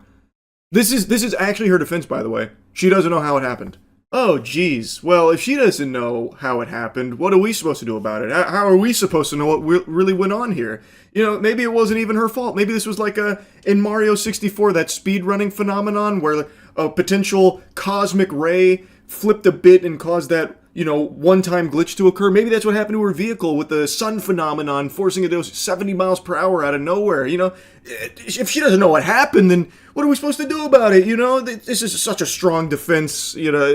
We're powerless here. The real justice is making sure, she gets 3 years probation and the grieving family gets nothing. That if I was putting myself in that place, I would never take this case to trial. I don't think a jury's going to respond to an explanation that I don't know what happened, so I killed 4 people. Huh. It almost sounds silly when you put it that way. The defense of, I don't know what happened, now 4 people are dead. Can I go home now? It's almost like that's fucking stupid. And yet, it's worked. I guess she had enough money where anything would work, so now she just gets off with the tiniest slap on the wrist imaginable. The Superior Court judge in the case indicated Lau will likely get probation and no prison time after factoring in her age, remorse, and lack of criminal history. The judge said she would likely serve 2 to 3 years probation and be banned from driving. James, the attorney of the victim's relatives, said they were appalled at this development in the crash where a single family, including 2 children ages 2 and under, were killed, saying, a no-contest plea avoids the moral accountability that this case demands. Yeah, I agree. That is avoiding the accountability this case demands. Also, factor in her hiding assets worth millions of dollars for the sole purpose of trying to protect them from a family that is suing her for the wrongful death of an entire family of 4 that she has killed. It's actual craziness to me. It's actual craziness to me. So you factored in her age and remorse, which, by the way, I don't really buy the whole remorse thing. Someone that's that remorseful, probably not immediately looking to hide multi-million-dollar assets off rip. That's just my hunch, right? That's how I feel. Like, if you're really remorseful, you're probably not immediately then bouncing to put your fucking real estate and properties into LLC shell companies. I would think, but who am I to say? As for the age statement here, her being elderly, I think the attorney said it well.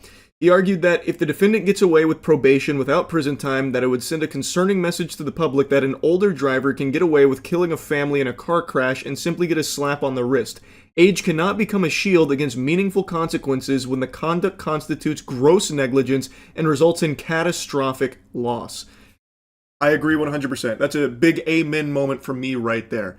Just because she's a fucking octogenarian doesn't mean that all of a sudden she can get away with killing a family of 4 with no consequences. How does that make sense? So once you reach a certain age, you're just immune to consequence because you're just already old? What the fuck? Lau's family had urged the court for home detention and meaningful community and service as the punishment that fits the crime here. You know, the crime of slaying an entire family of 4 through your reckless driving? That's what they thought justice looked like. The meaningful community service, by the way, I'm sure would be very, tough stuff. Picking up trash on the side of the road. But I'm sure, given her age, she's 80 years old, it probably wouldn't be that much. Maybe like 1 or 2 Twix wrappers and then call it a day. I mean, that's a hard day's work right there, and that's really setting her on the straight and narrow. That's really letting her think about what's happened here. It's just insanity. It's actual insanity. She killed an entire family of 4. She has no real defense of it. It was reckless driving, going 70 miles per hour in a residential zone, hitting a bus stop with not even an attempt to brake or avoid it or even honk, which says to me that she was truly not paying any attention at all. She was extremely zoned out, maybe on her phone, maybe preoccupied with something else, I don't know. But it is reckless driving, and it led to the death of an entire family. And then she goes and then she hides multi-million-dollar assets in order to try and protect those, it seems, and she is getting away with it. No real consequence. How is that justice? It's fucking absurd, man. It's insanity. I had to yap about this once I learned about it. It just blows my mind. Anyway, though, that's really about it. So yeah. Hey, Chauncey Billups is kaput, and we wanted to celebrate by, I don't know, this is like the worst intro. Gambling has been a big topic of discussion. Chauncey Billups indicted on some very serious allegations of cheating in poker games. We brought out what I believe to be one of the most talented human beings on the planet with cards, Simon, who is going to be our dealer here and cheat, showing these methods. Chauncey Billups used technology, but now you know you can't trust technology, and you also can't trust human beings either. You can't trust this guy. Simon, I've spent the day with him. He's just technology. he's like an actual warlock. Do you want to start? I am Iron Man.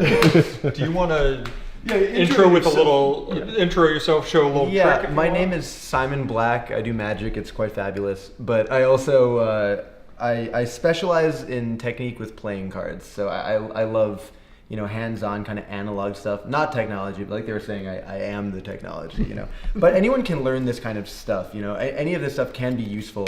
And then the thing is, I can extend even beyond that. Like you could reach in and just grab one of those. It could be anyone. Oh God, this does one. Here, you can remember it. It doesn't matter if I see. It's not that kind of. But don't show me anyway. Okay, so look, check this out. You could have taken any of these, yeah. Look, all of these cards are different. Now I could look through and I could try to guess which one is missing, but that becomes very difficult, because there's 52 cards in the deck and. You could have taken any one. So instead, I will try my best. If I just kind of flick, I can get one card out. Look, that's the 9 of diamonds. Here's the 9 of spades. And if I open these like this, one in between, like the 9 of hearts, and then you should be left with the 9 of clubs. Am I right? Yeah. Imagine if he flipped it over and it was just like the Jack of spades. He's like, no, screw you, bro. What the fuck? So for example, if we were playing blackjack, oh wow. Blackjack. If we were playing, not intentional, totally intentional. Yeah. Oh, it actually was. If we were playing blackjack, let's say I wanted to cheat, because this is we're all friends here, this is a demo, right? Yeah. I would just cheat like this. I just hide blackjack in my sleeve, and then I could have it whenever I want. They don't want to go in there. It's not like a pocket, it's just my sleeve. And then if I got dealt what's a bad hand in blackjack? 14 is still hittable, right? Maybe 16? Yeah, 16 would be pretty shit. I could get like this. This might not work. Okay, I got 2 cards, 16. And if I got dealt this, I could pretend to muck. I'll just show you just like this. I could deal with this by switching it for blackjack. And then that means there is still in my sleeve, there's still a 16. Wow. Yeah. Go ahead. There's still 2 cards. I'm afraid someone's gonna bite me in here. And this isn't blackjack? That is how? 16. It's on camera. To be willing to do this on camera is the highest level of confidence in this. That is disgusting. It's kind of crazy, right? I'm not kidding. Earlier, Matt, so before Matt talks more, you single-handedly are going to send Matt on a spiral that's going to last weeks, probably. Years. I'm going to become a magician just to figure out what the fuck happened. The best thing to do when you're cheating, though, for the most part, is to try to cut to good cards. Right? So, for example, I could here, if I reach over, Let me see if I can do this. And look, I'm not like holding any spots. You can see, right? Let me see if I can try. And I could reach out and I could just cut to an ace. Like one more, one less, it wouldn't have been an ace. Like I'll try again. I got this. I love the I think I've got this. He's not positive. I'm not sure if I can do this. It's hard. It's hard. It's hard. Here. I believe it. Just There's another. And look, this next one, I won't cut to it. I'll do even better. Look, because it could be anywhere in here, right? Like any of the, literally, they're really mixed. These are all like different cards, right? I'll try this. I got it. Yeah. Matt, it's exactly 21 cards down.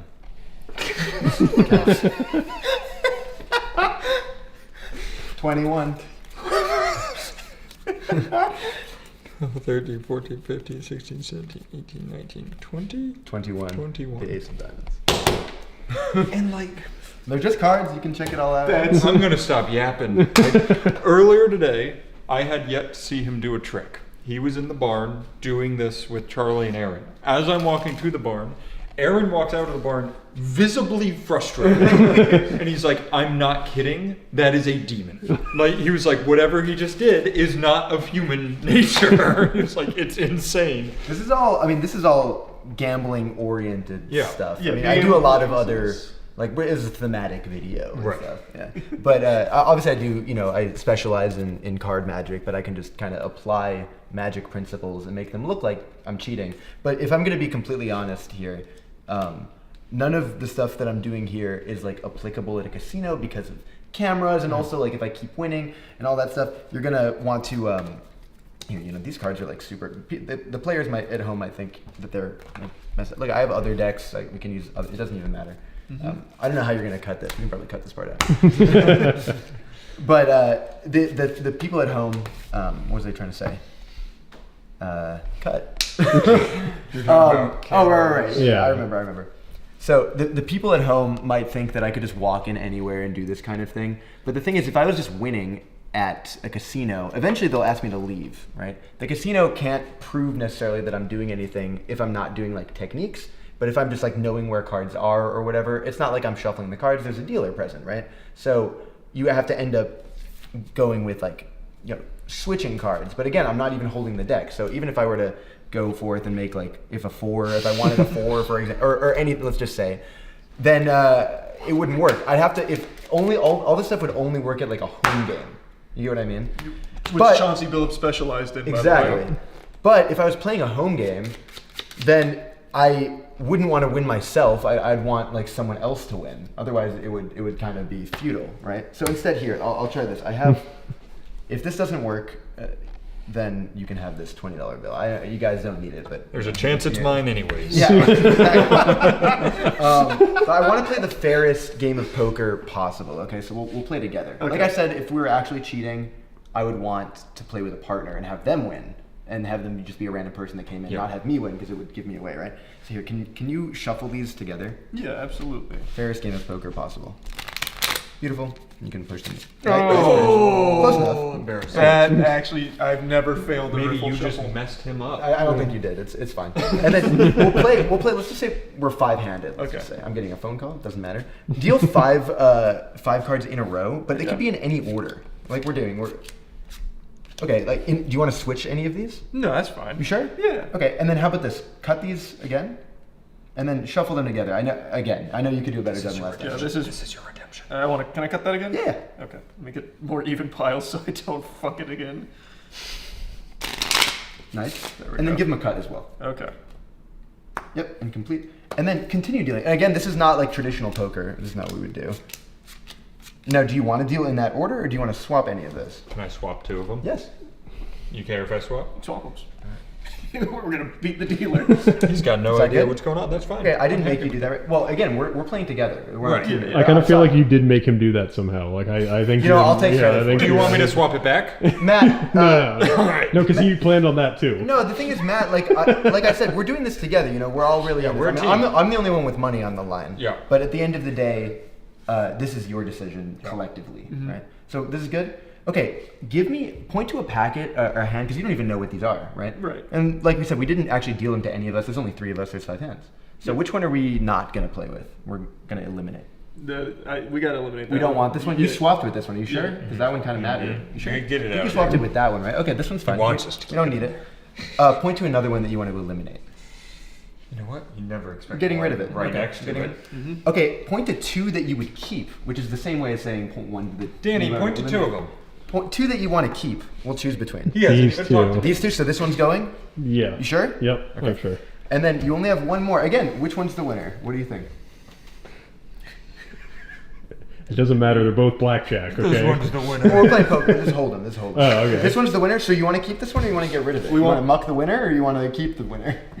It's up to you. This is again. This I'm not like making you. Because sometimes magicians will say like, oh, choose one to This is very clear, right? Which one do you want to keep this one, or do you want to eliminate it? I think it's a team. We're keeping it. These. I'm not fucking leaving. We're getting rid of this. No, that's leaving. Last chance. Yeah. Gone. Okay. We don't need these. None of these matter. You sure? Yep. I believe you. Gone. This is the winner. I believe. Can you deal out? Do you know how to deal hold'em? Do you know what the procedure is? Yeah. So you burn one card, and then deal the flop. 3 face up. Here, I'll deal it more towards camera. Okay, so there's like a straight draw here for any of the people. I don't know if we had like 8 and like Jack 8, for example, would be good here. Or what's the nut? There's no nut here. Jack 8 is the nuts. In fact, if you guys don't know what that means, the nuts means the best possible hand, right? Jack 8 here is the nuts. Okay, let's deal the burn and then turn. Okay, so the flush comes in. So now we open up. Just an 8 is a straight, but also like if we had ace of diamonds and then any diamond, that would be the nut flush. But also like an 8, 5, 8 of diamonds or 8, 10 of diamonds is a straight flush. Super Here, solid. Burn and deal the river. Okay, that's not bad. Okay, 5 of diamonds already there. Okay, sick. So the nuts at this point is literally just the 8 of diamonds. Or second nuts would be like ace of diamonds and then anything, right? Right. Let's see what we have. Remember, you chose exactly these cards, right? Look at this one. Does this help us at all? Okay, this is a straight. Not bad. That's pretty good, Matt. Not bad. But if you dealt us, if you chose pocket 8s with the 8 of diamonds, that is the single best hand that you could possibly have right here. And I am known to be Turn this face up. like Chauncey Billups. Oh my god. Pocket 8s with the 8 of diamonds. Congratulations. I get to keep my 20, You but do that, yeah. I have an extra surprise Jesus, for you. the extras are what get me. Can you open that 20 up? No, No it's shot. gonna tell me the date I die. Well, say it. We will win with a straight flush and diamonds. You did everything. You shuffled, you cut, you dealt, you made all the choices. And that is how a magician cheats with friends. That's absurd. What the fuck?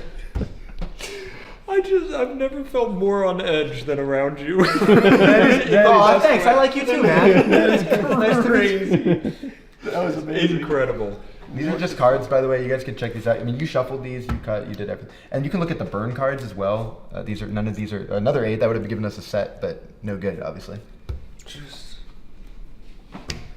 Huh. Oh, god damn. Yeah, it's pretty nasty.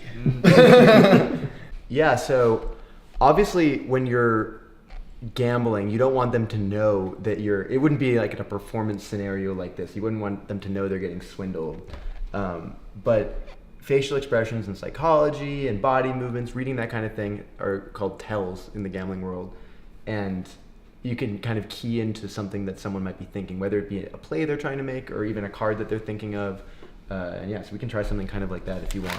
So here, I can try to. You need to do this one. Yeah, Alright, you do this one's fucking Before crazy. we start, I think we did this one. No, right? this was before you came. I think that was the one. I'll get rid of that, but we'll come back to that later. You got rid of a card already? Yeah, but we'll get to that later. What I'd like you to do, Matt, and also Charlie, I'd like you both to think of a card. Do you have one? Yeah, I've got one. You got one? You have one too? I've got it locked. Yep. I'd like you to change your mind to a new card. Okay. Okay, can you both change? Yep. The reason I have you do that is maybe everybody thinks of the Ace of Spades or the Queen of Hearts or what have you, right? Yeah. But there's no way I could have known that you'd come here with a preconceived card. Yeah, Right? hold on here. This money's still here. I'll take that. Okay, you have one. I'd like you to say them out loud at the same time. So I'm gonna snap my fingers on 3, and then you both say them out loud. Okay. If they're the same card, I'm gonna walk away, and that's the trick. But if they're not, then we'll deal with that. Okay? Ready? 1, 2, 3. 5 of 6 of spades. spades. All right. 6. It's 6. This is crazy. You could have named any one, right? I didn't make you say that. Okay. Can you come over here? Can you cut some cards? Not too many, like a third. That's good. And then just turn those face up.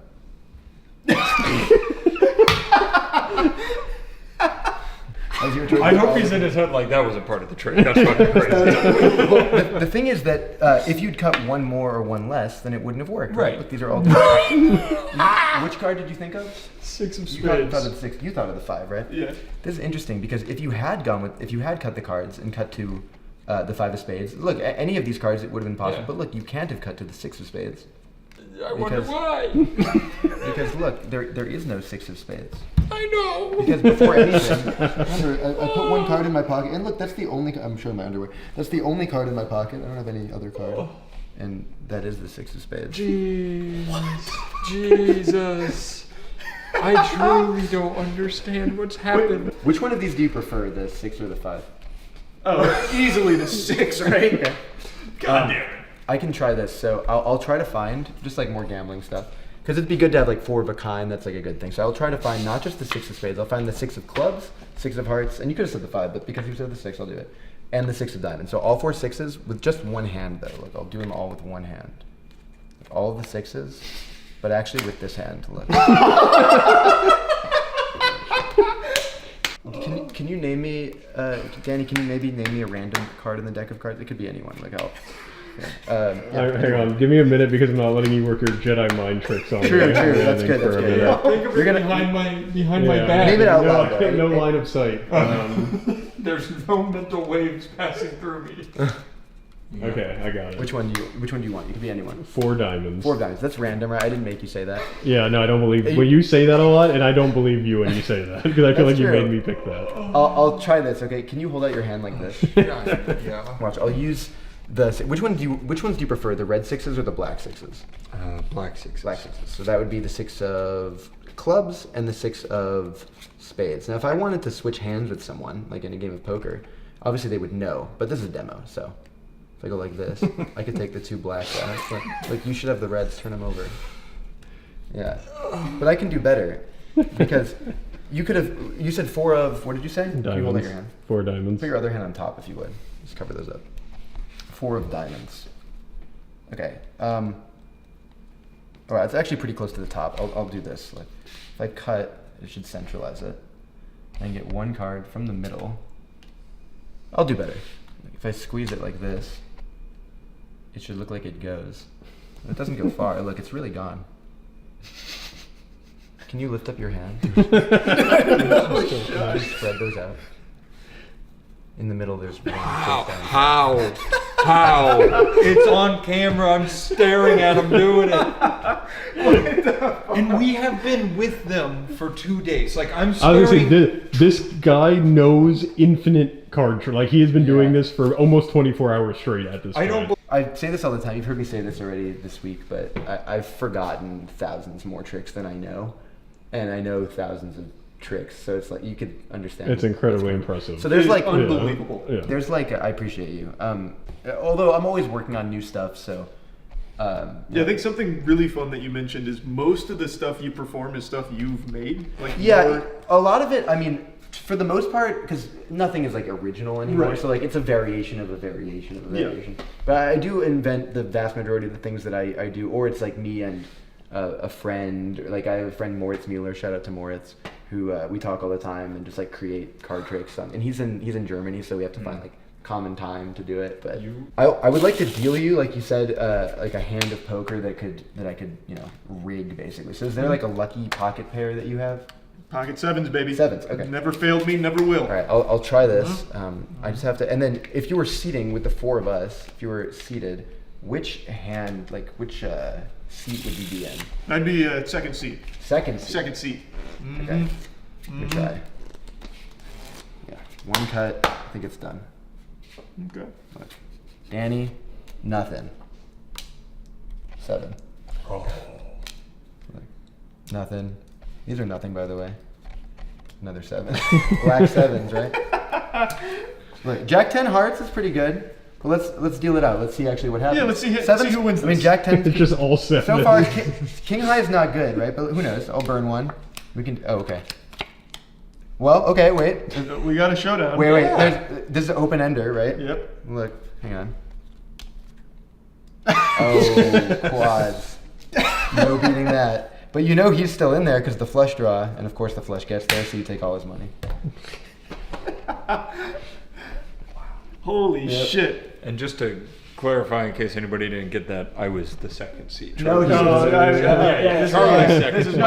Charlie had the king 6. He had top pair though. Top pair wasn't dealt to me. This was dealt to second seat. Well, actually, the thing is, in this scenario, this would. I mean, I'm not going to say I didn't plan this. In this scenario, look, top pair opens up with or you probably weren't going to be in there with king 6, depending on what position you are. But if you saw this flop of 7 king queen 2 diamonds, you have top pair and the second nut flush draw, so you're probably staying. He's throwing down cards to keep people in the game. And then you're here, and you now have 2 pair, still with the second nut flush draw. You're still in there to any bet, and then obviously this guy stays in. He has a flush draw with an open ender here, so he's staying in. This guy's probably out, but yeah, I mean, you're gonna this guy's gonna stack both these guys for sure. I mean, by the river, if you made a massive bet here, this guy's folding, but you know he's in there with the literal third nut flush, you know? Second nut flush, because the king's on the board, so yeah, second nut flush. Wait, no, third nut. It's third. Something that like a lot of good tricks, bro. To deal the hands you want is so unbelievably broken in the household Well, I mean, poker you can meta. do stuff like, so there's a lot of like false things you can do, like retaining cards and stuff like that, right? Yeah. You can even do like false deals where I'm not like dealing this card, you see, like that. I can even show you what it looks like face down. It's difficult to see, you know. Wait, like you were just doing the same thing there? Yeah, but did I? Like you're pulling not top card. Yeah, exactly. What the fuck? Yeah. Using like cheating with playing cards. So for example, like using an ace of hearts, let's just say as like the target card that we're talking about. Charlie's gonna learn that in the next few days. It's gross. I could like retain this card. These are like different false deals, you know, stuff like that. I could even do it face down. I can show you in like slow motion what that would look like.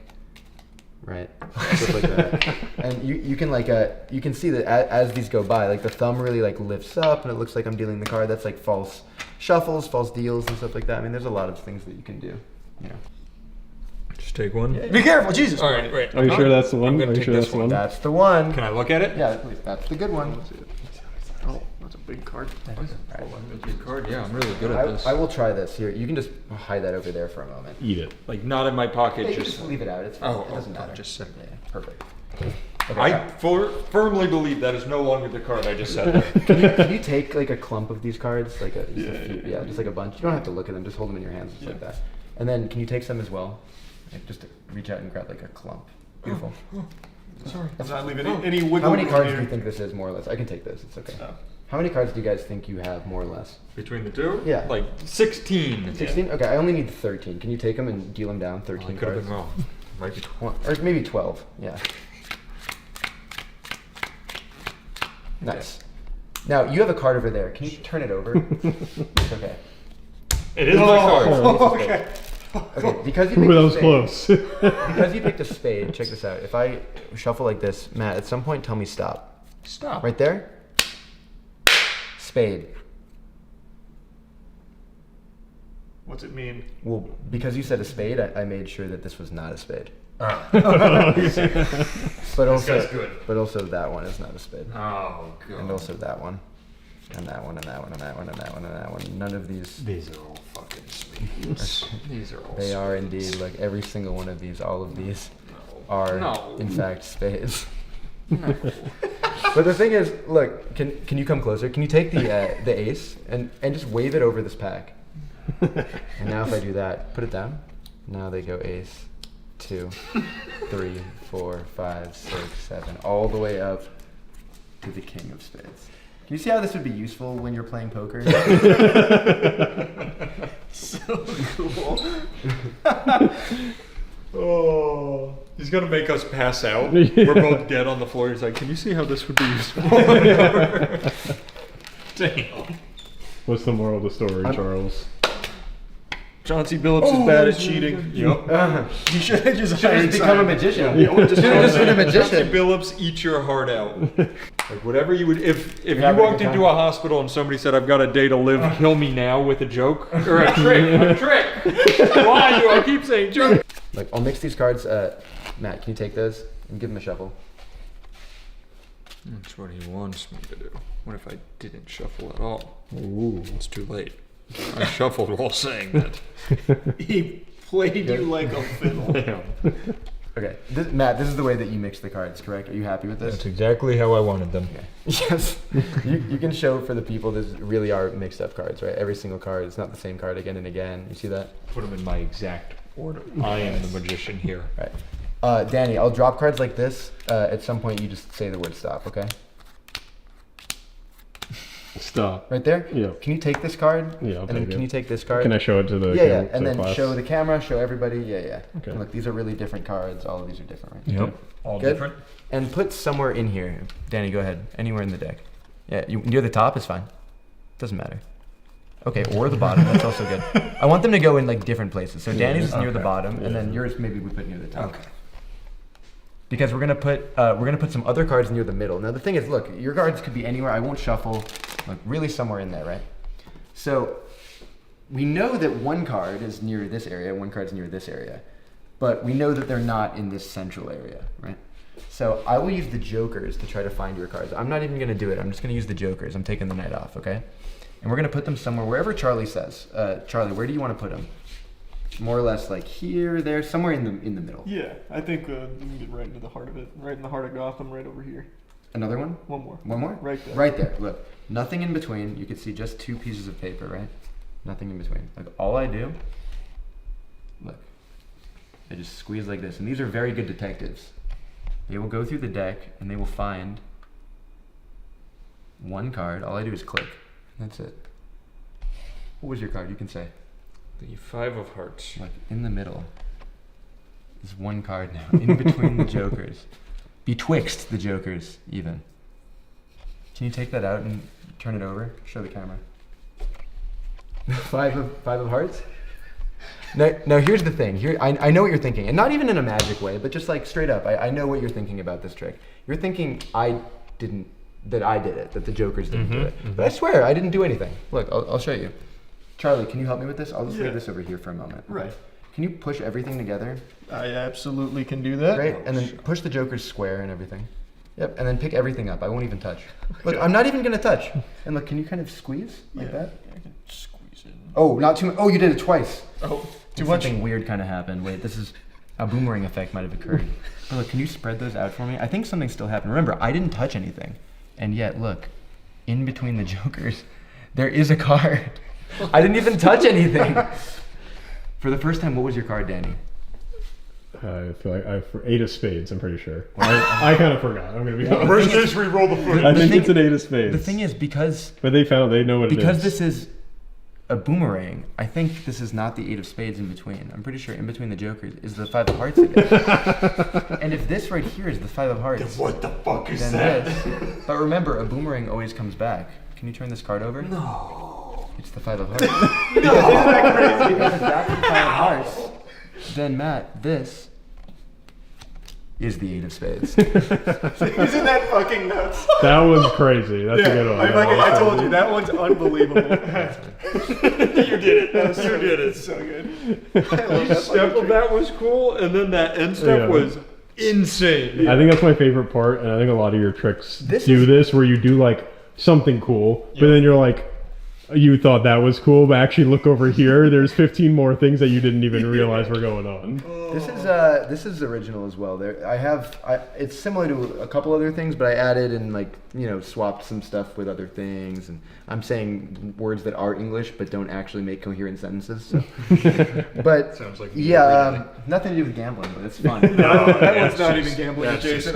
That was unbelievable when you did that. They use cards when they gamble. They use cards.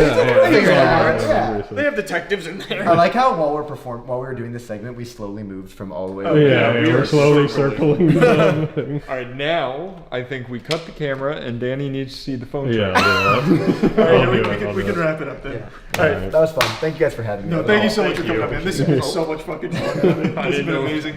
Bring it in. So, Chauncey Billups, do better at your cheating. Yeah. Simon. I guess I should say Simon Black Magic on everything, and yeah, if you're ever in Chicago, I perform all the time. You know, Hand in the Eye is opening up pretty soon. It's going to be the world's largest magic venue, and I'll be performing at that all the time. And then anyway, so there's that. I also run a Smash tournament in Chicago, which is pretty awesome, and it's the biggest one in Illinois. We get like 40 entrants a week. It's very dope. Nice. The vibes are awesome. I'm like DJing. We all take like shots all night. We have like we have merch and stuff too. It's a good local. It's a very good local. But in other news, like oh yeah, I should probably challenge Light to a duel. Oh yeah, you call out Light. Light, I'm calling you out. $100 money match me. First to 5. If I take one game, I win though. I could choose one game. Bring your own money. Yeah. It's not coming out of the. No, definitely bring your own money. I got that. Yeah. Wow. Thank you again. Yeah, man, it was really awesome to be here. Just like seeing your guys' vibe, all the stuff that you do, the people that you're working with. It's just like really good energy in this place. I really appreciated being here, taking part. Really fun. Thank you. Thank you. All right. Bye.